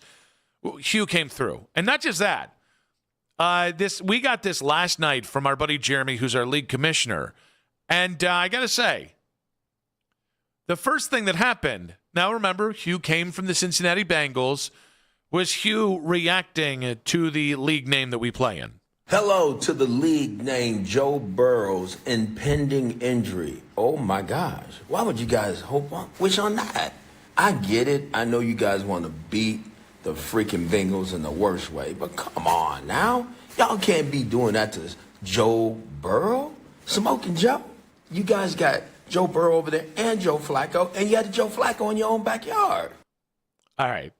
It is like hearing from an old friend. Is it it really not, is. I was smiling the whole time. I smiled too. We do listen to so many Hugh Jackson press conference. You just feel like I've missed that voice. I don't know that I would say I'd miss it, but it was like, oh, I remember that voice. Maybe that's it. Maybe that's it. Like yes, that is something that has lived in my life for a while that I didn't even think about. I also like that it's not. We're wishing Joe Burrow. It's basically just saying Joe Burrow gets hurt every year. I also do love his reaction, though. It's like it's almost like this, like, oh no, yeah. Your name is. I'm already into this, though. I hit record, so I'm going to keep going. But oh no, an awful name. You can't tell me that Hugh hasn't heard a league name or two that he just flat out can't say. He just can't be on the record for saying, right?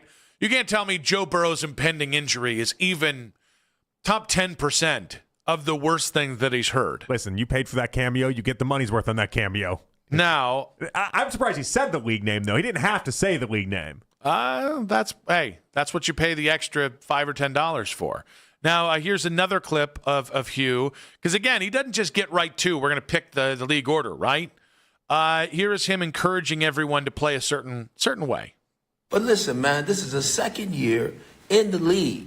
Darryl, you were the champ last year. Now you guys expanded to 12 teams for 2026. That means you guys are getting ready to do some big things. Anytime you start expanding, that means great things are happening. But, man, look here. Play the game fair. Don't play the game the other way. Play it fair. When you win, you win. When you lose, you lose. That's just the way it goes. I know that better than anybody. Nobody suggested that there was unfair play happening. That's what I don't know what other leagues he's in, whether they involve Russian mobsters. You want a whole thing, right? Hey, you guys, play fair. You guys make sure you play fair. Yeah, Nobody was suggesting this is a legitimate enterprise here. It's a standardized Yahoo league. We have no way of playing unfair. I also like the idea of your fantasy football league expanding, meaning good things. Like, oh, there's real money in it now. We got to 12 teams, guys. No, we just didn't have 12 guys last year. I do wish, though, that whoever submitted the names would have said our full names attached to it.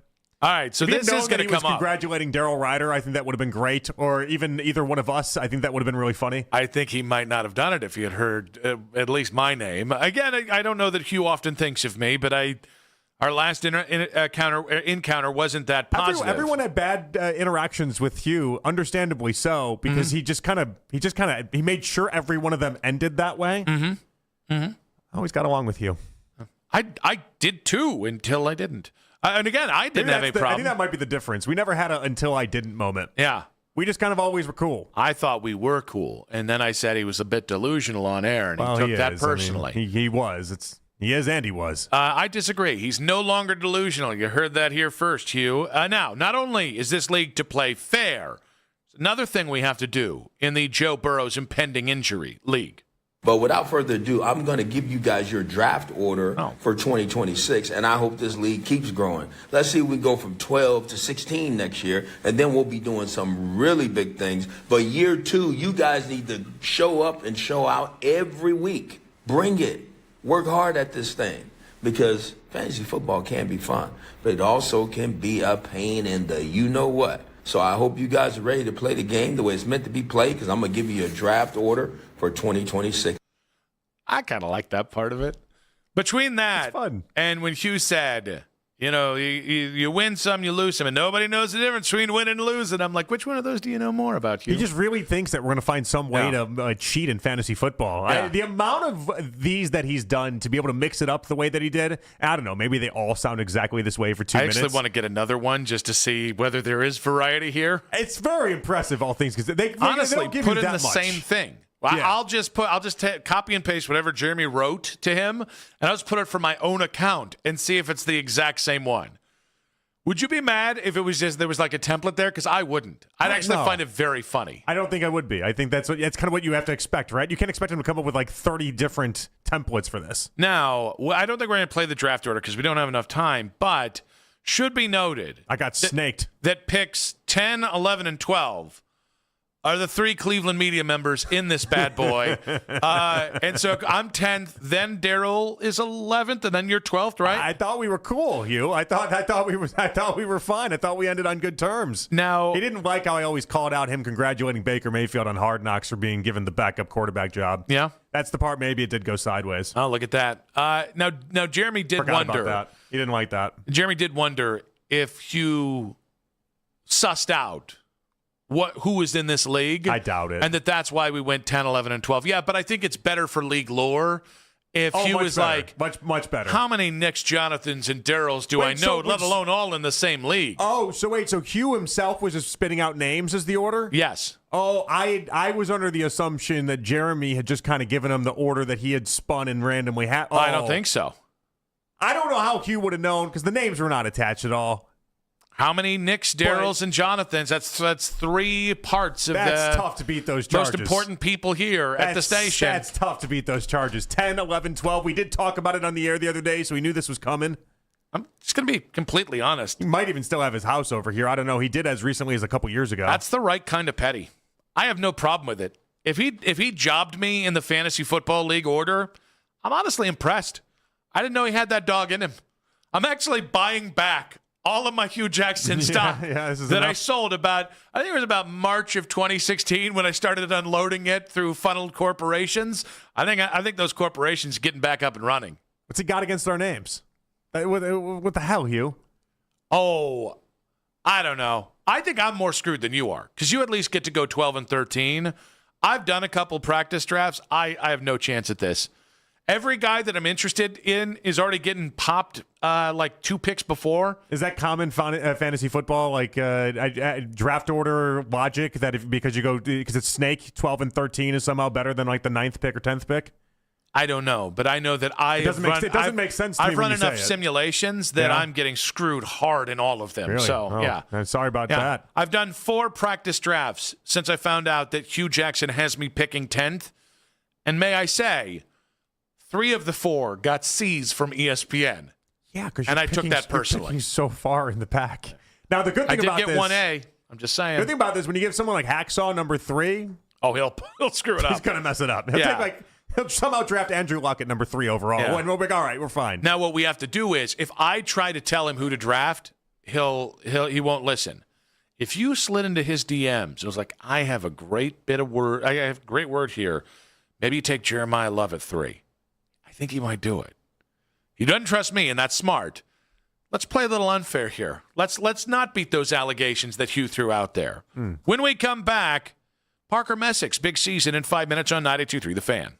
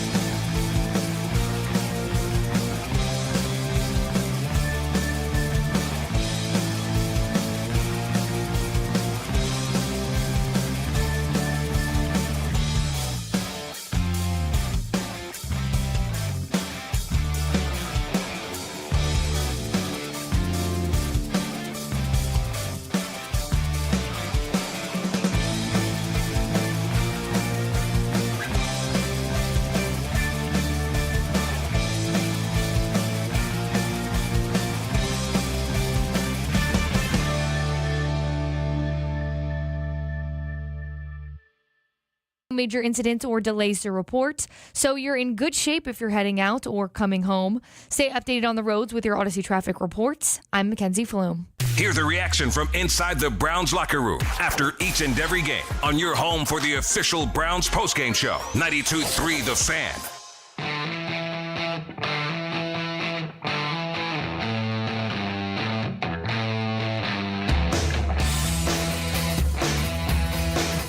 Steve Tasker, Bills legend, WGR host in Buffalo in 15 minutes. We'll be talking a little bit of Browns-Bills preseason game number 2, rather. Earlier today, we did ask whether your interest in the game has sunk a bit, given that Shedeur will not be playing with the starters, and you still will have to watch Deshaun Watson in the third quarter there.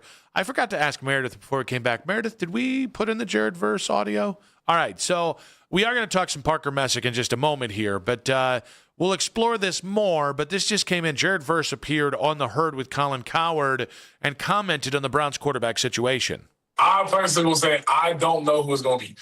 I think I have a vibe of who I think will go out there, but I don't have any say, anything like that. No, I'm not going to say who I feel is the best, nothing like that. But I have a personal feeling who I think will be the best. But either way, no matter who we go, I feel confident in them. All right, so he's got a vibe. He doesn't have knowledge about it, but he's got a vibe. He knows. Of course he knows. He knows. I know. Now, the question is, who does he think? You know? Is that really who could it be? I just want to know. Yeah, I wonder. I think it was Sting that sang that song. Who could it be now? At least he was smart enough to say, I've got confidence in either one of them because he knows that both of them will be playing at some point this year. Yeah. We will explore that later in the show, but I wanted to throw that in here because we've just got it in there. Meredith and Jake Murren did a great job getting that one in there. Now, meanwhile, Guardians off to Colorado. And of all the places that I have yet to go watch any baseball yet, if I was going to be able to travel to one spot this year, I really would like to watch the Guardians play at Coors Field. I have gone to Colorado and seen a baseball game at Coors Field, and I'll tell you the unique thing that they sold. It was strawberries on a stick.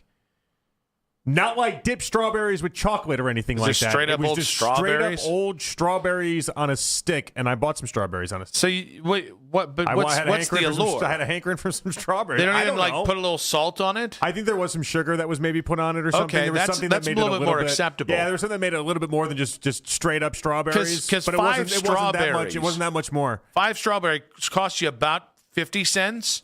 The stick might cost you 10 cents, and they're going to charge $7 for it. Well, there better be some damn sugar in there. When you go to a stadium you've never been to, I'm sure you do the same thing that I do, is you try out the different food that you can't get here, right? And you get strawberries with little sugar anywhere. No. For some reason, I was like, the stand was created It's called for Walmart. Me. I forgot that the stand was created for me. This is great. Yeah, if you say helmet nachos, I can't get those readily available at Walmart or Giant Eagle. Strawberries, stick, I can get that. By the way, I can get a stick from my backyard. I think Vanessa grows strawberries. I judge you a little bit that you went to a ballpark and it's like, no beer. I know. No hot dogs. No, we had beer. We had hot dogs. Yeah, you didn't lead with it. I had ice cream in a souvenir cup because it's another thing that I always do. You get the souvenir helmet.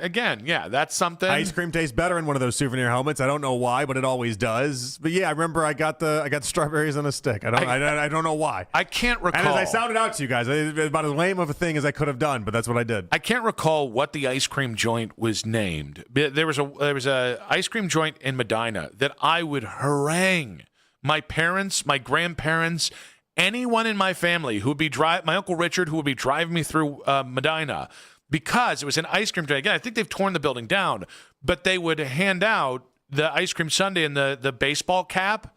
And I remember we went there like 6 straight weeks. That's how persuasive. In the first 5 weeks, I got a different helmet. I got an Indians helmet. I got a Blue Jays one. Weren't you? I got a Mariners one. And week 6, they gave me another Blue Jays one.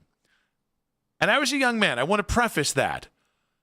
I acted very privileged. I was like, I already have this one. No. And they were like, which one don't you have? And I was like, the Pirates. And they put it in a Pirates hat and gave it to me. You could have thought ahead, not by the my way. family. Because my family didn't hear it until it was too late. Yeah. It was the poor person working behind the counter that was Good like, for that person, though. Well, I'll dump it into the damn thing for you, Good you for that fat little bastard. No, good for that person understanding that it's just not worth it. Just make the kid happy. Get him the Pirates helmet. And did you stop going after that, or did you collect them all? I did not collect them all, but yeah, I mean, I think we started going there halfway through summer, and I think I got up to 8 because I had those 8 helmets. Okay. Until I got done with college, and then I found them. I was like, well, I can just sell these at a yard I used to have them growing up all the time. We'd have all these different helmets from different stadiums and stuff like that, and you just it's a good, easy way to make a memory. Now, what they've started to do, though, instead of the little cups that you can put the ice cream into, they sell these big nacho helmets. Yeah. The actual, big dog size helmets that they fill up with nachos and do all that. I mean, that's another layer. I don't know what I would even do with that. My buddy Nate came up, and he's in the Marines, so he took his sons, who are both baseball players. They're a little bit younger than my kids. Took him to a Guardians game with me a couple years ago, and we got one of the big nacho things, and his younger son was like, I don't get one. And my buddy Nate's like, it's $15. I'm not spending $30, so you each get one of these hats. You can share it. To feed 10 people. You'll be fine. Yeah. Now, here is Parker Messick, Guardians youthful ace, talking about how he's different after 1 year in the big leagues. Yeah, I think I've just continuing to learn on different starts and how, every start I can use different pitches to get people out. And the hog is teaching me a lot on about myself and pitch selection and things that, I can use against different hitters. I threw more sliders tonight than I've thrown all season, and it's 20, whatever start. I mean, it's just finding different ways to get guys out and see what works and just trust everything I got and just go out there and compete. It'll be really interesting to see where Messick's first full season foray into the big leagues fits for Guardians fans amongst the success stories this year. I had to think who he was talking about when he said the hog. I forgot that's Austin Hedges. Oh, okay. Yeah, okay. Anyway. Hedges hog. Yeah, the hedgehog. Yeah. Okay. It took me a second, too. Yeah. I thought insulting. I didn't know if there was a special room. That's what I thought. Yeah. What happens with the Guardians stays with the Guardians. I don't know. Now, do you wear the crown on that one? I don't know. All right. I don't know. All right. That and only that. Settle down. Parker Messick he's the best story of the Guardians this year. There's no question about it. Sub-2 ERA since the All-Star break. That's 4th best in baseball. He is the 3rd best ERA in all of baseball in the American League in general for the entire season. And he's a guy that profiled out as being a mid-rotation pitcher at best. It is a true success story, the idea that legitimately between him and Gavin Williams, you might have co-aces on this team. I mean, we argued coming into the season, Gavin, Bybee, who's going to truly emerge as the ace. And I'm sorry, if we're starting, you need one game to win to advance in the playoffs. I'm starting Parker Messick in that game. Yeah, and the idea that this basically came out of left field is the part that feels like you're really stealing from somebody. Again, not a top 50 prospect in baseball's rankings, not anyone that anyone thought was going to be anything more than potentially a 3, 4, 5, and he's unreal right now. 216-474-0092. Has Parker Messick become the biggest success story of the season for the Cleveland Guardians? Steve Tasker. Oh, by the way, Doug on Twitter. Thank you, Doug. Saying, who could it be now is by the group Men at Work, not Sting. That's on me. I'm going to take this as a learning opportunity. I can be better. I will be better. And I apologize to Men at Work. I would just say maybe Sting did a cover. And I apologize to the Hog while we're at it. Maybe they did a cover of that. Steve Tasker, former Bills All-Pro wide receiver and host of One Bills Live on WGR in Buffalo in 5 minutes on 92.3 The Fan.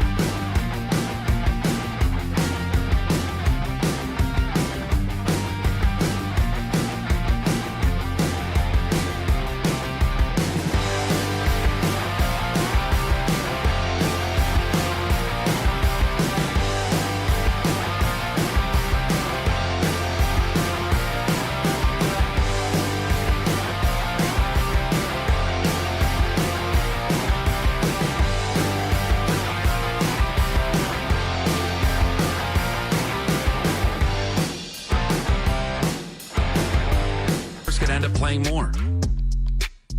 So I'm not, by the way, this is not even talking trash about Shedeur out the door because there's no door to go out of. You're not trading him. I don't think you can get anything for him. And what's the point of cutting him? I'm going to kick the tires some way, somehow. It's not the end of his career if he doesn't get the starting job. The Ken Carman Show with Anthony Lima. Weekday mornings starting at 6 a.m.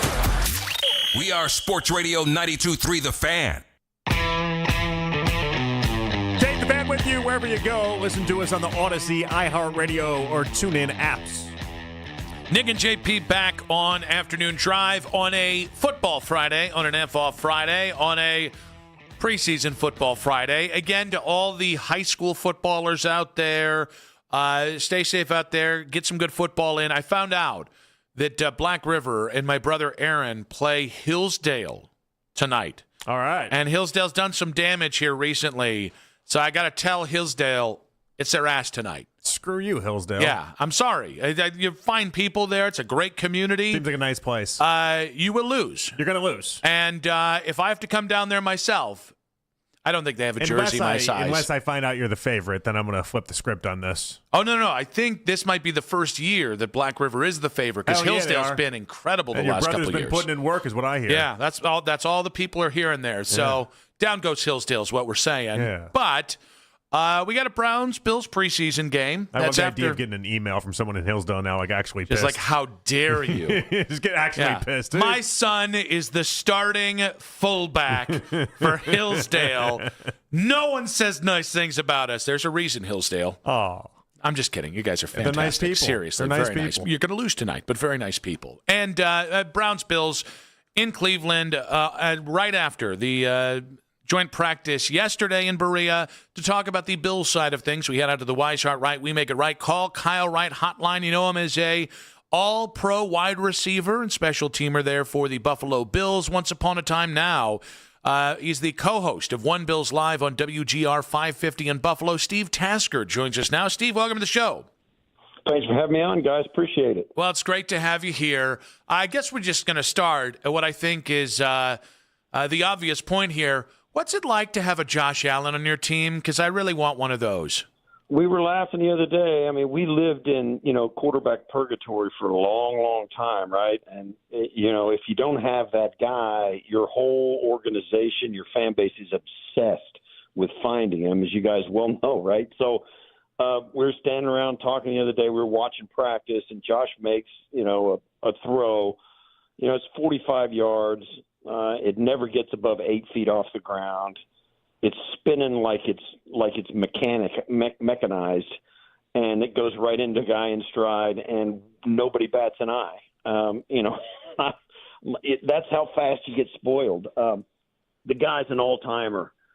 He's a Hall of Fame caliber player. He's in the running for the MVP every single year. He is the biggest, baddest dude maybe to ever lace it up at that position. Certainly he's as fast as anybody who's been that big to lace it up at that position. He's smart. He is beloved by his teammates. He's that kind of guy, just a sweetheart of a guy.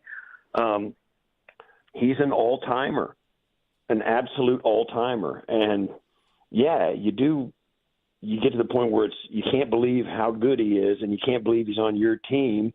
And then the next thing you do is you go to the calendar and you think, how many years do we actually have him?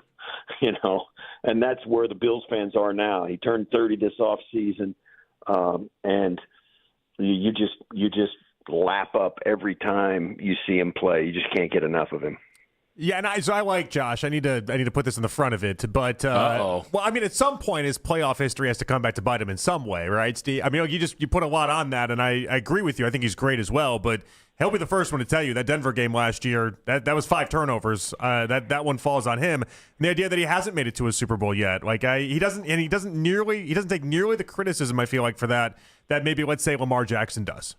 Yeah, that Denver game was, even with the Denver game and the 4 or 5 turnovers, you take his career playoff numbers and they're elite, especially in playoffs. Even with that game he had in Denver. And I think one of the reasons that game in Denver happens is because he knew in his heart, and I think a lot of Bills fans knew it too, he was going to have to do it himself. He was getting zero help from a defense that was 21st in sacks, 29th in run defense, 24th in a third down defense. I mean, he just got no help, and they couldn't get off the field.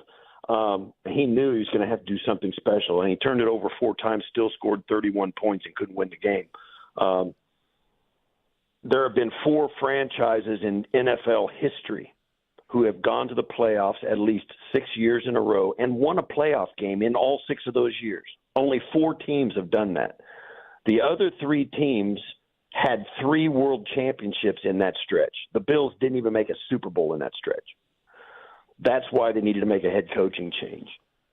You go back over the course of all of those games, and while each loss in the playoffs was a little bit different, they were also all very eerily similar.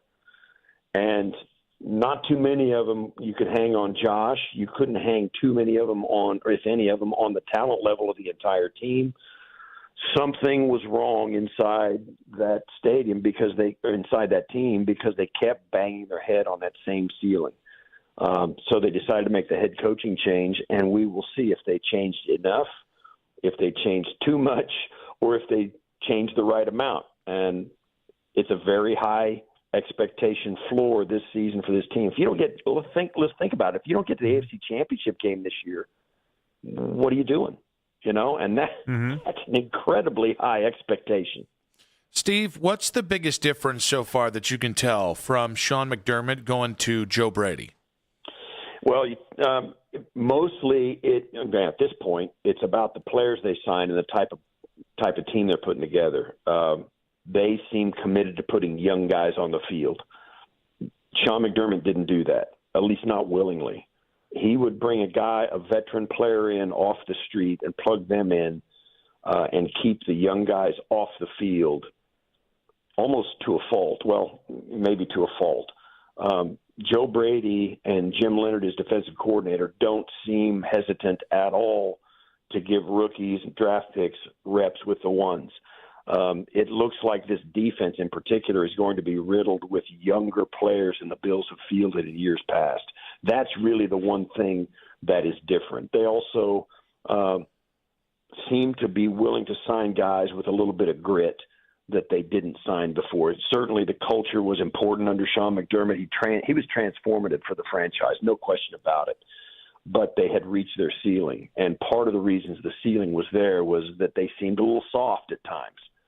And Joe Brady has signed some guys, and his messaging to the team, and with Jim Leonard in the building, it seems it's going to be a message is going to be a little bit more aggressive than it has been in the past. At this point, that's about all you can glean from the differences between the 2 head coaches. And as the season progresses, we'll see if there are more.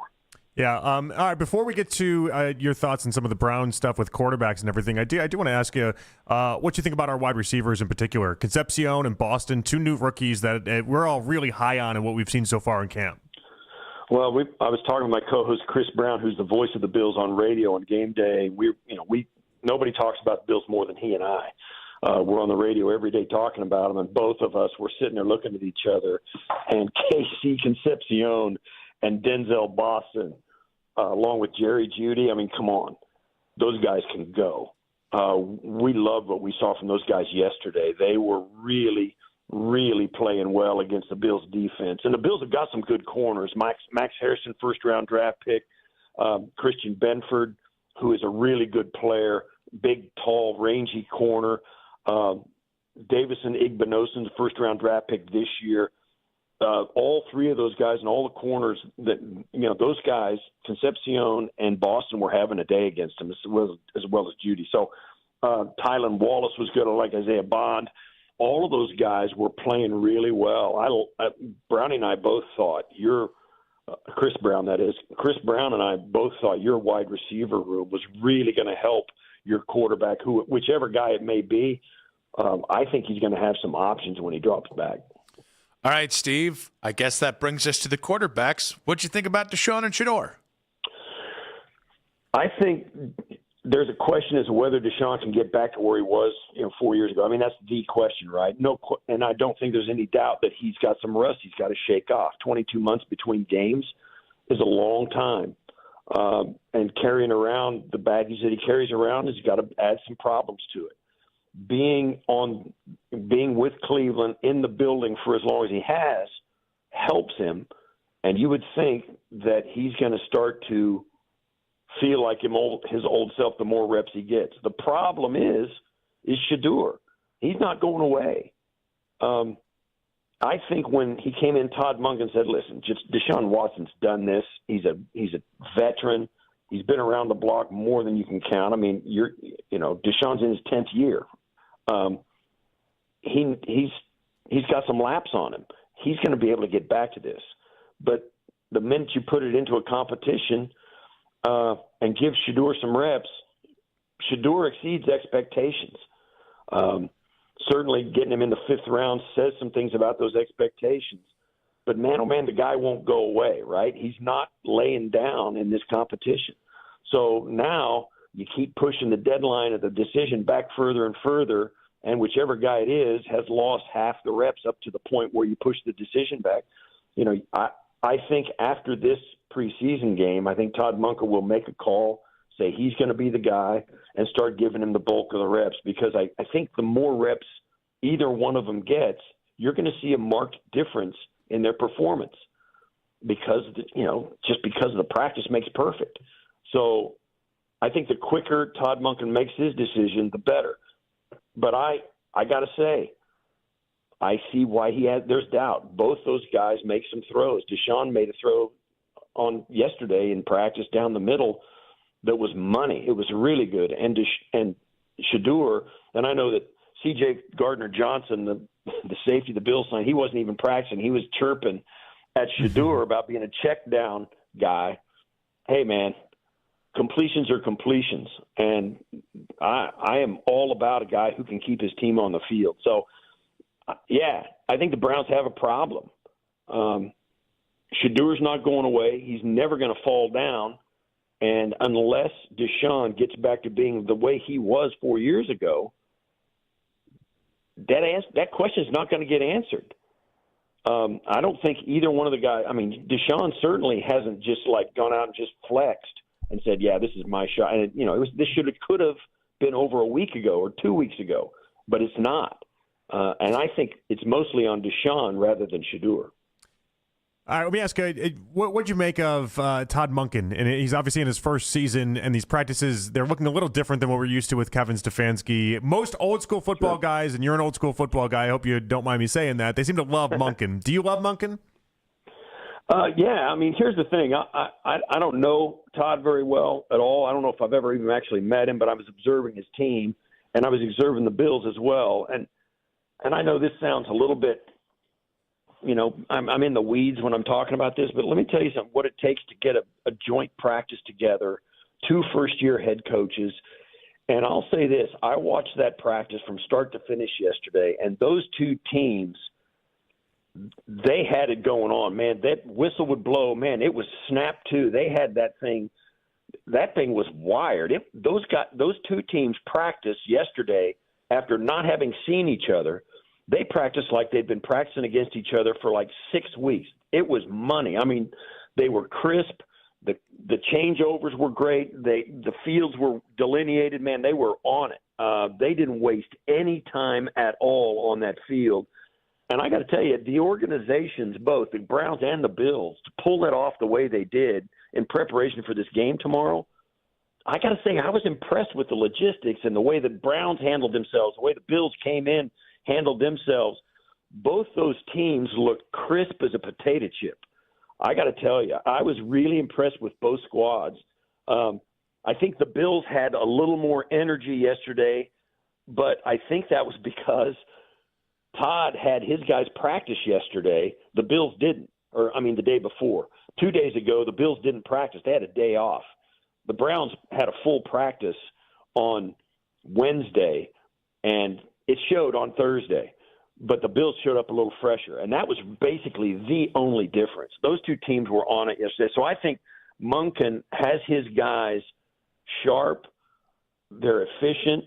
He's got some good players he can lean on. Jared Verse is going to be, I think, a pleasant surprise for Browns fans. And this wide receiving core, man, I can't wait to watch them. I think they're going to be a lot of fun too. So yeah, Todd Monken, I think in the way they're handling their roster and the way he handles practice and his team putting together the way they are, I think you got to be optimistic about where this thing's headed.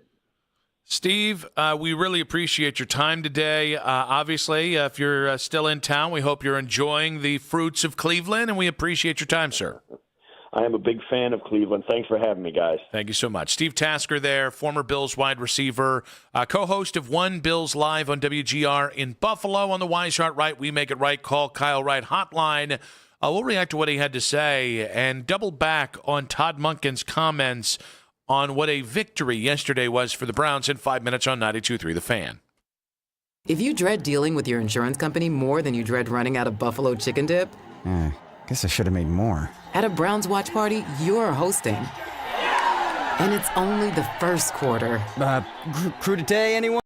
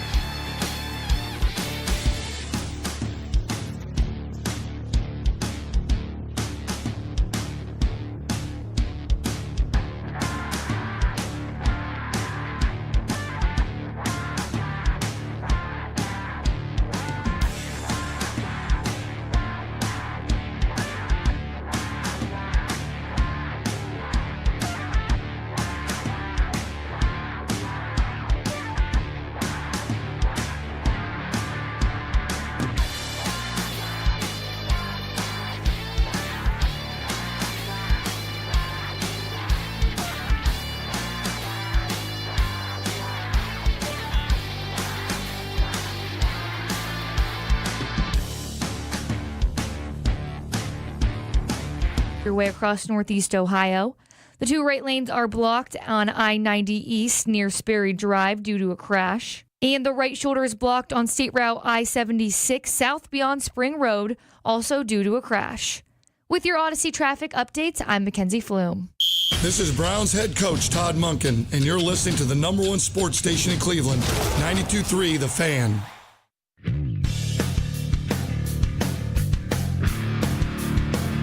Well, the DeMar DeRozan shoe has fallen in the NBA. We got the lead coming up in about 20 minutes. Math hard, me, Nick. Nick and JP back on Afternoon Drive. If we can just be very honest, I'm very glad that the Cavs dodged the DeMar DeRozan bullet. We're too old as is? Is that what you're saying? I think it's that we already have a version of DeMar DeRozan, a guy that puts up a lot of stats to maybe drive me crazy while watching him, and it's James Harden. And I like James Harden a lot more than I do DeMar DeRozan, but them two together could have killed me. If that, I might have died sooner than anticipated or need be. But thankfully, he's signing with the Denver Nuggets. Okay. He had a pretty good year last year, DeMar DeRozan. He can still score. His PER was pretty strong. There's a lot there I could say I like about DeMar DeRozan, but I understand not wanting to get in bed with DeMar DeRozan. That was a very diplomatic answer. It's just true. I mean, I didn't think the Cavs were realistically going to get DeMar DeRozan, so I'm not crushed here. I'm not sitting here. But also to suggest that DeMar DeRozan, he might fall off a cliff this year. But he didn't last year. He was a good basketball player last year. So while we have a conversation about somebody that was a good basketball player last year, the people have spoken on the James Harden contract with the Cleveland Cavaliers and the outcries of he's overpaid. Overpaid? Oh, yeah. That was $97 million to a 37-year-old player. There were a fair amount of people that were very upset about it. I didn't want to trade for Harden. I would have preferred they did not give him that third year. I prefer 2 years over 3. That's the cost of doing business when he doesn't pick up his player option, though. But $30 million a year for anybody really isn't a whole lot anymore. It's not a lot at all. Think about the players that are averaging $32 million plus a year. It's Jeremy Grant, Jordan Poole, Drew Holiday, Jalen Suggs, Emmanuel Quickley. These aren't the greatest of names you've ever heard. James Harden is better basketball players than the guys I just mentioned. And just because he's under contract here for 3 years doesn't mean he's going to be here for 3 years. No, it does have a very Chris Paul in Phoenix when they gave him that $120 million contract at age 36. He finished top 10 in league MVP that first year, and then year 2 he was good, and year 3 he wasn't on Phoenix anymore. Yeah, it feels very similar to that. I know that I think James will be here certainly through the end of next regular season, and then after that, I don't know.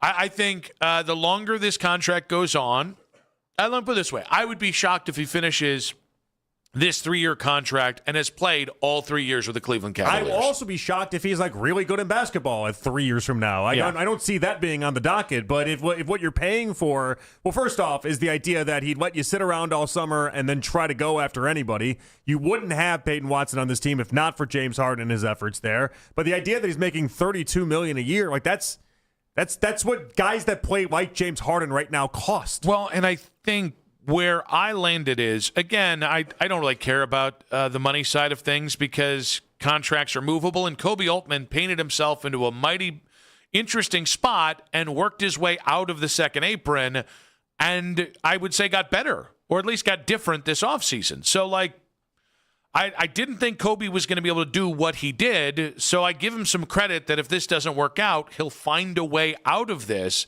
But, I'm not really that concerned about this because, again, at some point that contract will become an expiring contract. And the other thing is, I think James has at least one more year in him, right? I think he can do this.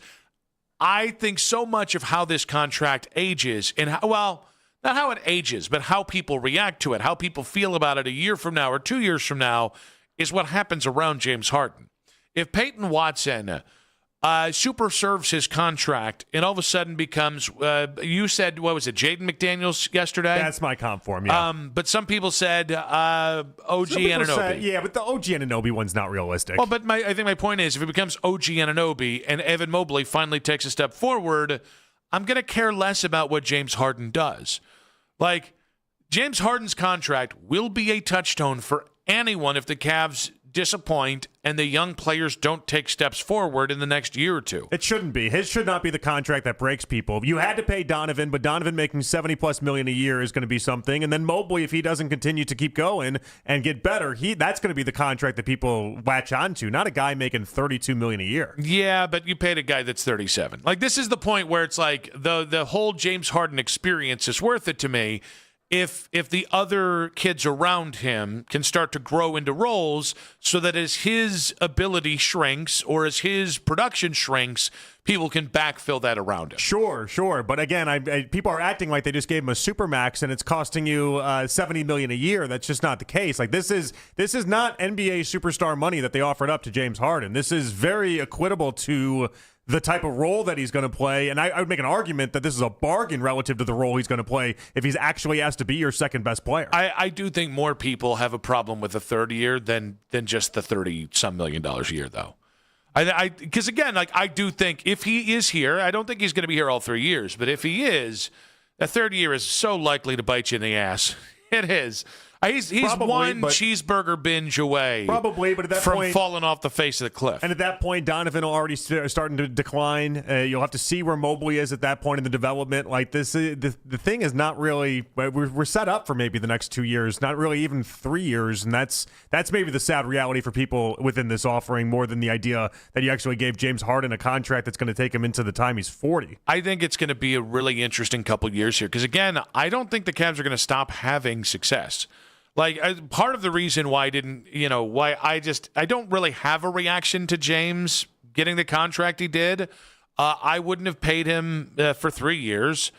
I don't think $30 million is really anything in salary cap parlance, especially if kind of the rest of your roster is kind of set at pretty negotiable prices there. So, like, there's so much of this that is just kind of a meh to me. Mm-hmm. But I do think the next 2 to 3 years are going to be really interesting just to see because I think they'll be good. I think they will be consistently good, at least for the next 2 to 3 years. But it does feel like, all right, can you consistently be a top 3 team in the East, or will you eventually just be a top 8 seed in the East? Can we play the Fedor audio? Because Fedor was very positive on this, and I feel like you've hit me with not yourself being negative, but a lot of Cavs negativity attached to this, and I'm just very surprised that's where people are. Well, you didn't say please, but here's Fedor. Thank you. Had the Cavs not made the trade for James Harden in February, and they kept Darius Garland, in a world where they did that, they do not have Peyton Watson right now. James Harden being willing to decline his player option, take less money, give them financial flexibility throughout the course of the offseason to improve the roster. That was a big component of being able to pull off this 5-team trade and turn around and give Peyton Watson 4 years, $88 million. That financial flexibility the Cavs would not have had with Darius Garland. And on top of that, when you look at the contract that he ended up signing, I think a lot of people would probably prefer it to be 2 years instead of 3, maybe a little less money in terms of annual salary. But look, if you look around the NBA, guys that play like James Harden, that's what they get paid. He should be getting a whole lot of credit for the sacrifice that he made. That made me feel much better, right? Did that make you feel much better? Yeah, take that, Cavs Twitter. No. Yeah. All right, I tried. Who the hell else was going to give him $30-some million a year for the next 3 years? Well, somebody. That's the going rate for James Harden at this point. It's the going rate for the production that he has. What other offers did he have? I haven't heard about that yet. No, I haven't either, obviously. Yeah. Well, they kind of had this handshake agreement that they were going to stay with each other. You think you think if James Harden hadn't said, and now the 3 years I think is the difference here. Mm-hmm. If James Harden said 2 years, there's definitely teams out there that would have given him $32 million for 2 years. I don't know about definitely. I think the 3 years are the handshake part of this with the Cavs. I don't know about definitely. I mean, have you seen some of the contracts across the NBA? There's 45 contracts in the NBA right now that has an annual average value of higher than $32 million. How many of them were signed before these restrictive aprons were set forth? Or at least, because I do feel like we're getting less and less of those, at least for older players, as the years go on, because the deeper we get into the new salary cap stupidity. So you're saying the Cavs overpaid then? I mean, for his age, yes. I'm not mad about it. You did what you did, and again, I do think I think you probably should err more on the side of James being cool about this because he was going to get paid. But this idea of like, oh, James made this big financial sacrifice. Show me who was going to pay the man $40 million a year, and then we'll talk. The player option was going to pay him $42 million a year. That was the difference. James, thank you. That's the sacrifice he made. Thank you for the player opting option out and then taking a longer-term contract. And also with you. That is what it was. And also with you, if James. He opted into his $42 million contract. You can't get Peyton Watson. You know what? It's not negotiable. That's a fact. We're going to get an extra milkshake for you now, James. All right. All right. That is if you want to look and see the actual, hey, I did the Cavs is solid. It's all the blueprints right there. Especially if you're saying nobody else in the NBA would have come close to paying him any amount of money, then he definitely should have opted into the $42 million and taken that. Like, it really is. That's him doing the Cavs a solid. Will the James Harden contract backfire on the Cavaliers? The lead in 5 minutes on 92.3 The Fan.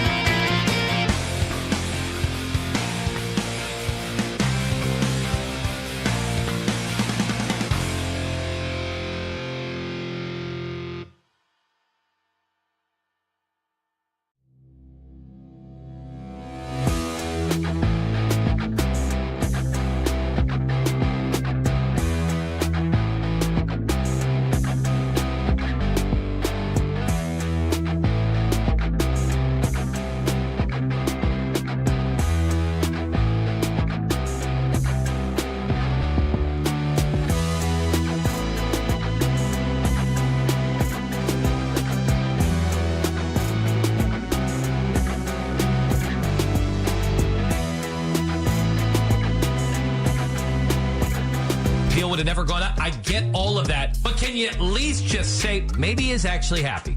Maybe he's in a better place. And maybe that helps him get in a Todd Monken offense. The Ken Carmen Show with Anthony Lima. Weekday mornings starting at 6 a.m. We are Sports Radio 92.3 The Fan. It's 5 o'clock on The Fan, and it's time for The Lead with Nick Wilson and Jonathan Peterlin on Afternoon Drive. Win VIP access to the Fan 15 celebration September 3rd at Dave & Buster's, including a pair of reserved seats, buffet dinner, and a pair of power cards. All you have to do is enter the word NEWS, N-E-W-S, by the end of this hour at 923thefan.com to get registered to win. Nick and JP back on Afternoon Drive. It's just you and us now, Cupcake. We do have, in case you missed it, coming up at 6:45 today. And John with an Italian last name in for Jake Volnick today. With an Italian last name? I was trying to think what it was. Well, sometimes we go Calavita, sometimes we go Calavito. Although he did introduce himself to me, so I've officially met the young man. It's Calavita, guys. I didn't say you can talk on this show, John. Not your show. I will not your show. We will ship you back Unbelievable to Philadelphia. Goal out of you right there, Who do young you man. think you are, Mackenzie Flume? We're going to give you the Ken Carmen treatment after that. Yeah, come over here so I can throw a stapler at you and berate you while also expecting you to say nice things to me. Now, I know there's John Vicari. Yeah. Italian. East Coast. Yeah. My mom was dated a guy named John. He had an Italian last name, Vigliotti. Okay. I can only know so many Johns who are Italian from the East Coast. All right? you tapped I've out? hit my bandwidth of names that I can remember. If you ask me, I don't even go Johns. It's just Mike Piazza's the only Italian I've ever met or even know. Hey, you're the only Italian I work with every day. Yeah, that is true. 6% Italian. That is true. Yeah. But I think John's going to do a great job tonight. Yeah. You guys are going to want to listen there. Well, all right. I'm excited for that. Now, Jared Verse joined Colin Cowherd on FS1 today and was asked if he knows who the Browns starting quarterback will be. I personally will say I don't know who it's going to be. I think I have a vibe of who I think will go out there, but I don't have any say anything like that. No, I'm not going to say who I feel is the best, nothing like that. But I have a personal feeling who I think will be the best. But either way, no matter who we go, I feel confident in them. It was a nice save at the end to go ahead and make sure that Shedeur Sanders knows that you don't feel badly about it, because at some point Shedeur will play for you, Jared Verse, or play with you. At least, you'll be on different sides of the field, actually. So it's always a weird thing when they ask, and I get it. Defensive players are up against them every single day, and so there's going to be that part of the equation. But ultimately, someone like Jared Verse, once the season gets going, that is what it is to him. Also, I really like Jared. I like his vibe. I do too. If you say, I have a vibe of who it's going to be, that means you know who it's going to be. He Jared. knows who it's going to be. That's the thing. He knows who it's going to be. I think, but we all know who it's going to be, though. You have to be living under a rock to think it's anybody but Deshaun Watson I right thought you were now. going to say Dylan Gabriel. Yeah. The Taylon Green, big supporters out there. Yeah. By the way, I have no idea if Phelps lost his mind after that corner throw that happened yesterday, but I would just imagine that's the South Park meme. Did he just jump up and say, that's my quarterback? Yeah, I imagine there was a lot of excitement attached to that one for Phelps. We like an excited Phelps. It's all in a weird way. So it was just one throw in a joint practice that looked nice, and it was a corner throw, and it was what it was. And I thought Wallace even made a really good grab on it, more so than the placement by Green. But Phelps felt vindicated. Oh, yeah. This is why I spend so many segments talking about Green. This is why I care to bring him up as often as I do. Like, this is it. Now that you've said it, how far into the season with subpar quarterback play are we going to have to get before Jeff starts it's time to turn the page to Taylon Green? Because I don't think it's going to be that far. Meredith just signaled week 3. That's a little early. I bet you by about halfway through the season, no matter whether you're winning and now if you're like 3-5 and the quarterback play is below par,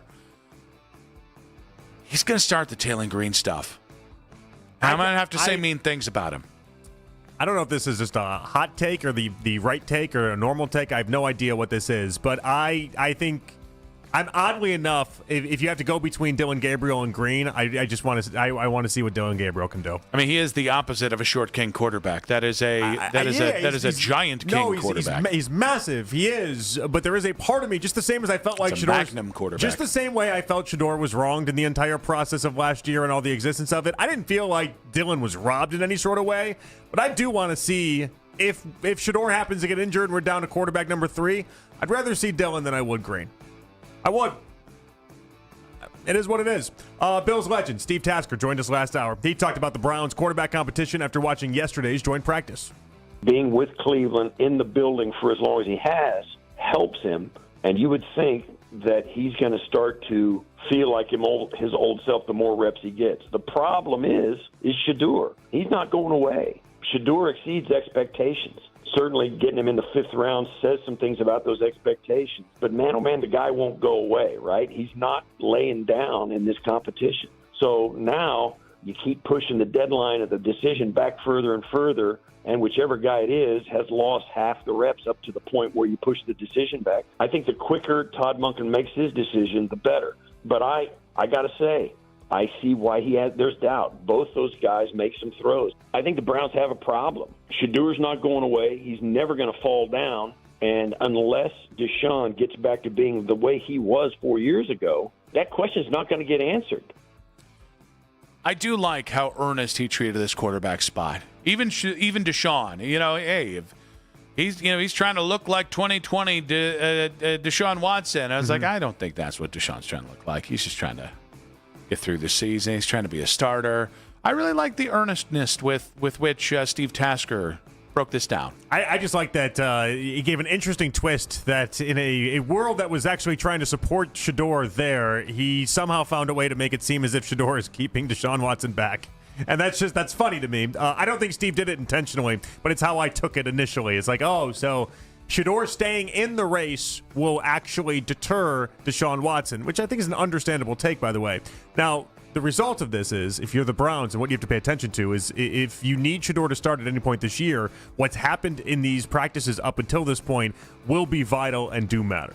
Browns analyst Nathan Zaguro was on with the Morning Boys and John today, and he broke down what he wants to see from Shedeur and the Browns offense in tomorrow's preseason game. Well, with Shedeur, I want to see him, operate well in terms of no pre-snap issues. I want to see him, hang in the pocket the way he does and be on time and in rhythm. The splash plays, I love his ability to hit splash plays, and he does that very consistently. I want to see the good in-rhythm throws, the good stuff kind of where it's the first reads open, balls out on time. And if he does that, that will be great. I think he's going to have some of his young receivers out there with him, so they should have an advantage if they are going against the backups of the Buffalo Bills. So I just want to see a good productive day there. You want to see your offensive line. Now, this time we won't have the veterans out there, is my guess, but you want to see that line continue to provide some running lanes for this team and provide good pockets.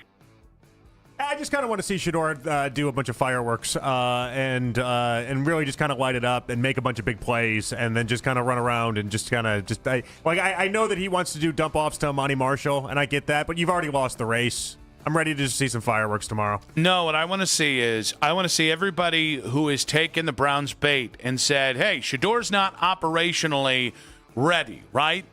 And that very well may be true. If there's a smooth operation tomorrow, is that the win? Those bastards better sing like Sade. I'm just going to step on my own knee for every joke today. I want them to tweet about what a smooth operator is. Yeah, smooth. So is that all he has? Is that all he has to do, by the way, to just pass the test? If we're giving him some sort of test, just no delay of game penalties. Yeah. Which, by the way, Deshaun Watson had in the Week 1 game against the Bears, but neither here nor there. Oh, what an operation from Shedeur there! Like, is that it? That's what I want. So if he goes if he basically just never throws a ball beyond 10 yards, but operationally looks awesome. Yep. I get to come in here on Monday and say that was the greatest thing I've ever seen from Shedeur. Not just you.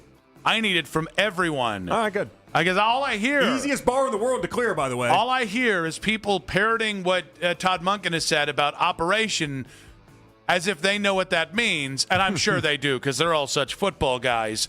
But I want to hear, if Shedeur's got a smooth operation going tomorrow, tag me in your smooth operator tweets. That's what I want to hear tomorrow. I'm ready for it. And Nick Wilson says, by the way. All right, Chris Fedor, Cleveland.com, on with Baskin and Phelps. Today, he explained why the Peyton Watson trade has to work out for the Wine and Gold.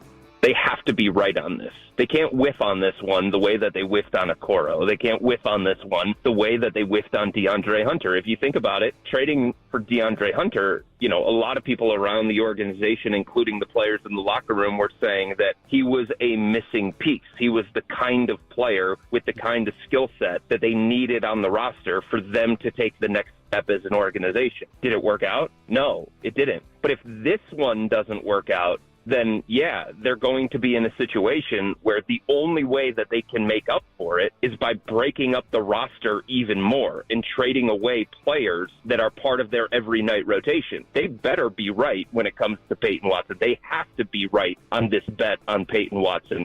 Ironically enough, DeAndre Hunter is still missing. This is such a bigger swing than DeAndre Hunter. That was 4 second-rounders. This is your last tradable first-rounder, 2 seconds. And I know Schroeder's part of a different deal, but you move Schroeder and you move Strus to be able to get Watson in here. And by the way, I think it's going to work out, and I think it's a brilliant risk that they're taking. Mm-hmm. But I do feel like the stakes, because of the price, are even bigger with this trade. It's a lot to put on a guy that has one really good year last year, all things considered, and had a massive jump in three-point production.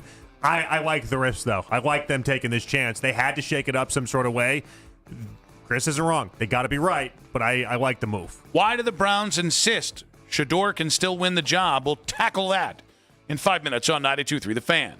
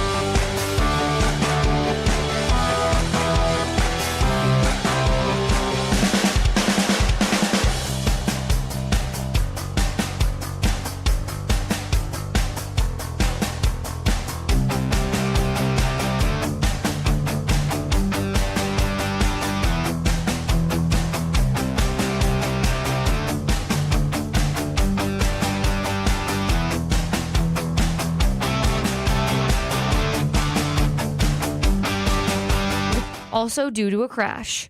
With your Odyssey traffic updates, I'm Mackenzie Flume. The best Guardians coverage is right here on Cleveland's Sports Radio, 92.3 The Fan.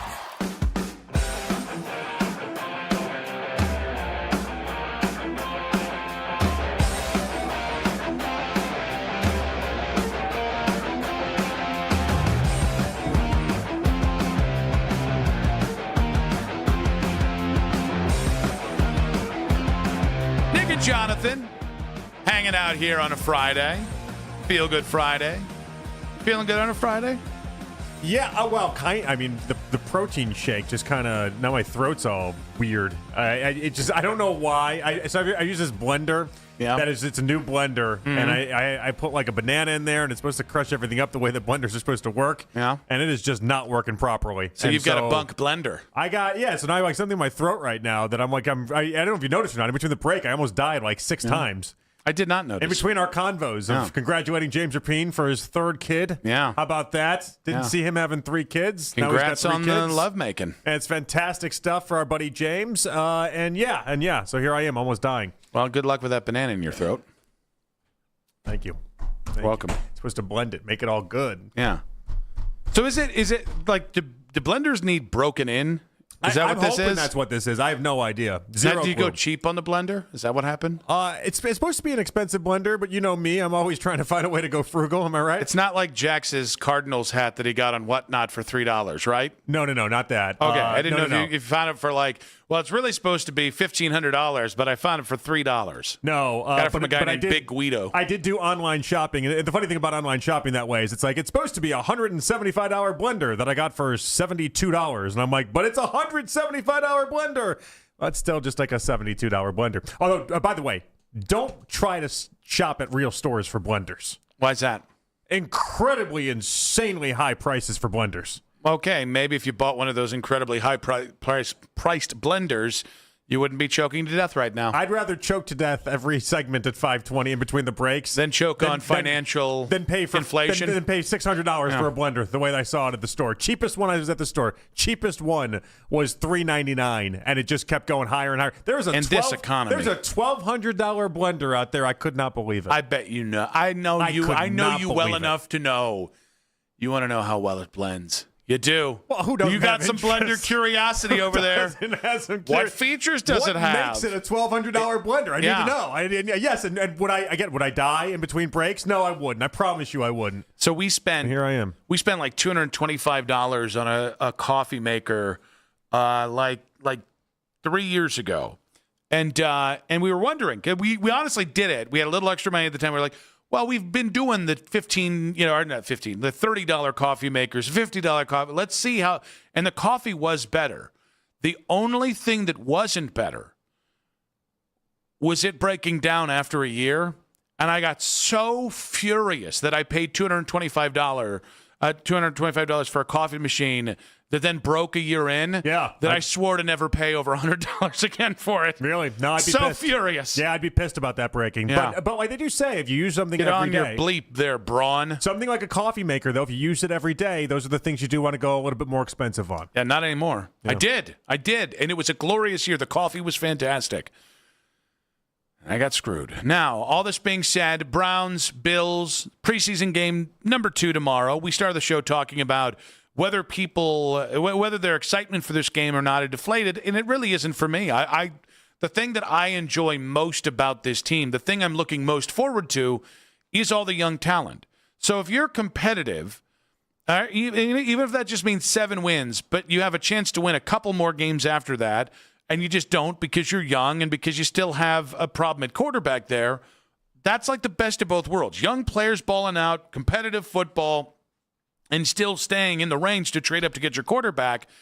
That, to me, is the best-case scenario for this season. So tomorrow, the fact that it's going to be a lot of young players, I'm thumbs up. But a lot of the young talent we're trying to keep an eye on and are hoping for the either rookie, hey, this is awesome, or second-year jump aren't going to be playing in this game. Yep, that is true. I would imagine no Concepcion. I would imagine no Boston. I would imagine Judkins is still not going to play because he missed all the joint practice stuff. I would imagine Fannon's not going to play. Schlesinger, we know, is not going to play. Like you keep going up and down the list here. Dylan Sampson, Austin Barber, I'd like to see them them play, some of the depth pieces defensively. I want to see what Samson can do, for sure. But, like, you can understand why the intrigue has been zapped for me relative to when it was a quarterback competition last week and it felt like we were actually playing for something, and you did get to see the ones out there. I am still excited to see Shedeur, even if I think it's going to take him pulling a rabbit out of a hat to change anything. And even then, I don't think he can change the quarterback position. I think you know me well enough to know I would watch Shedeur Sanders play Canadian Football League, okay? Like, I just enjoy watching him. You might have that chance. And I will at some point in life. I'm sure I will.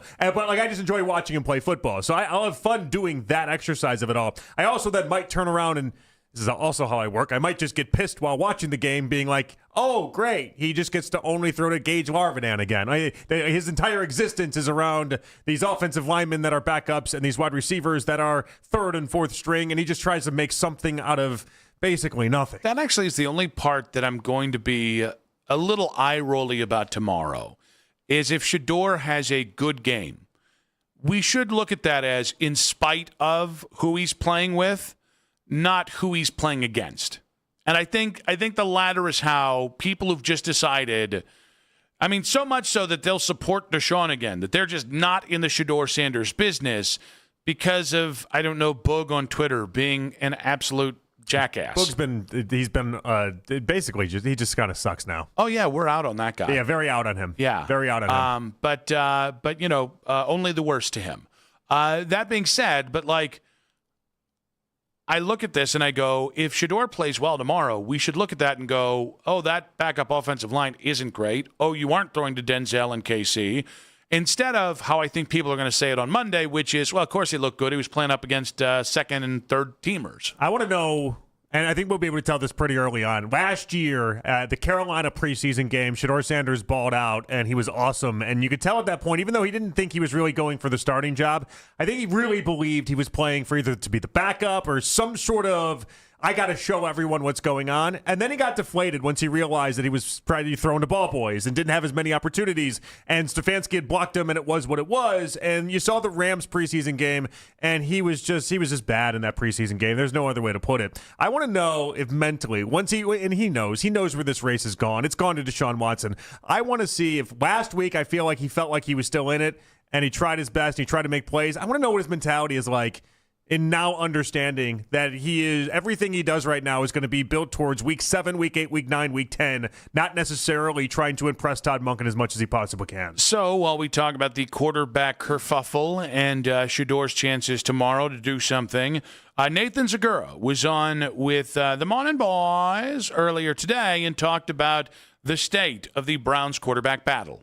I certainly do not think it's over, and I spent a lot of time with Todd Monken on Tuesday, doing our interview for the Todd Monken show. I got to spend time with him in terms of the interview as well, and no, this quarterback race is open. I think that he likes both of them. Now, people would say, and I'm kind of the opinion, if it's close, go with Shedeur. He's a fifth rounder. He's under contract. He's a young guy. You can see it. But I think that it is still up in the air. But at the same time, I think that there are certain things that Deshaun Watson is doing better than Shedeur Sanders. And I think that gives Todd Monken some comfort. If that is the direction they go, and I alluded to some of it, the pre-snap checks, making sure you're getting into the right play. Those are things that we don't see. Those are things that a quarterback tracker doesn't tell you. I think Shedeur Sanders has made huge strides, and I think that the Browns would be very comfortable rolling him out there week 1 against the Jacksonville Jaguars. I think that certainly is still in play, and we'll just have to see how it plays out with these two.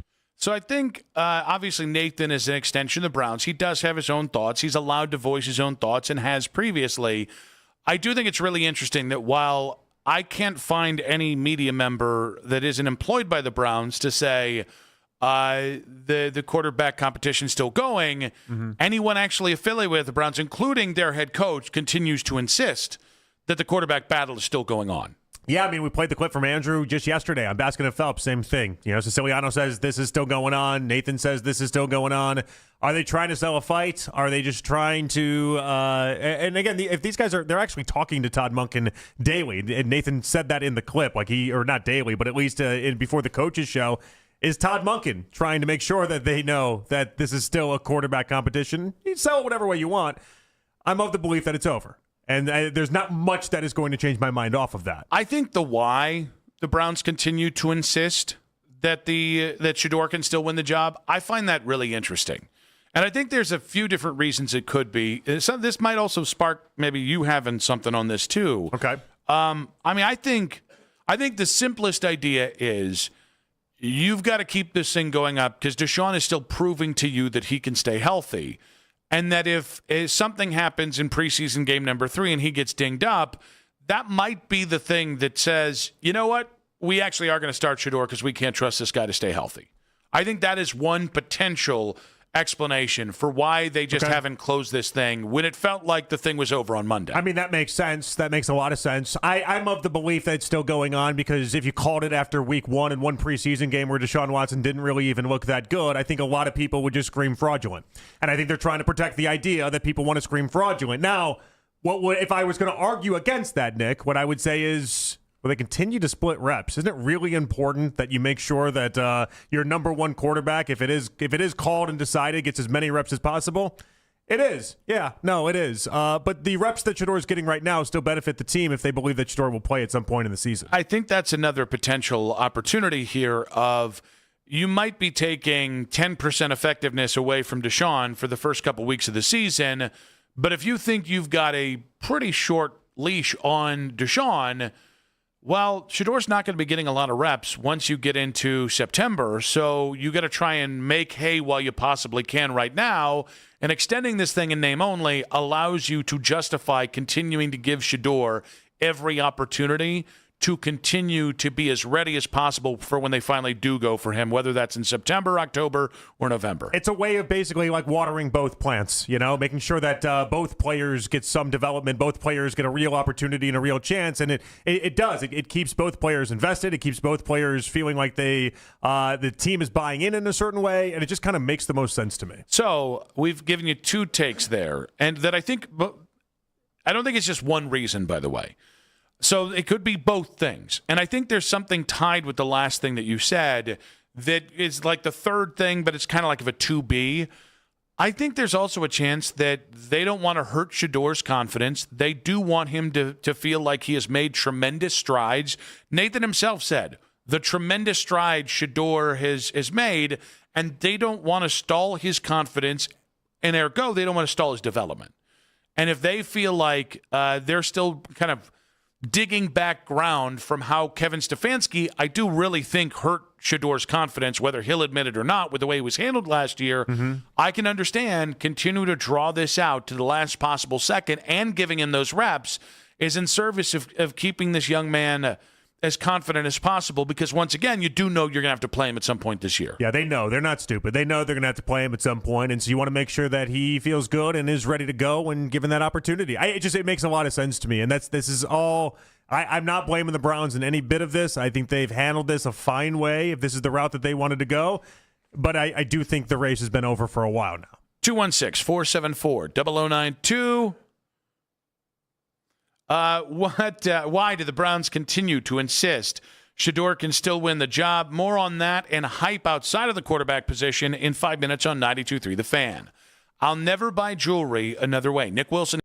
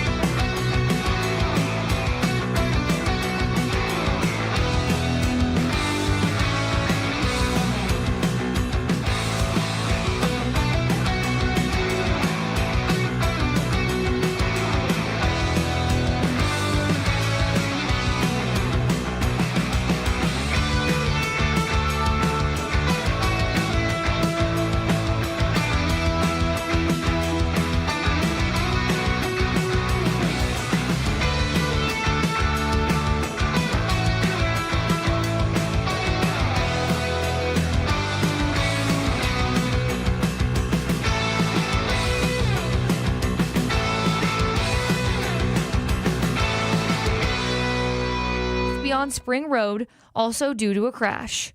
With your Odyssey traffic updates, I'm Mackenzie Flume. Deshaun Watson, Shedeur Sanders. The Browns QB battle is back. We're your home for preseason coverage. The radio home of the Cleveland Browns. 92.3 The Fan. Back on Afternoon Drive, Nick and JP with you. So while we're talking about the quarterback situation and why the Browns continue, that's a better word for it, to insist Shedeur can still win the job, despite the fact that it feels like the all non-media, or all media that doesn't work for the Browns, we finally got there too, feels like this thing is over. There's a part of me that just wants him to go full Leroy Jenkins on Monday and surprise everyone and be like, Shedeur's the starting quarterback. It'd be quite the swerve. It would just not run congruent with all the messaging and really all of his actions. I think that's really what I want. I think, and not because I want Shedeur to win the job, because we've had this ebb and flow where, if you believed one thing at the beginning of the camp, people who agreed with you or disagreed with you made sure to let you know it when the opposite happened. Like it's been so interesting that, again, like, I don't think Shedeur should be the backup. I don't think Deshaun should ever see the light of day with the Cleveland Browns again. I think this is laughable, and quite frankly, it's insulting. I know that would not be Todd Monken's thought process on this. I think it'd be so fascinating for the people who've said Deshaun starting because that's the best thing you can do to win. I wonder if they'll say the same things if all of a sudden a different quarterback than expected is named the starting quarterback, if in fact Nathan's correct and this thing really is coming down to the wire. Can Saturday's game change it at all? Here's what I'm thinking.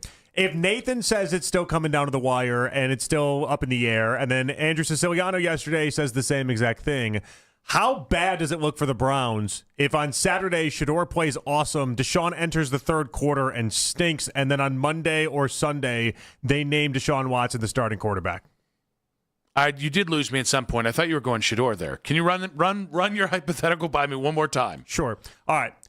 If in the past couple of days we've had all these people that work for the Browns tell us this competition is still open, okay, and they're trying to give us the idea that it's still open and it's under that assumption, right? Mm-hmm. How bad does it look for the Browns if they're preaching this idea that the competition is still going, and then on Saturday, tomorrow in the preseason game, Shedeur looks awesome, and then Deshaun comes in the third quarter, stinks up the joint, and then on either Sunday or Monday, they come out and say, congratulations, Deshaun Watson, you've won the starting job. I don't know. I mean, so for some people, I think it's going to be an atrocious look for the Browns. The problem is, I think there's a lot of people on the Browns side that Deshaun Watson makes sense week one.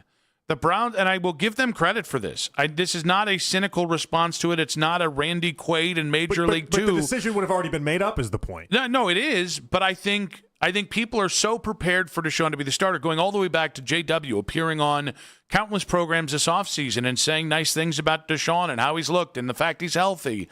There's just been so much that has been normalized with this that I think the only truly disruptive thing is if actually Shedeur is the starter. No matter what the no matter what the end result is, no matter what the process is, if the end result is Deshaun is the starter week one, I think you're going to have a lot of people who've been eating that up out of the palm of the Browns' hands that will just accept it and they won't call out the process at all. I don't think the process matters to anyone because they bought into Shedeur, or they bought into Deshaun 6 months ago, and they've just never come off it. I think it's a disaster situation for them. Disaster. I think it is. I think it's a really awful situation. You're right more than you're wrong. More people than not will just say it is what it is. Deshaun's the quarterback. Okay, fine. There'll be enough people, though, that say, well, hold on. So Saturday didn't matter at all. If Shedeur was awesome and then Deshaun stunk up the joint, Saturday didn't matter one lick. Why do we drag this out? What was supposed to impact it? What was supposed to change it? And then on Sunday and Monday, you're saying Deshaun Watson's the starting quarterback? Why didn't you just do that last week? I think the only part of criticism that could actually touch them this year is if Deshaun is the starter as expected, goes out, plays 4 to 6 weeks, looks unplayable. And I'm not just talking about interceptions and losses. I'm talking about operational issues. And then at some point early in the season, you pivot to Shedeur.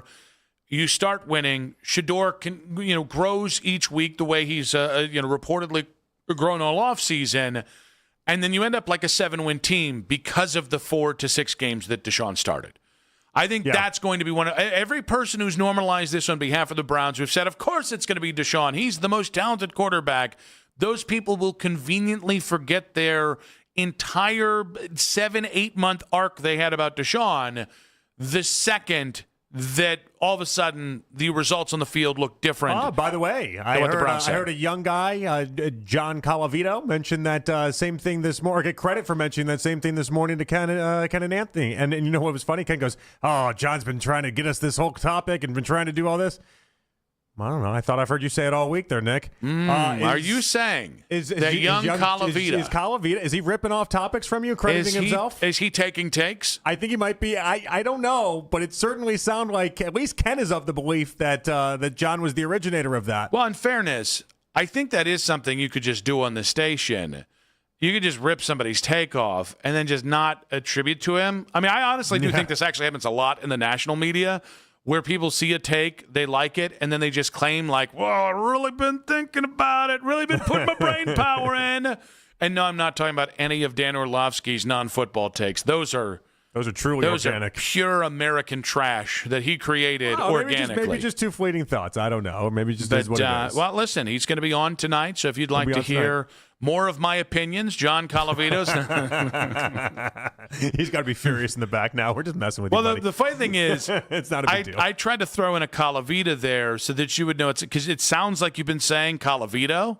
But then the problem is I genuinely don't know. I don't know if it's Colavito or Colavita. It's Colavita. And now you've gotten me so warped into this. I have zero idea what it is. The problem is I just said Colavito because I just didn't have enough air to finish that last instead of the I agree. If you took a gun to my head, I would have said Colavito. Yeah? Yeah, you're saying it is Colavito? Honestly, John Colavito in this town. Sounds badass. There's a segment of old Indians fans, and they are the people who say, it's Indians, not Guardians, that would love if it was John Colavito. And then you nickname him Rocky, and we have ourselves a day. Yeah. And he'd still steal my opinions, apparently. Well, I have no idea if this is true. Ken just gave him credit. That's all that was. Yeah, that's all that show does. That's all it was. Ken gave they give themselves credit and act like it should be 92.3 the Ken and Anthony. He's like, John's been pushing this, and I'm like, oh, juicy. Let's hear it. And it's exactly the thing you just laid out. Yeah. That you've been laying out all week. Yeah. Well, now that I've said it right here, maybe on Monday, they'll be like, Ken will say, I heard Wilson ripping off your take. That's how that works, too. Yeah, that's another way that works. Hey, we're having fun. That's all. 216. He's probably pissed back there. It's okay, buddy. You're fine. 474-0092. I don't think he's going to hop on air with us again. What can Shador do to win the job on Saturday? All right, so there's what can he do? And that is an unanswerable question. But I do think if you have, let's say it together, a clean operation and you make a couple plays, I do think there will be a fair amount of people, especially if Deshaun struggles, as you have kind of pointed to, that will have a different feeling on Monday, no matter if the Browns are part of that group or not. I think the Browns are ready to announce it. I think they will announce it either Sunday or Monday. I think there's nothing Shador can do to win this job. I've made peace with that. I've settled with that. If he has a clean operation game, and I guess the win on Monday is us coming in here and saying, well, it'll be nice when we see him play week 5 or week 6. It'll be nice when we see him play week 7, week 8, and we get to look forward to that. You know, I'm going to have to remember this. Keith and I actually talked about like a bit that we were going to do just like to mess with somebody off air. And then I told him, I was like, you're going to have to remind me, though, because I'm not going to be able to pull this bit off in 3 weeks because I'm not going to remember it. Yeah. We have a second one of those today. Tomorrow, every time there isn't a false start, you're going to want to check out Nick Wilson Says. Because I'm going to start with the most over-the-top operational praise you've ever heard. And then I'm just going to try and keep going. All right. We'll see what happens. What was the one Keith wanted to do? The problem is, much like I told Keith, I don't remember. All right. But it did involve somebody. It wasn't you. It wasn't Jake. Damn it. And he even said he was going to have to remind me, and he was correct. We were both right. Okay. I lost interest when it didn't involve me. Do. Yeah, it's okay. That was funny. When we come back, hype for the receiver room in 5 minutes on 92.3 The Fan. Hey, guys, it's Jonathan from my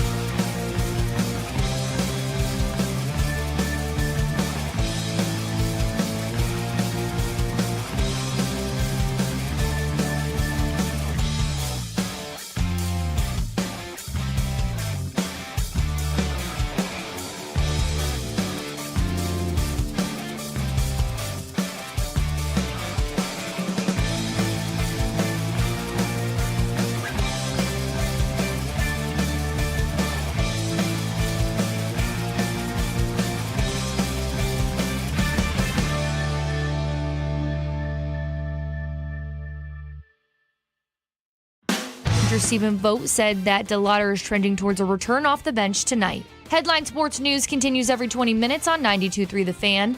From the University Hospital Sports Desk, I'm Mackenzie Flume. Talk sports deep into the Cleveland night. Overtime with Jake Volnick. Weeknights at 7. Sports Radio 92.3 The Fan.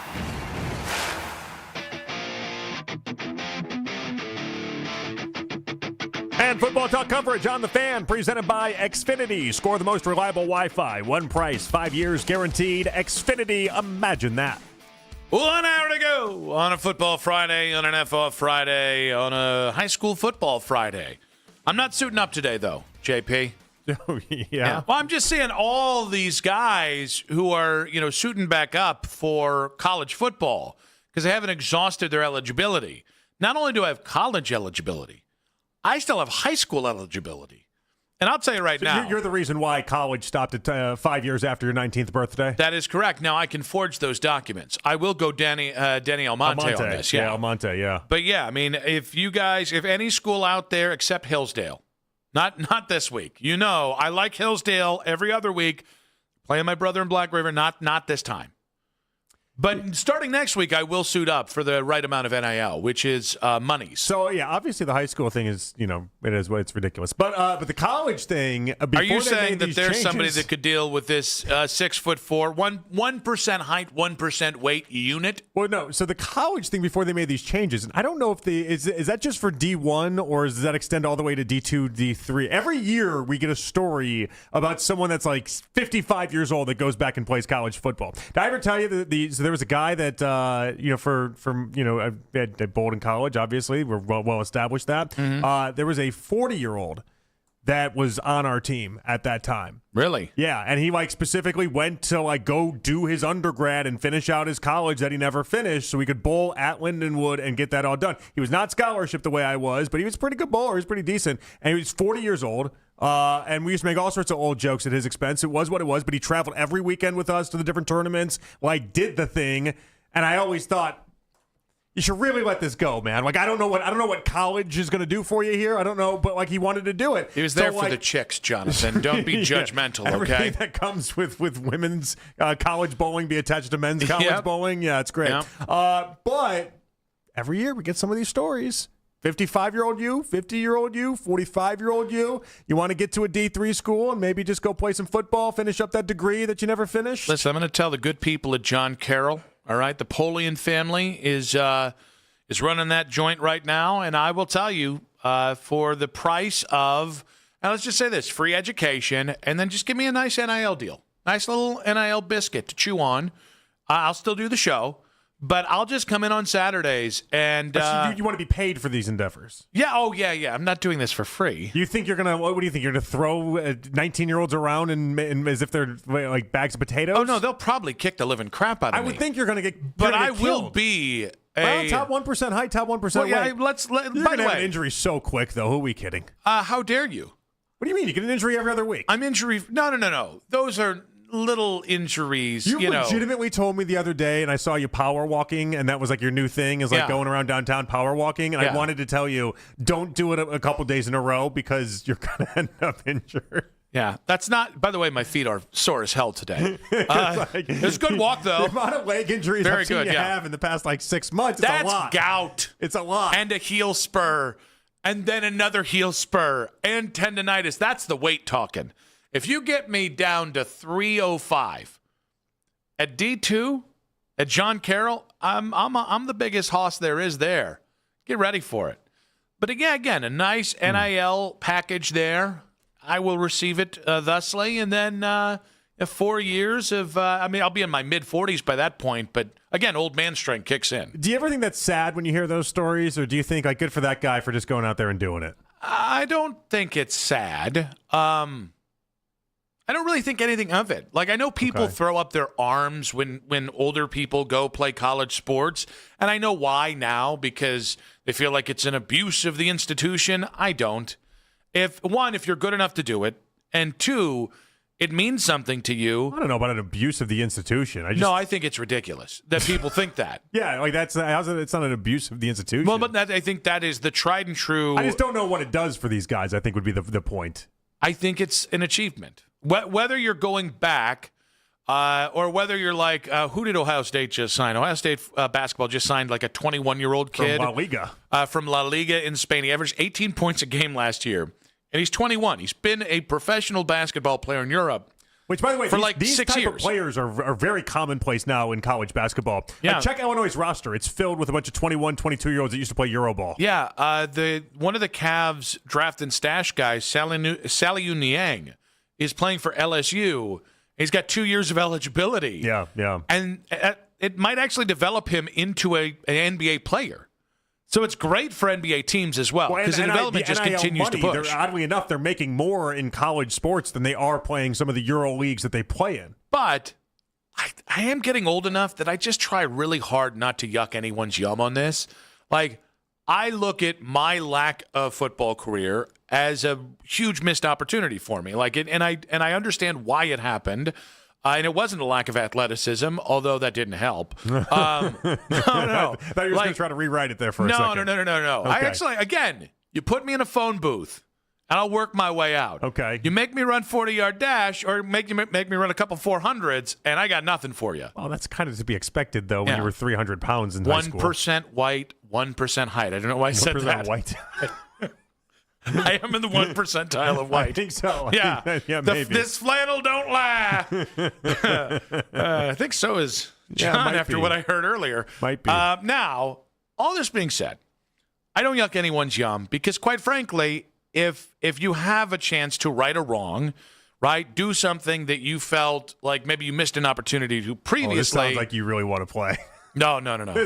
You're setting this up. I don't think they could pay me enough. This sounds like you really want to. Well, that's my thought on to it. the Napoleon family, and with love and respect, you can't afford me. That's what I would think. Yeah. Right? You're going to make me do. You're going to make me run sprinters as a 37-year-old man? No chance. Now Bowling Green. That's Division I money, right? If we just get an injunction. And then we get like maybe Nike's like, hey, we'll do it for 40-year-olds, right? I mean, J.R. Smith did go back and play college golf, did he not?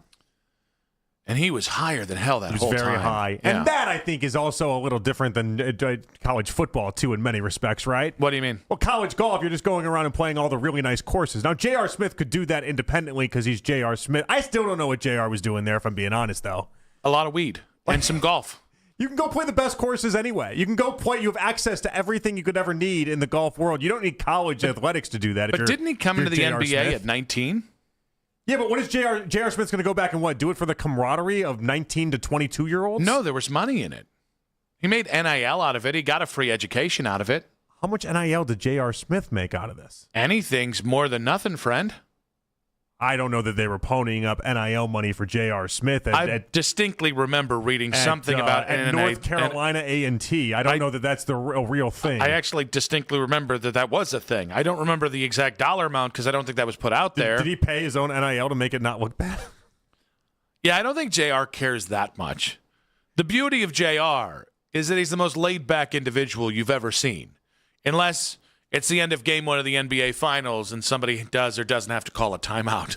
It's the only time I've seen him kind of lose. The only thing I can see off the NIL attached to this is that he signed a deal with Lululemon to be their first male golf ambassador. Yeah. But that's you think they chinsed out at Lululemon? I just think they were just going to do that regardless if he was on playing at North Carolina A&T State University. I think you're underestimating the impact of the Lululemon.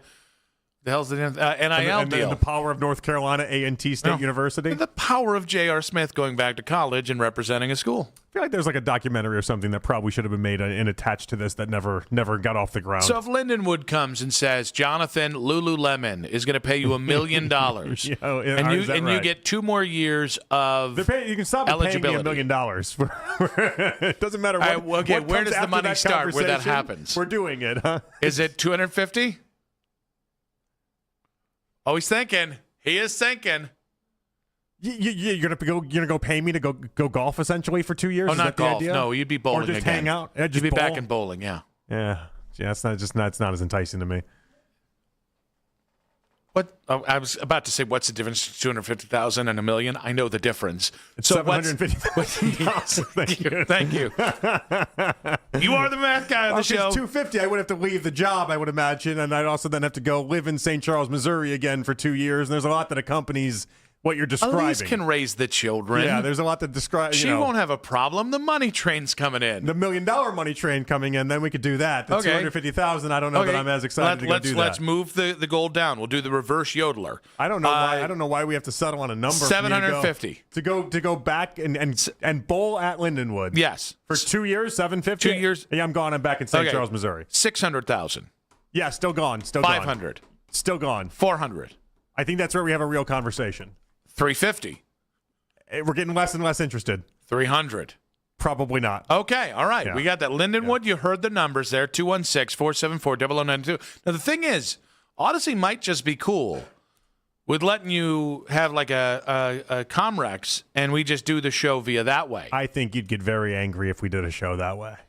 Well, unless maybe Lindenwood, cut me in on that pie a little bit. What I would tell you is the idea of the fights would never be greater between me and you if this was a Comrex show. Why is that? Like if at some point, like 20 years from now, we both just work from home and you work from your home and I work from my home and we get the old man radio treatment. Mm-hmm. Well, because we still have to see each other in between the breaks and be cool about everything. If we just knew we didn't have to see each other at all, and it would just be an unabashed, let's just yell at each other as often as we possibly can. Okay, so I agree, but for that's how that would work. For a different reason. Okay.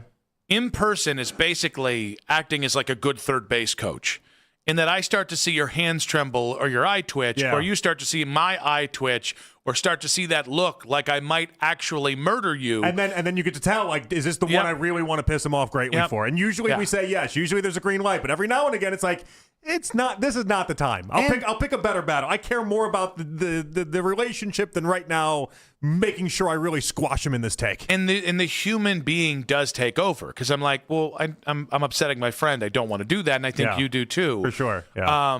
But if we don't see each other, we would just be gloves off. Yeah, it'd be North Solon versus Wadsworth. Gloves off. It'd be Friday Night Lights and foots up asses and whatnot. Have we ever done a show where we've not seen each other or been around each other for the show? No. And one person has been gone for whatever reason on a Comrex? I don't think that's happened for us yet. Not yet. I did quite a few of those with Dustin. Yeah. Because of his college football stuff. I did some with Dustin as well. By the way, I did a few with Dustin that he was in the studio and wasn't here.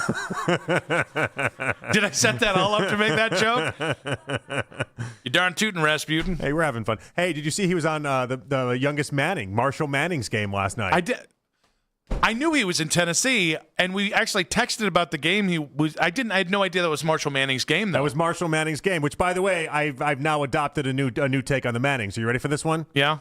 After Arch, I want to kill the Manning bloodline.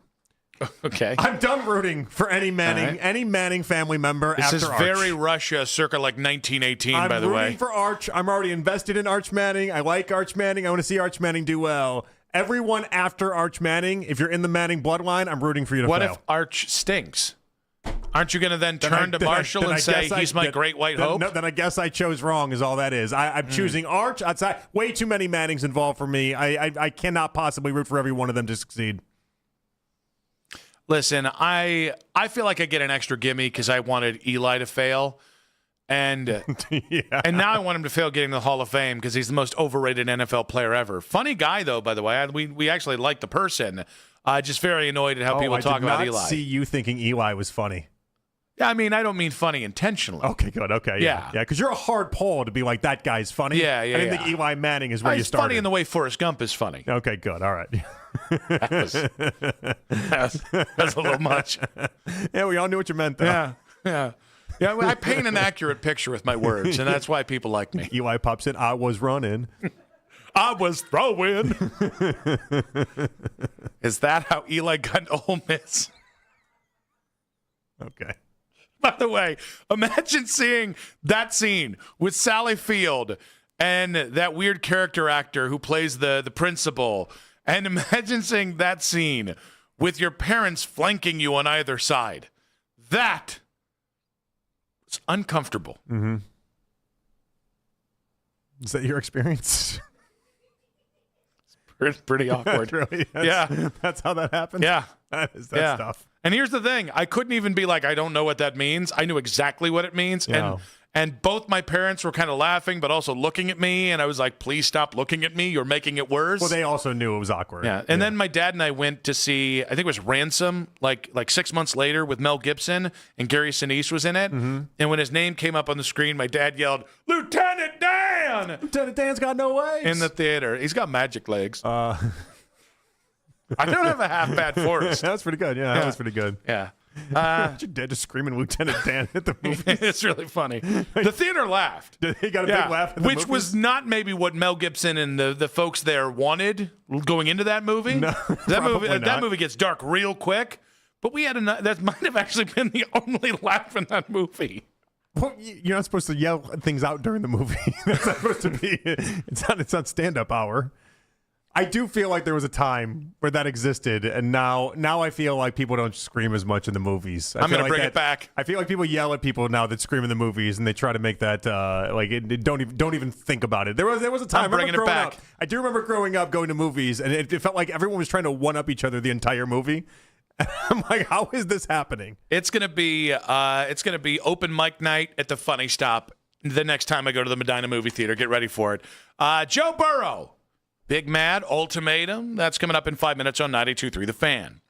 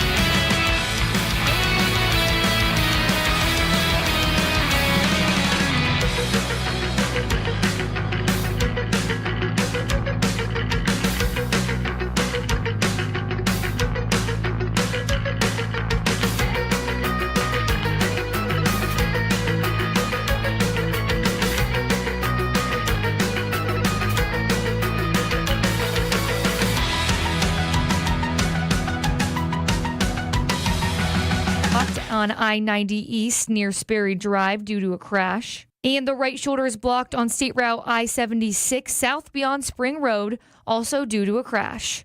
With your Odyssey traffic updates, I'm Mackenzie Flume. Sign up to be a part of the Fan Club. Download the free Odyssey app and follow 92.3 The Fan to get all of the best audio and best stories sent straight to your inbox. 92.3thefan.com.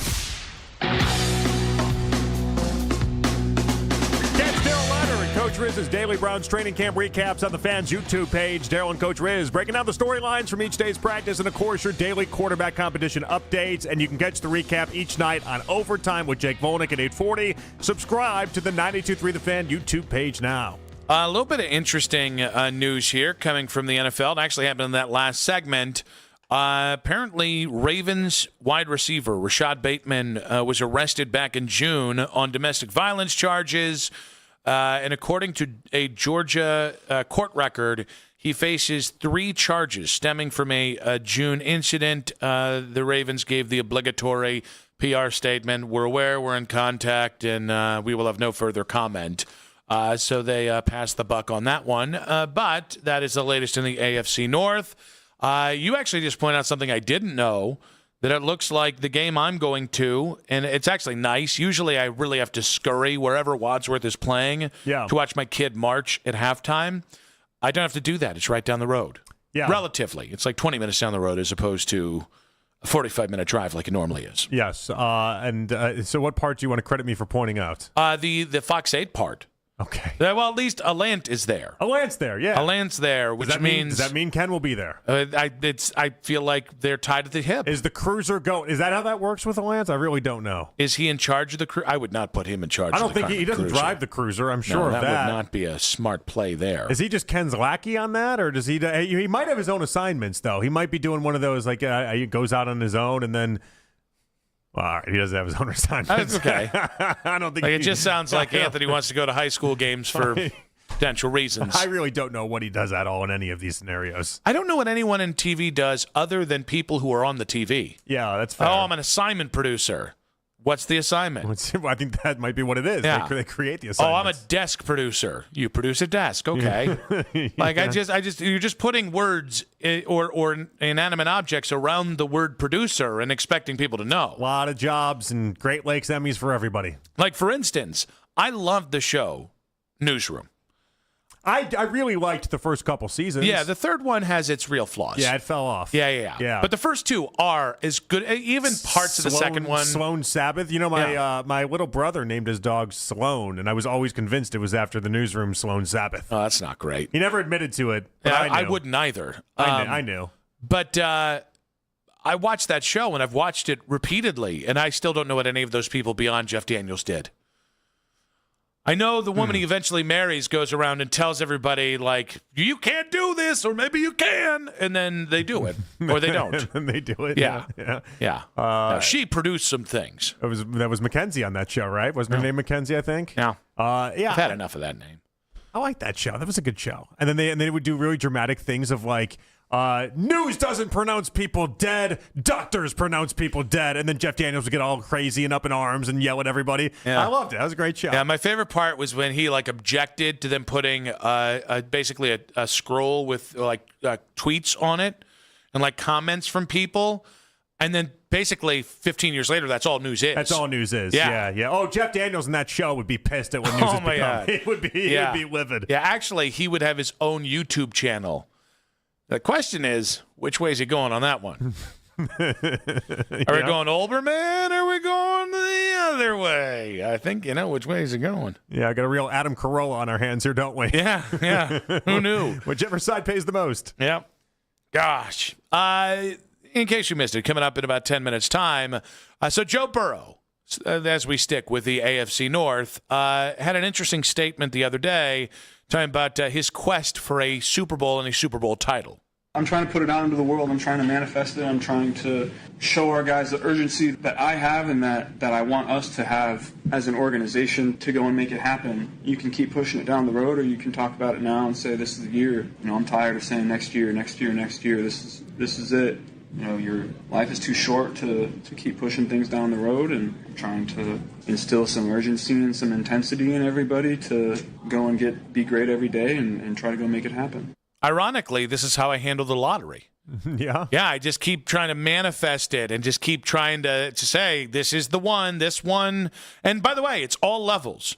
It goes from the $100,000 lottery all the way up to the $100 million and that kind of thing. Yeah, but you keep coming back for more, and it sounds like Joe Burrow doesn't want to come back for more if it doesn't work this year. That is the prevailing sentiment here. I still don't think this guy has the scones on him to demand a trade if they're not Super Bowl contenders this year. I think he does. Is it because that's what you want to be true? Or that's what you want to have happen? No, I like the Bengals. I'm sorry that they drafted you and this is the situation that you're in. But the reality is the Bengals are a pretty poor franchise. Literally, they're actually poor. But their scouting department is basically a broom closet and two people. Look around the NFL.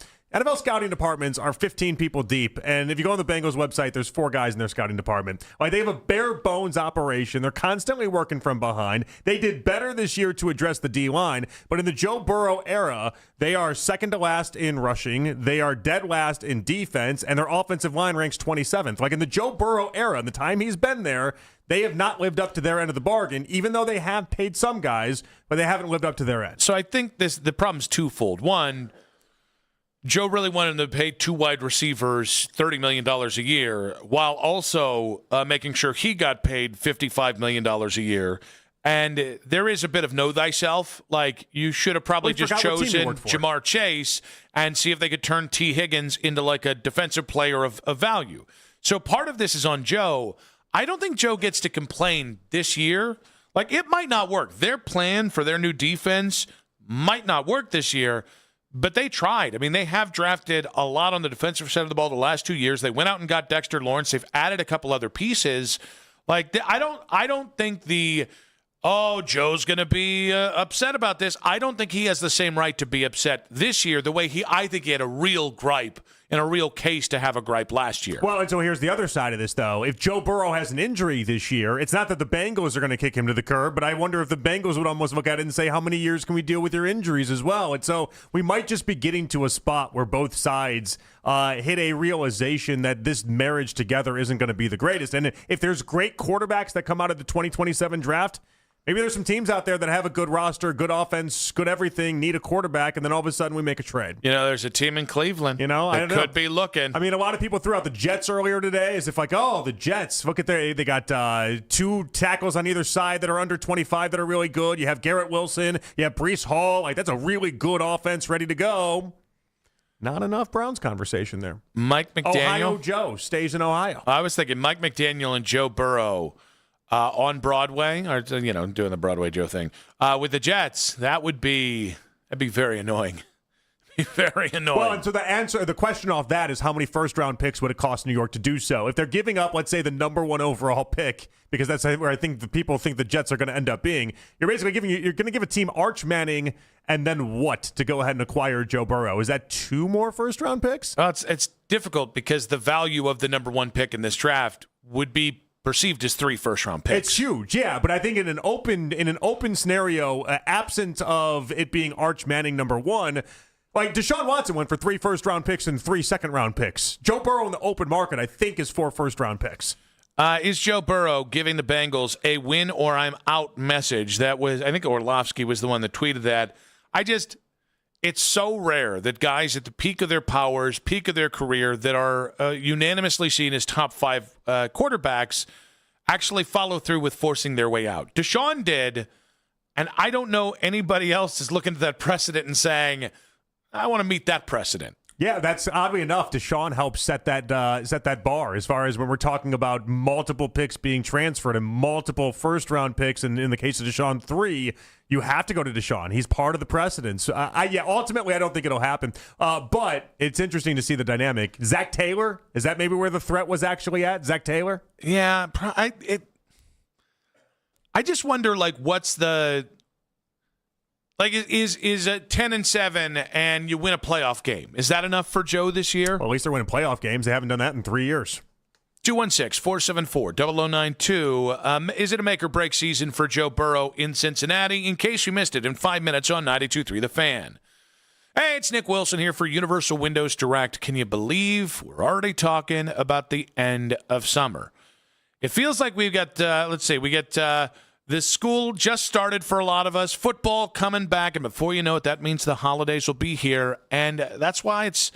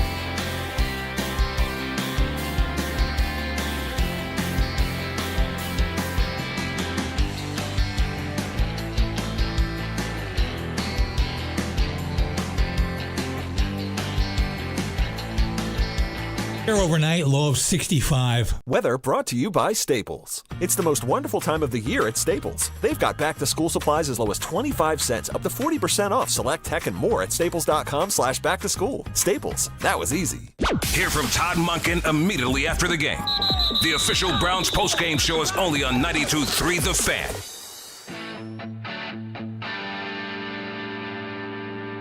Final segment of tonight's show. I want to say a big thanks to our guest today, Jason Pinkston, former Browns offensive lineman.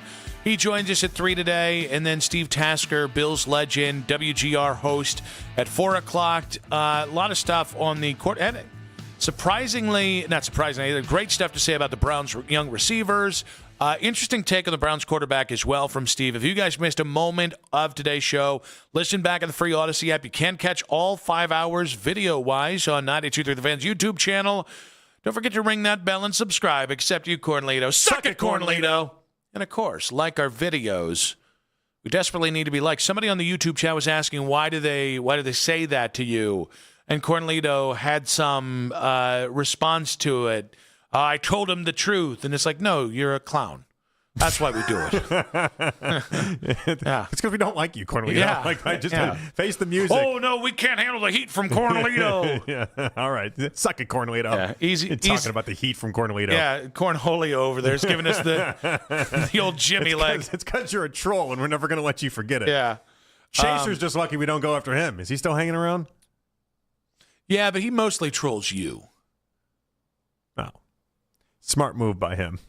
Why? Well, I don't live in the comments, and that's so fair. I'll That's fair, never see it, and so you'll just you're gonna go at anybody. You can go at me in there. It's gonna be fine. If you go at Nick, he's gonna get you 10 times worse than I'll ever get you. That is, I won't even know what happened, but even in most scenarios, Nick gets you 10 times worse than I ever will. See, now you're gonna butter me up here before we go into the weekend. It's truth. You do know I like my revenge. That is the funny thing is. So I watch a lot of Hungarian cooking videos. Naturally. Well, as one does. Oh, this is where I get to be a D about it. Since my grandma died. I don't feel like a D at all after you said that, by the Really? way. No, Really? Not in the slightest. Okay, so the fact that I really miss my Nagmama, and the only way that I can really connect with her is watching these Hungarian videos, that doesn't... Nah, nothing. No? Yeah? Nothing at all. Okay. Well, you are, D. But my favorite thing is reading the comments, because it is the most Hungarian thing ever. If you do 10 things right, but you happen to do one thing wrong, Hungarian will see that weakness, and they will tell you. And so there's this guy, and he lives in Csepel, which is a neighborhood of Budapest. And he did something with, I think it was like chicken paprikash or something like that. Okay. And he threw an ingredient that wasn't that in Hungarians' opinions shouldn't be in there. And it was just, you can't put this ingredient in there. You can't put this ingredient. Real Hungarians don't. And he actually made, like, the next comment, the next video, he was like, so I guess I'm not going to put cumin in Hungarian paprikash again. Okay, all right. So the guy was taught, and he learned, and then he evolved. That sounds like that's a good thing. Yeah, but they're waiting for your next mistake. That's the problem with Hungarians. Yeah, I mean, that's fine. I just love you living in the YouTube world of Hungarian cooks. I do too. Some of that food is so good. It's really influenced. I made a couple dishes from it. Have you? Yeah, you're a good chef. Stop. All the buttering up. I like revenge, and better revenge than what I was got on. And I like to cook. Wow, nothing waiting until 6:48 on a Friday before really lay it on thick. That's with true. You here. So there's no chance that I actually remember it on Monday. Exactly right. Fresh start on Monday. Huzzah! Yeah. In case you missed it, let's get to it. All right.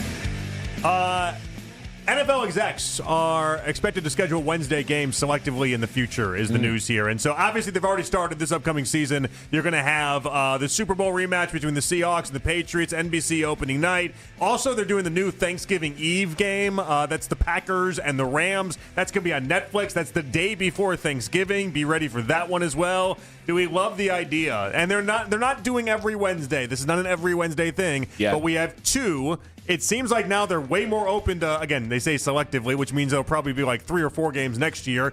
We're headed towards Wednesday football. Listen, I'm sure that it's going to get fine viewership there. The Thanksgiving Eve thing is really stupid.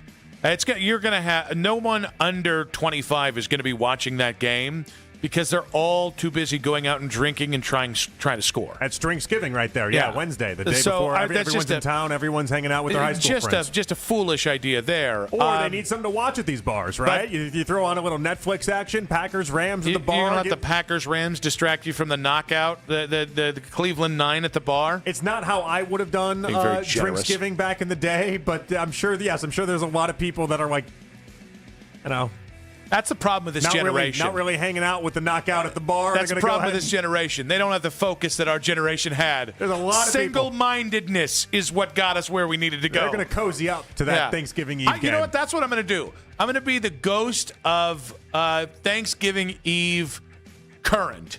And they just walk in the second that 21-year-old Ohio Northern student home at Spunk Myers and Wadsworth for family break. The second that he looks away from the, I'll say Wadsworth 7, and looks up at the TV, I'm just there to just smack the holy hell out of him. Be like, there's football all day tomorrow. Stay on task. That 6.5 is right in front of you now. She looks desperate. And she's ready to go. Yeah. Unlike Matthew Stafford. I don't think I'm going to use that verbiage. I don't know. I thought we were setting it up.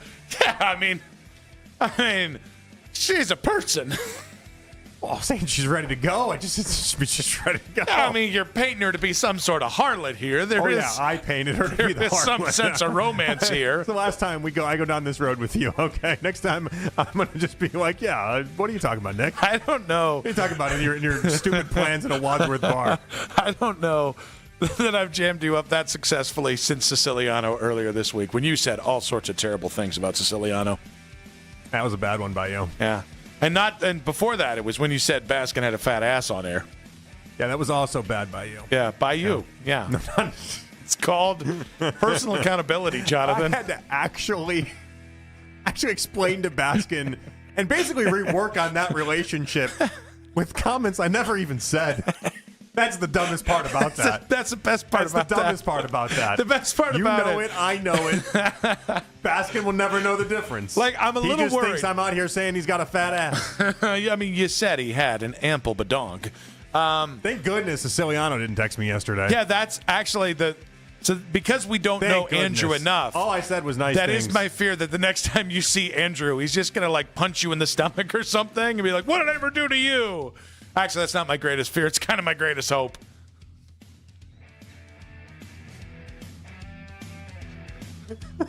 Okay. Stop it. Had to go to YouTube to see that one, y'all. All right. You got a couple today, Johnny boy. You got a couple today. Yeah, what's your in case we missed it?